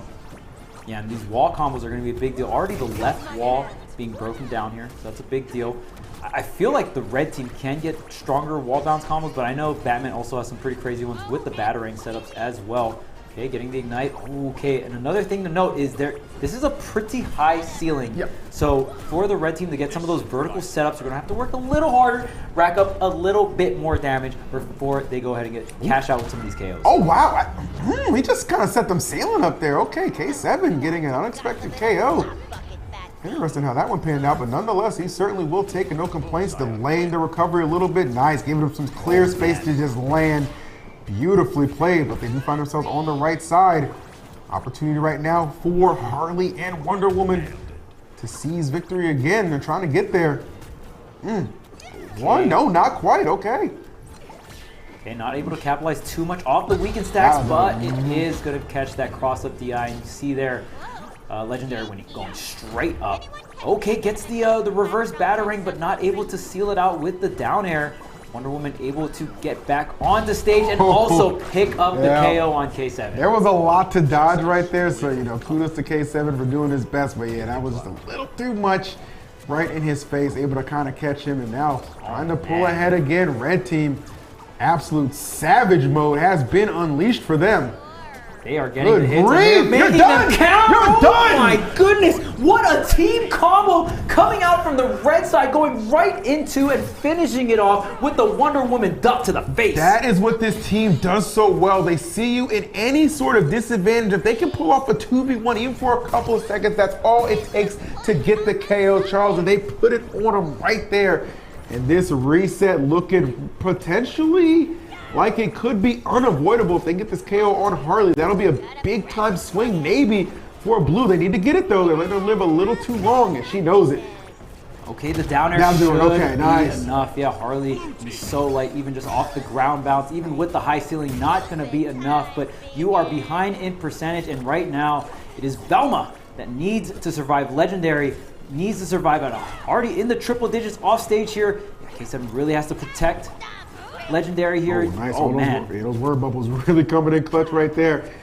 And Velma doing her best to put the space between them, but you could see, yeah, they're knowing that she's going to head low for the ground. That's what they're trying to capitalize off of. Just one dodge gets red, and it's all going to be over. Oh my goodness! Version. Oh my good God Almighty! Wow, what a setup, and right when you don't expect it, it's Velma that goes in. K7 takes the back line and sets up everything. The Velma down air, and then off of K7's setup afterwards, is able to get the double light bulb off the top. What a turnout. Now we have a game 5 situation. Bro, wow. Them essentially switching positions in a crucial moment like that probably is what caught Red Team off guard, because you're thinking Velma's all about defense, defense, defense. Let me just survive. Just goes headed and just creates that opening for K7 to strike. What a bold play, but fortune favors the bold, and that is why we were going to game number 5. Insanity. That was just... I'm taking a sip of water. I ain't even got no water. All right, whatever. All right, whatever. That had to have been the play of the tournament. That was insane. That was crazy. We had that double edge guard earlier on the right side in the Batcave game. Oh, that was really good, also really crazy. That was also resulted in a double KO. Yeah, and I mean this one as well. For the game, the double KO, and I mean even in the same game had that crazy 2v1 conversion onto K7's Batman, ending with the Wonder Woman side special, the Duff to the face. What a and that was all packed into a singular game, and that's not even the set. We got one more game. We'll see if K7 and Legendary can close out this tournament, or if we're gonna get a grand finals reset. Honestly, we've come this far. If you want to reset it, I'm not going to be mad at you. Chuck's not going to be mad at you. 5 more games, baby. The audience isn't going to be mad at you. I mean, it's just so crazy. But obviously, you got to imagine Legendary, K7, they want to put it away in 5. They kind of want to, repeat the success they had in Winners Finals. They're not trying to see this one go the distance. I don't particularly blame them. This is a tough team. You don't want to give them another opportunity to take the crown from you right now. Man, and I mean, as we go throughout this tournament, the quality of the sets just get higher and higher, and we're back to the cave. Oh, psych. No, we're not. Oh, no? Okay. No. All right. No. Not going down like that. Not going down like that. Would have been a really interesting game 5. I wonder if we're going to get another smaller stage. I know Batcave is another kind of alternate stage that has just a little bit less room to work with in terms of blast zones here. So we will see what the counter pick is. It is in favor of Team Apachiro, so I'm imagining smaller. I'm imagining the stage is condensed. Okay, we're playing here. I think we're playing here. Yeah. I mean the offense, but it's pretty scary against K7 and Legendary because they got some offense of their own. You know what I mean? Definitely not on the degree of the Harley Wonder Woman armored combination, but still they have those bursts of just crazy offense, which clutches out games, which we just saw in the very previous one. Yeah, that was just, I'm still reeling from that, man. So actually the fact that wasn't game number 5 might be good, so we can all catch our breath going in to what's going to be an insane potential finish to this tournament, or maybe overtime awaits with a bracket reset. Only time will tell. We're going to give the players a second to get the lobby set up. But yeah, it's just incredible so far. Great showcase of multiple character, Batman, Velma, Wonder Woman, and Harley, all showing what they can do. And all, of course, I always got to shout this out, OGs. Yeah. OGs of the game. The OGs of the game coming through. It's kind of crazy to call something that's been out officially out a year. Yeah, OGs. Yeah, it's pretty funny. What's that? We got some history. We got some history in this game already. Yeah, Just definitely. really making their way onto the scene. Of course, if you think back, one of the first really, really large tournaments for MultiVersus was that Evo.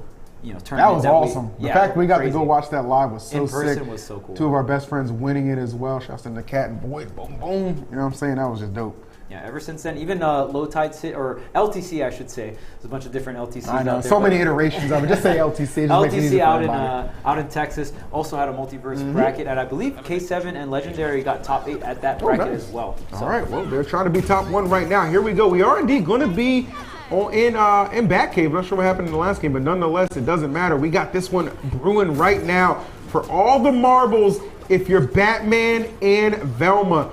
Okay, so in a bad spot though. There goes the top platform, and yeah, those platforms on the left and right side could get hit and destroyed. So you're gonna have an option of that, but you can also get some wall bounce combos while they're up. I don't think we're gonna see too much of that just yet here. Oh, and yeah, just immediately going down. But look at the armor here, and it's blue team on the defense on this right side. Yeah, definitely trying to survive right now, using that armor to kind of just break through and get that offense going. Oh my goodness. A7 in a little bit of trouble. Look at that, just comes back to the stage swinging. Not quite getting the KO, but look at that one. You took your eye off Wonder Woman for half a second, and that's all it takes for her to strike. Great delivery. And getting this red team off to a hot start. Yeah, you can't avoid the down air if it's a true combo, K7, and that was quite the alley-oop, if you will. So red team with this 1-point lead. We'll see if they can extend it. Look, they're still on the hunt. They're still on the offense. Look at this vertical juggle. K7 has nowhere to go and giving up a whole nother point. K7's defense is being shambled right now. That's not entirely true, Charles. He might have somewhere to go. It's called the next set, okay? Because that bracket reset is looking like it is a very real possibility. The way red team has just exploded in this opening and still not dropping. Okay, finally able to take off one. Can they clean up Harley, though? They need to do something about her. Oh, no, that's it. That is it. See you later. Set number 2. Oh, no. We'll see you there, folks. K7 has given up 3 of the 3 points. And if you're Velma right now, you're like, dang, man. What do you want from me? I'm at 128, 133. I'm just trying to live, man. I'm just trying to, okay, hold on. 3 to 3. Actually, 3 to, it's not impossible. Wait a minute. It's not impossible. Velma has to be as elusive as it comes. Yeah. Legendary. Can you pull this off? Can you not give up a singular point this game, trying to stall out with both specials, going to the wall, really just absolutely abusing the defense of Velma, trying to stay back, trying to use the projectiles off stage. Right now, this is nuts. Right now, Legendary is not able to play on the stage. Legendary is only playing on the right side off stage, and they're trying to make their way back. Finally gets taken out, but wow, that was insane. What if they won? That's what I was saying. I was trying to remember the last time Legendary had like officially touched the stage. It's been like a good minute of just pure defense right there. Just trying to use those projectiles and keeping that spacing. Good effort, though. I will say, if they won that, truly living up to the name Legendary for sure. But coming up a little bit short. That's going to prompt a bracket reset. We saw a bracket reset last week. Though the people who were in winners, I believe, still ended up winning. So if that's the same trend and trajectory that we're heading to, that's, we shall see. We got at least 5 games to go, or at least 3 games to go, potentially 5. Yeah, and I mean, that game 5, the fact that it was still somewhat doable, I won't say it's close, but it was doable, right? Legendary had to some way, somehow find their way on the stage, or at least as a team, because Legendary was trying to, get some projectiles going. K7 was also there with Legendary trying to find their way back on the stage, but man, Team Aperture was like, nah, this stage is ours. That wall, you can use the wall, but this stage is ours. They legitimately made it theirs. Legendary was terrified to even go back. He just kept going back down and reset on the wall. They took over the back kick. Yeah, it was they kicked Bruce out. Get out of here. Man, you didn't pay your rent? See ya. See you later. Wow, that was crazy. Wow.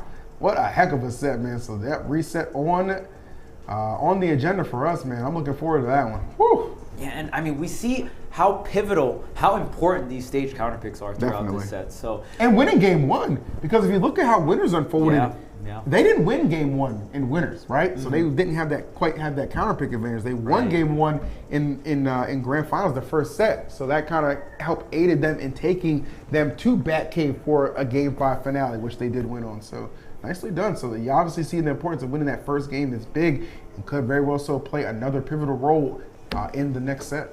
Yeah, these smaller stages, these bigger stages, such a big deal, especially when you're looking down the barrel of the Harley Wonder Woman combo. Such an explosive offensive combo, especially when you're Velma. You just want the distance. You just want to speak your mind. You just want to tell people how you feel with the megaphone and the word bubbles, and that's it. Stay back. Just listen to me, all right? That's what it is, man. You said it best. Social distancing 6 feet, you Jim. Stay back and let me speak my words. There it is. Well, actions speak louder than words. We got a lot of action coming up, man, because we got one more set to help decide who's going to be Week 2 MultiVersus Series E champion. Again, guaranteed new winner, which is nice. The previous winners knocked out earlier on in the bracket. Just a memory at this point. We got some new champs to crown. So, yeah, there you have it. Whew, I'm taking a break. I'm catching my breath.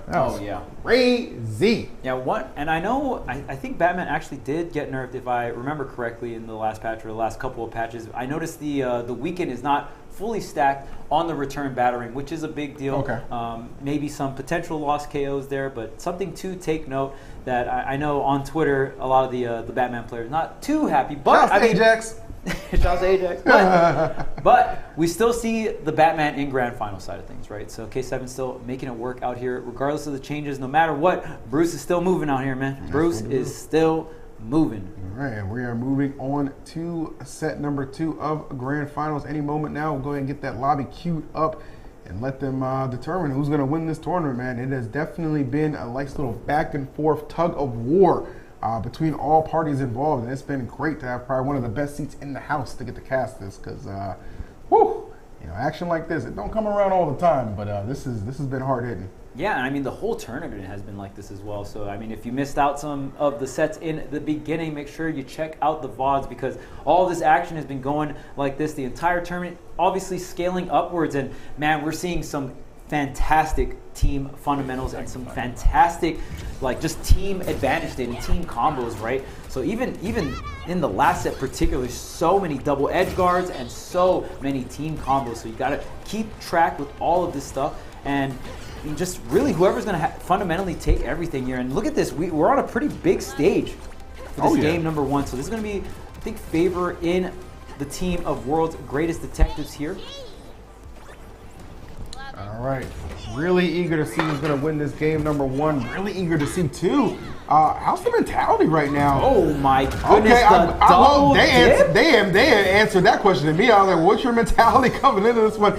Just fine, Phil. Don't worry about that. We are still here. We understand the position. It was not easy to get here. We're not trying to let that go to waste. So already starting game 1 out with some huge dunks. 2 points on the board, and now red team forced to respond and retaliate. And they do just that. Good Lord, what a conversion. Where could K7 go? The answer was absolutely nowhere, but it's all right. K7 was able to pick up the double KO with the down special on the left side, was able to get the dunk on both players here. Immediate retaliation, the lasso edge guard coming out from Shiro to even things up. That's one thing about this red team that just makes them so deadly, right? Like at any given point, they can immediately even up the score. So hard to, get and maintain a lead against a team like this. Huge dive kick. I mean, he started that so far up and just completely targeted Harley, sending her right into the blast zone.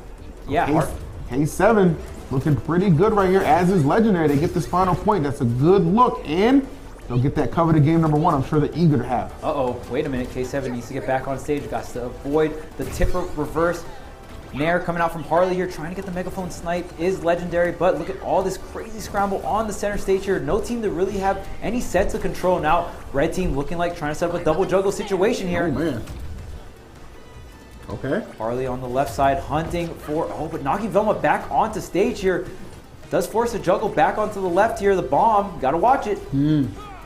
Oh, nice. Okay, Wonder Woman needs to be pretty careful. Harley tried to assist. I actually like the teamwork right there. Given the assist, you got Velma playing so far back, you can really afford to do that, but it's not really making too much of it. Oh, that's it. Yeah, you saw that. Just striking and catching that attempt of a return back to stage. K7 having none of it. Yeah, and that's where maybe the 3x or the 3x weekend instead of the 5x weekend actually makes a difference, right? In that situation, K7 had to get the double up special there to close out that KO, but it didn't matter. K7 was ready for it, absolutely, and able to take game 1 very, very reminiscent to the winners finals, right? Where they're able to take game 1 and actually have that cushion of the counter pick in game 5. So as long as you go ahead and win this game 1, even if you drop the next game, you'll have counter pick advantage game 3, and then if things go as planned, so to speak, you'll have the counter pick advantage game 5, but we'll see. Yeah, it's kind of funny. It wasn't even like the case in winners final. It was really like they won the first 2, and then it was like the bounce back that from red team that really kind of put the pressure on them for game number 5. I feel like they won game 5 pretty convincingly in winners finals, man. But for sure, grand finals can be a different bit of a beast with more pressure. I mean, you're right there at the finish line. You just have to cross it. They've done a good job taking those first steps with getting that game. But the fact that they were able to get reset, that's kind of going to loom in the back of your head too. Like, okay, we know our opponents are very capable. We can't ill afford to give them any opportunities. Yeah, I think both teams have very much respected X factors on both sides. I would agree. We've seen crazy clutch moments, whether it's just one KO just to finish things off, or even a double KO team combo to even things up or take the game or sneak the game, if you will. So both teams having that accessible on both sides here. See what the counter pick is, and like we said, for Team Apachiro, the counter pick is very powerful for them. No doubt about it. I'd imagine something with smaller blast zones for sure. I think we can all agree that's kind of the, where they really make their money for sure. So any moment now, we'll kick it off to game number 2. Oh, well, there it is right there. No need to wait. And and we've seen them counter pick this stage like several times, right? To much great success. Yeah. So if you're you know, if you were Legendary and you're K7, you get the game here, that's got to feel amazing, right? Because at that point, you really put them in a sticky situation where they got to try and win 3 games in a row. Yeah, and I mean, they have beaten them on the stage, particularly in winners finals. Correct. Was the situation here. Ooh, okay. A little slippery there. Not going to catch it. Sets up the smoke bomb here. Got to avoid the Harley Nair. Barely gets out of the way. Trying to get back, but look at taking all this damage as K7 already at 80%. Is able to get back on stage, though. Very big deal. Okay, nice DI to the left there. Not going to get comboed from the Harley bomb. Okay, nice. Good evasion. And then right back into the fray. Not shying away. Oh, here we go. Oh, nice. Actually getting around some of those, that assistance too from Velma. Really great recognition on her part to kind of recognize when he needed that additional help, but nonetheless, still going to end up getting KO'd off the top. So first point going to red team. Yeah, finally going to shut down K7. K7 being so slippery. Wow, Mirrorman actually utilizing the armor on herself here to get back onto stage.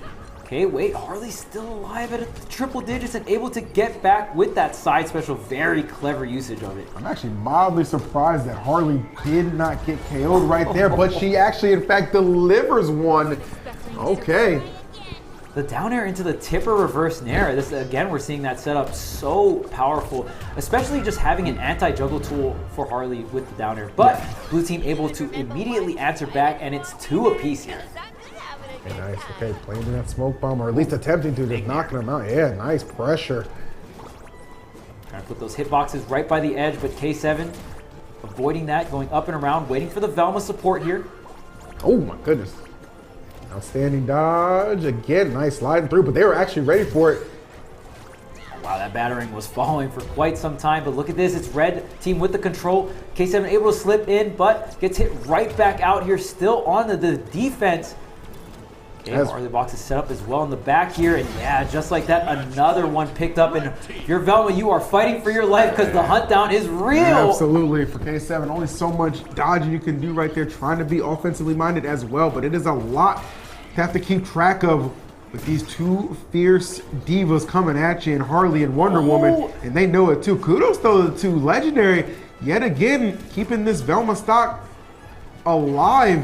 Oh, doesn't get the down air, tries to get the snapshot. Still alive is the Harley. Wow. That's actually crazy. Team Apachiro still on the reversals, not quite losing those points, and that, I mean, that's a huge shout outs to them.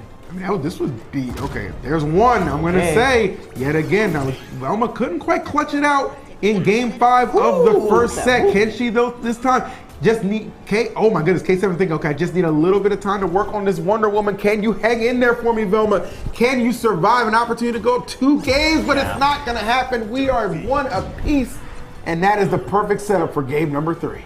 Okay, so 1-1, of course, just like our last grand final set here. Just keeping it so close to the chest. Both these teams are just going back and forth here. And I mean, every time someone counterpicks, it feels so impactful to the point where they get the match. Still almost doable in that sense. Legendary had to just survive against the, fresh Harley coming in at 0%. Just survive at 137. It was a tough task. And on top of that, I mean, just Wonder Woman kind of trumping Batman there at the end on the right side as well, winning those neutral interactions, giving Harley all the time in the world to do that. So fantastic stuff to Team Apachiro, still making such an incredible run here, keeping this grand final set so close. Yes. Wow. All right. Listen, you wanted a good grand finals? We ain't disappointing tonight, baby. The Friday night action here at the Esports Arena has been sensational. 1 apiece for these 2 outstanding teams. As we said, they've been the 2 best teams in the bracket all day. So only right that, the showdown comes down between these 2. Oh, yeah. It's not disappointed one bit. Oh, yeah, for sure. And I mean, again, the best offense in this tournament, in the building, if you will, is Team Apachiro. They get a hit. They take it so far. Crazy. And even really putting K7's defense to the test, right? Yeah. K7 has had so much immaculate defensive plays, even defensive plays into reversals with the Batman movement, but really just shutting down so much different avenues, so much different options, and making it so hard for K7. I mean, there was that one match on Batcave where K7 just got KO'd 3 times in a row, right? That was nuts. Like, that was tough. And I gotta imagine at this point, I mean, this is the third set they're facing off in, Charles. Like, there's really probably not going to be too many surprises on either end, right? Like, kind of understand the gameplay on both sides. None of the counter picks going to surprise you. At this point, it's all about, you know, winning a lot of these neutral interactions, just going the distance, being able to convert harder. Okay, the walls are set up here on the stage, and as I said, the left side goes down. Okay, going to give K7 options to go with the down special to cover those low recoveries, but not going to quite get it. The armor is still online here, probably the highest point of power for Team Apachiro when the armor is up for both. Oh man, that's tough. Okay. Oh, nice reversal from Wonder Woman. Trying to make it result in a KO. Oh my goodness, stalling, but actually breaking the wall, so that's going to force them back to the stage. And look at Harley. Okay, the bat bomb is activated here, is about to detonate. Are you able to get the follow-up? No, K7 shooting the up B in the wrong direction there. That special not going to connect. Okay, going low here. Oh, blue team forced onto the wall. And because you're forced onto the wall, you have so little options, and Team Apachiro just capitalized on that, picking up a KO. The way they were kind of lurking, oh my goodness. Wait a minute though. Still not enough. The double would be huge right here, but look at that. Harley saying, you know what, I'm not thinking about defense. I'm just going to be aggressive coming back to this stage. Pans out pretty nice for her, but still eventually gonna run out on that one. And here comes Wonder Woman. Them shields coming up. Oh my goodness, but that stock going up as well. And they're able to get a short team combo onto the Harley. But if Wonder Woman's coming back in, that means the armor is coming back in. Not too impactful, but it is another point on the board. 2 apiece here for both of our teams. Oh, wait. Oh, man, that battering coming back. If Batman did not get hit there, K7 would have been able to line up that down air. Still trying to make it back. The bat bomb is equipped too. You might be able to get a huge conversion here. Dodging out. Oh, and almost getting the megaphone snipe as well. K7 needs to survive here. Oh, he's trying. Oh, my goodness. He tried his hardest, but it wasn't meant to be. The laser. The double would have won it for him right there. They're trying to put themselves in position. Can they catch Harley recovering? Yes, not going to be on a spike, but send her into that top lasso. Now Wonder Woman, the pressure on her to get back safely. Oh, such low percents right now for Blue Team. They are in position to take this game. K7 on the hunt here on Wonder Woman. Don't let it get away from you, though. Okay, but Harley able to break things up, get a little bit of establishment onto the stage here. Now Wonder Woman able to get back all the way. Team Apachiro, great teamwork coming through and just really relieving the pressure. 100%. This time, it's kind of funny. Red Team find themselves in the same position that Blue Team has found themselves in a couple of times, needing someone to really survive. This time being the Wonder Woman, but not even going to matter because the offense from K7 and Legendary just too much to overcome there. Really looked like it could have been very much so going in the favor of the red team, but obviously cleaning things up when it mattered for blue, and they're going to get that 2-1 lead. Yeah, that was great DI coming out from Wonder Woman after getting hit by the Velma down air, kind of bounced to the right, was able to survive, but it was Harley that had to like go out there and relieve the pressure, right? So K7 not totally focal pointed on to the Wonder Woman. Again, in those situations, sometimes you can focus way too hard on the teammate that has the higher percent when you can just go ahead, turn, get a 2v1 situation or an edge guard situation because the other teammate is trying to, you know, just dissolve some pressure, right? 100%. Because it's like, okay, I need to put myself at risk to make sure my teammate gets back. That's the key word right there, the risk, right? You understand, like, hey, I want to alleviate some pressure on my teammate to get them back so we can kind of keep our hopes of winning this game alive.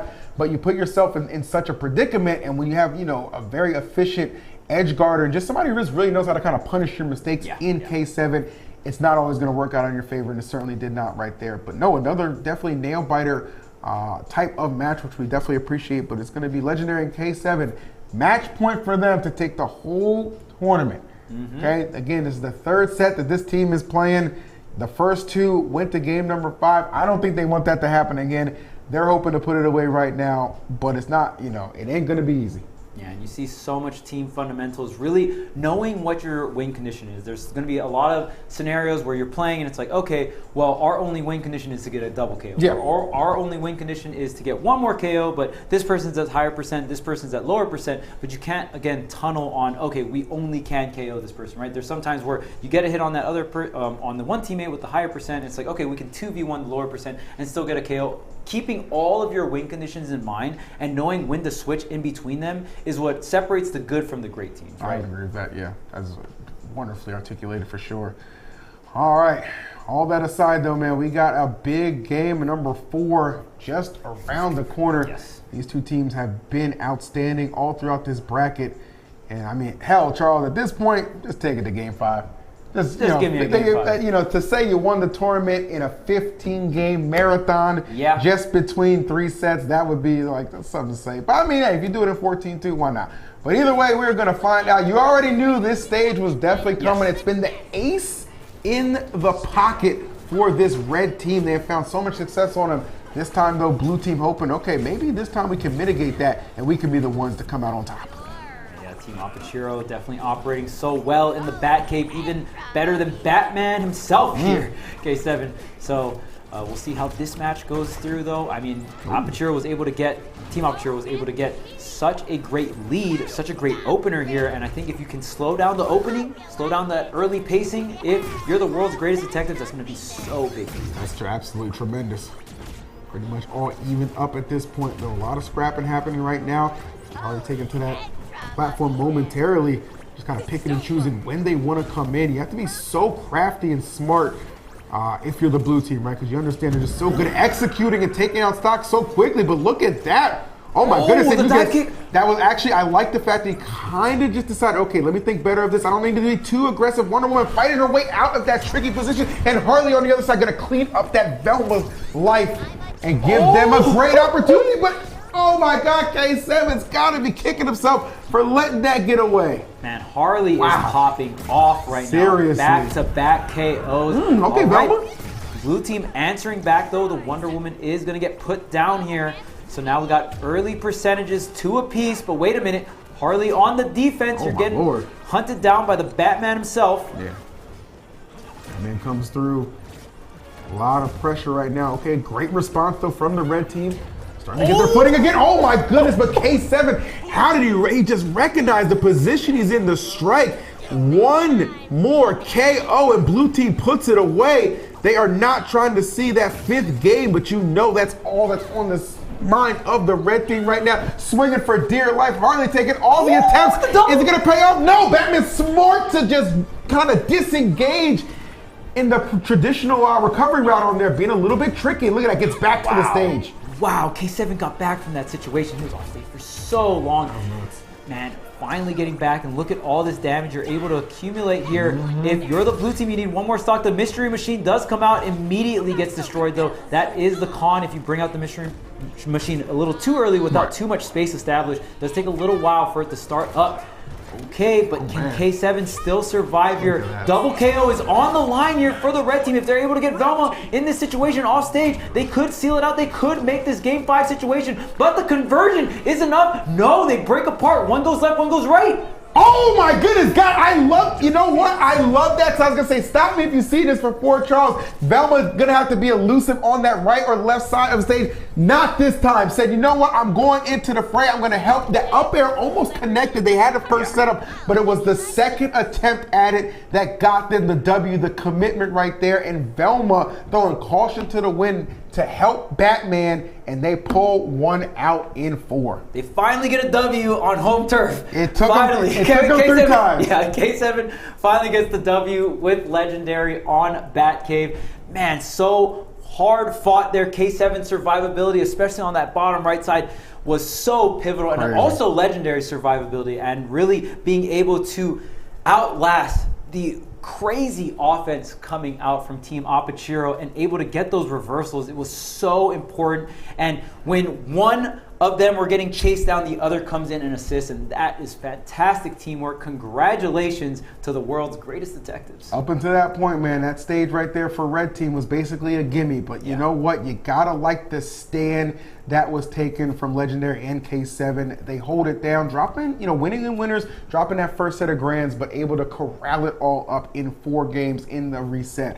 And kudos to them. A hard-fought victory to be week number 2 Series E MultiVersus champions. Yeah, fantastic stuff here at week 2. And I need to hear Yeso's thoughts on that fantastic grand finals, this whole entire tournament. In fact, Yeso, why don't you give it to us?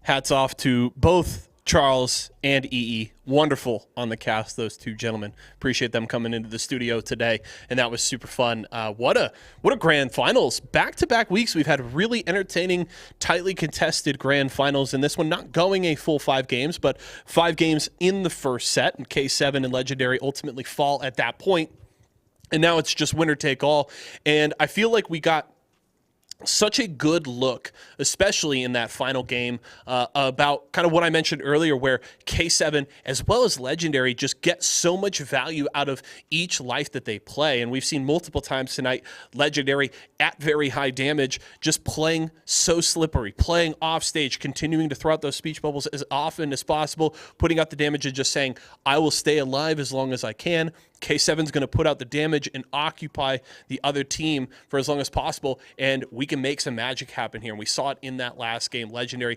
playing his life so well, staying alive, keeping them in the game. They're right on the brink with the other team on match point, and they end up grabbing the win. So really impressive by both of them.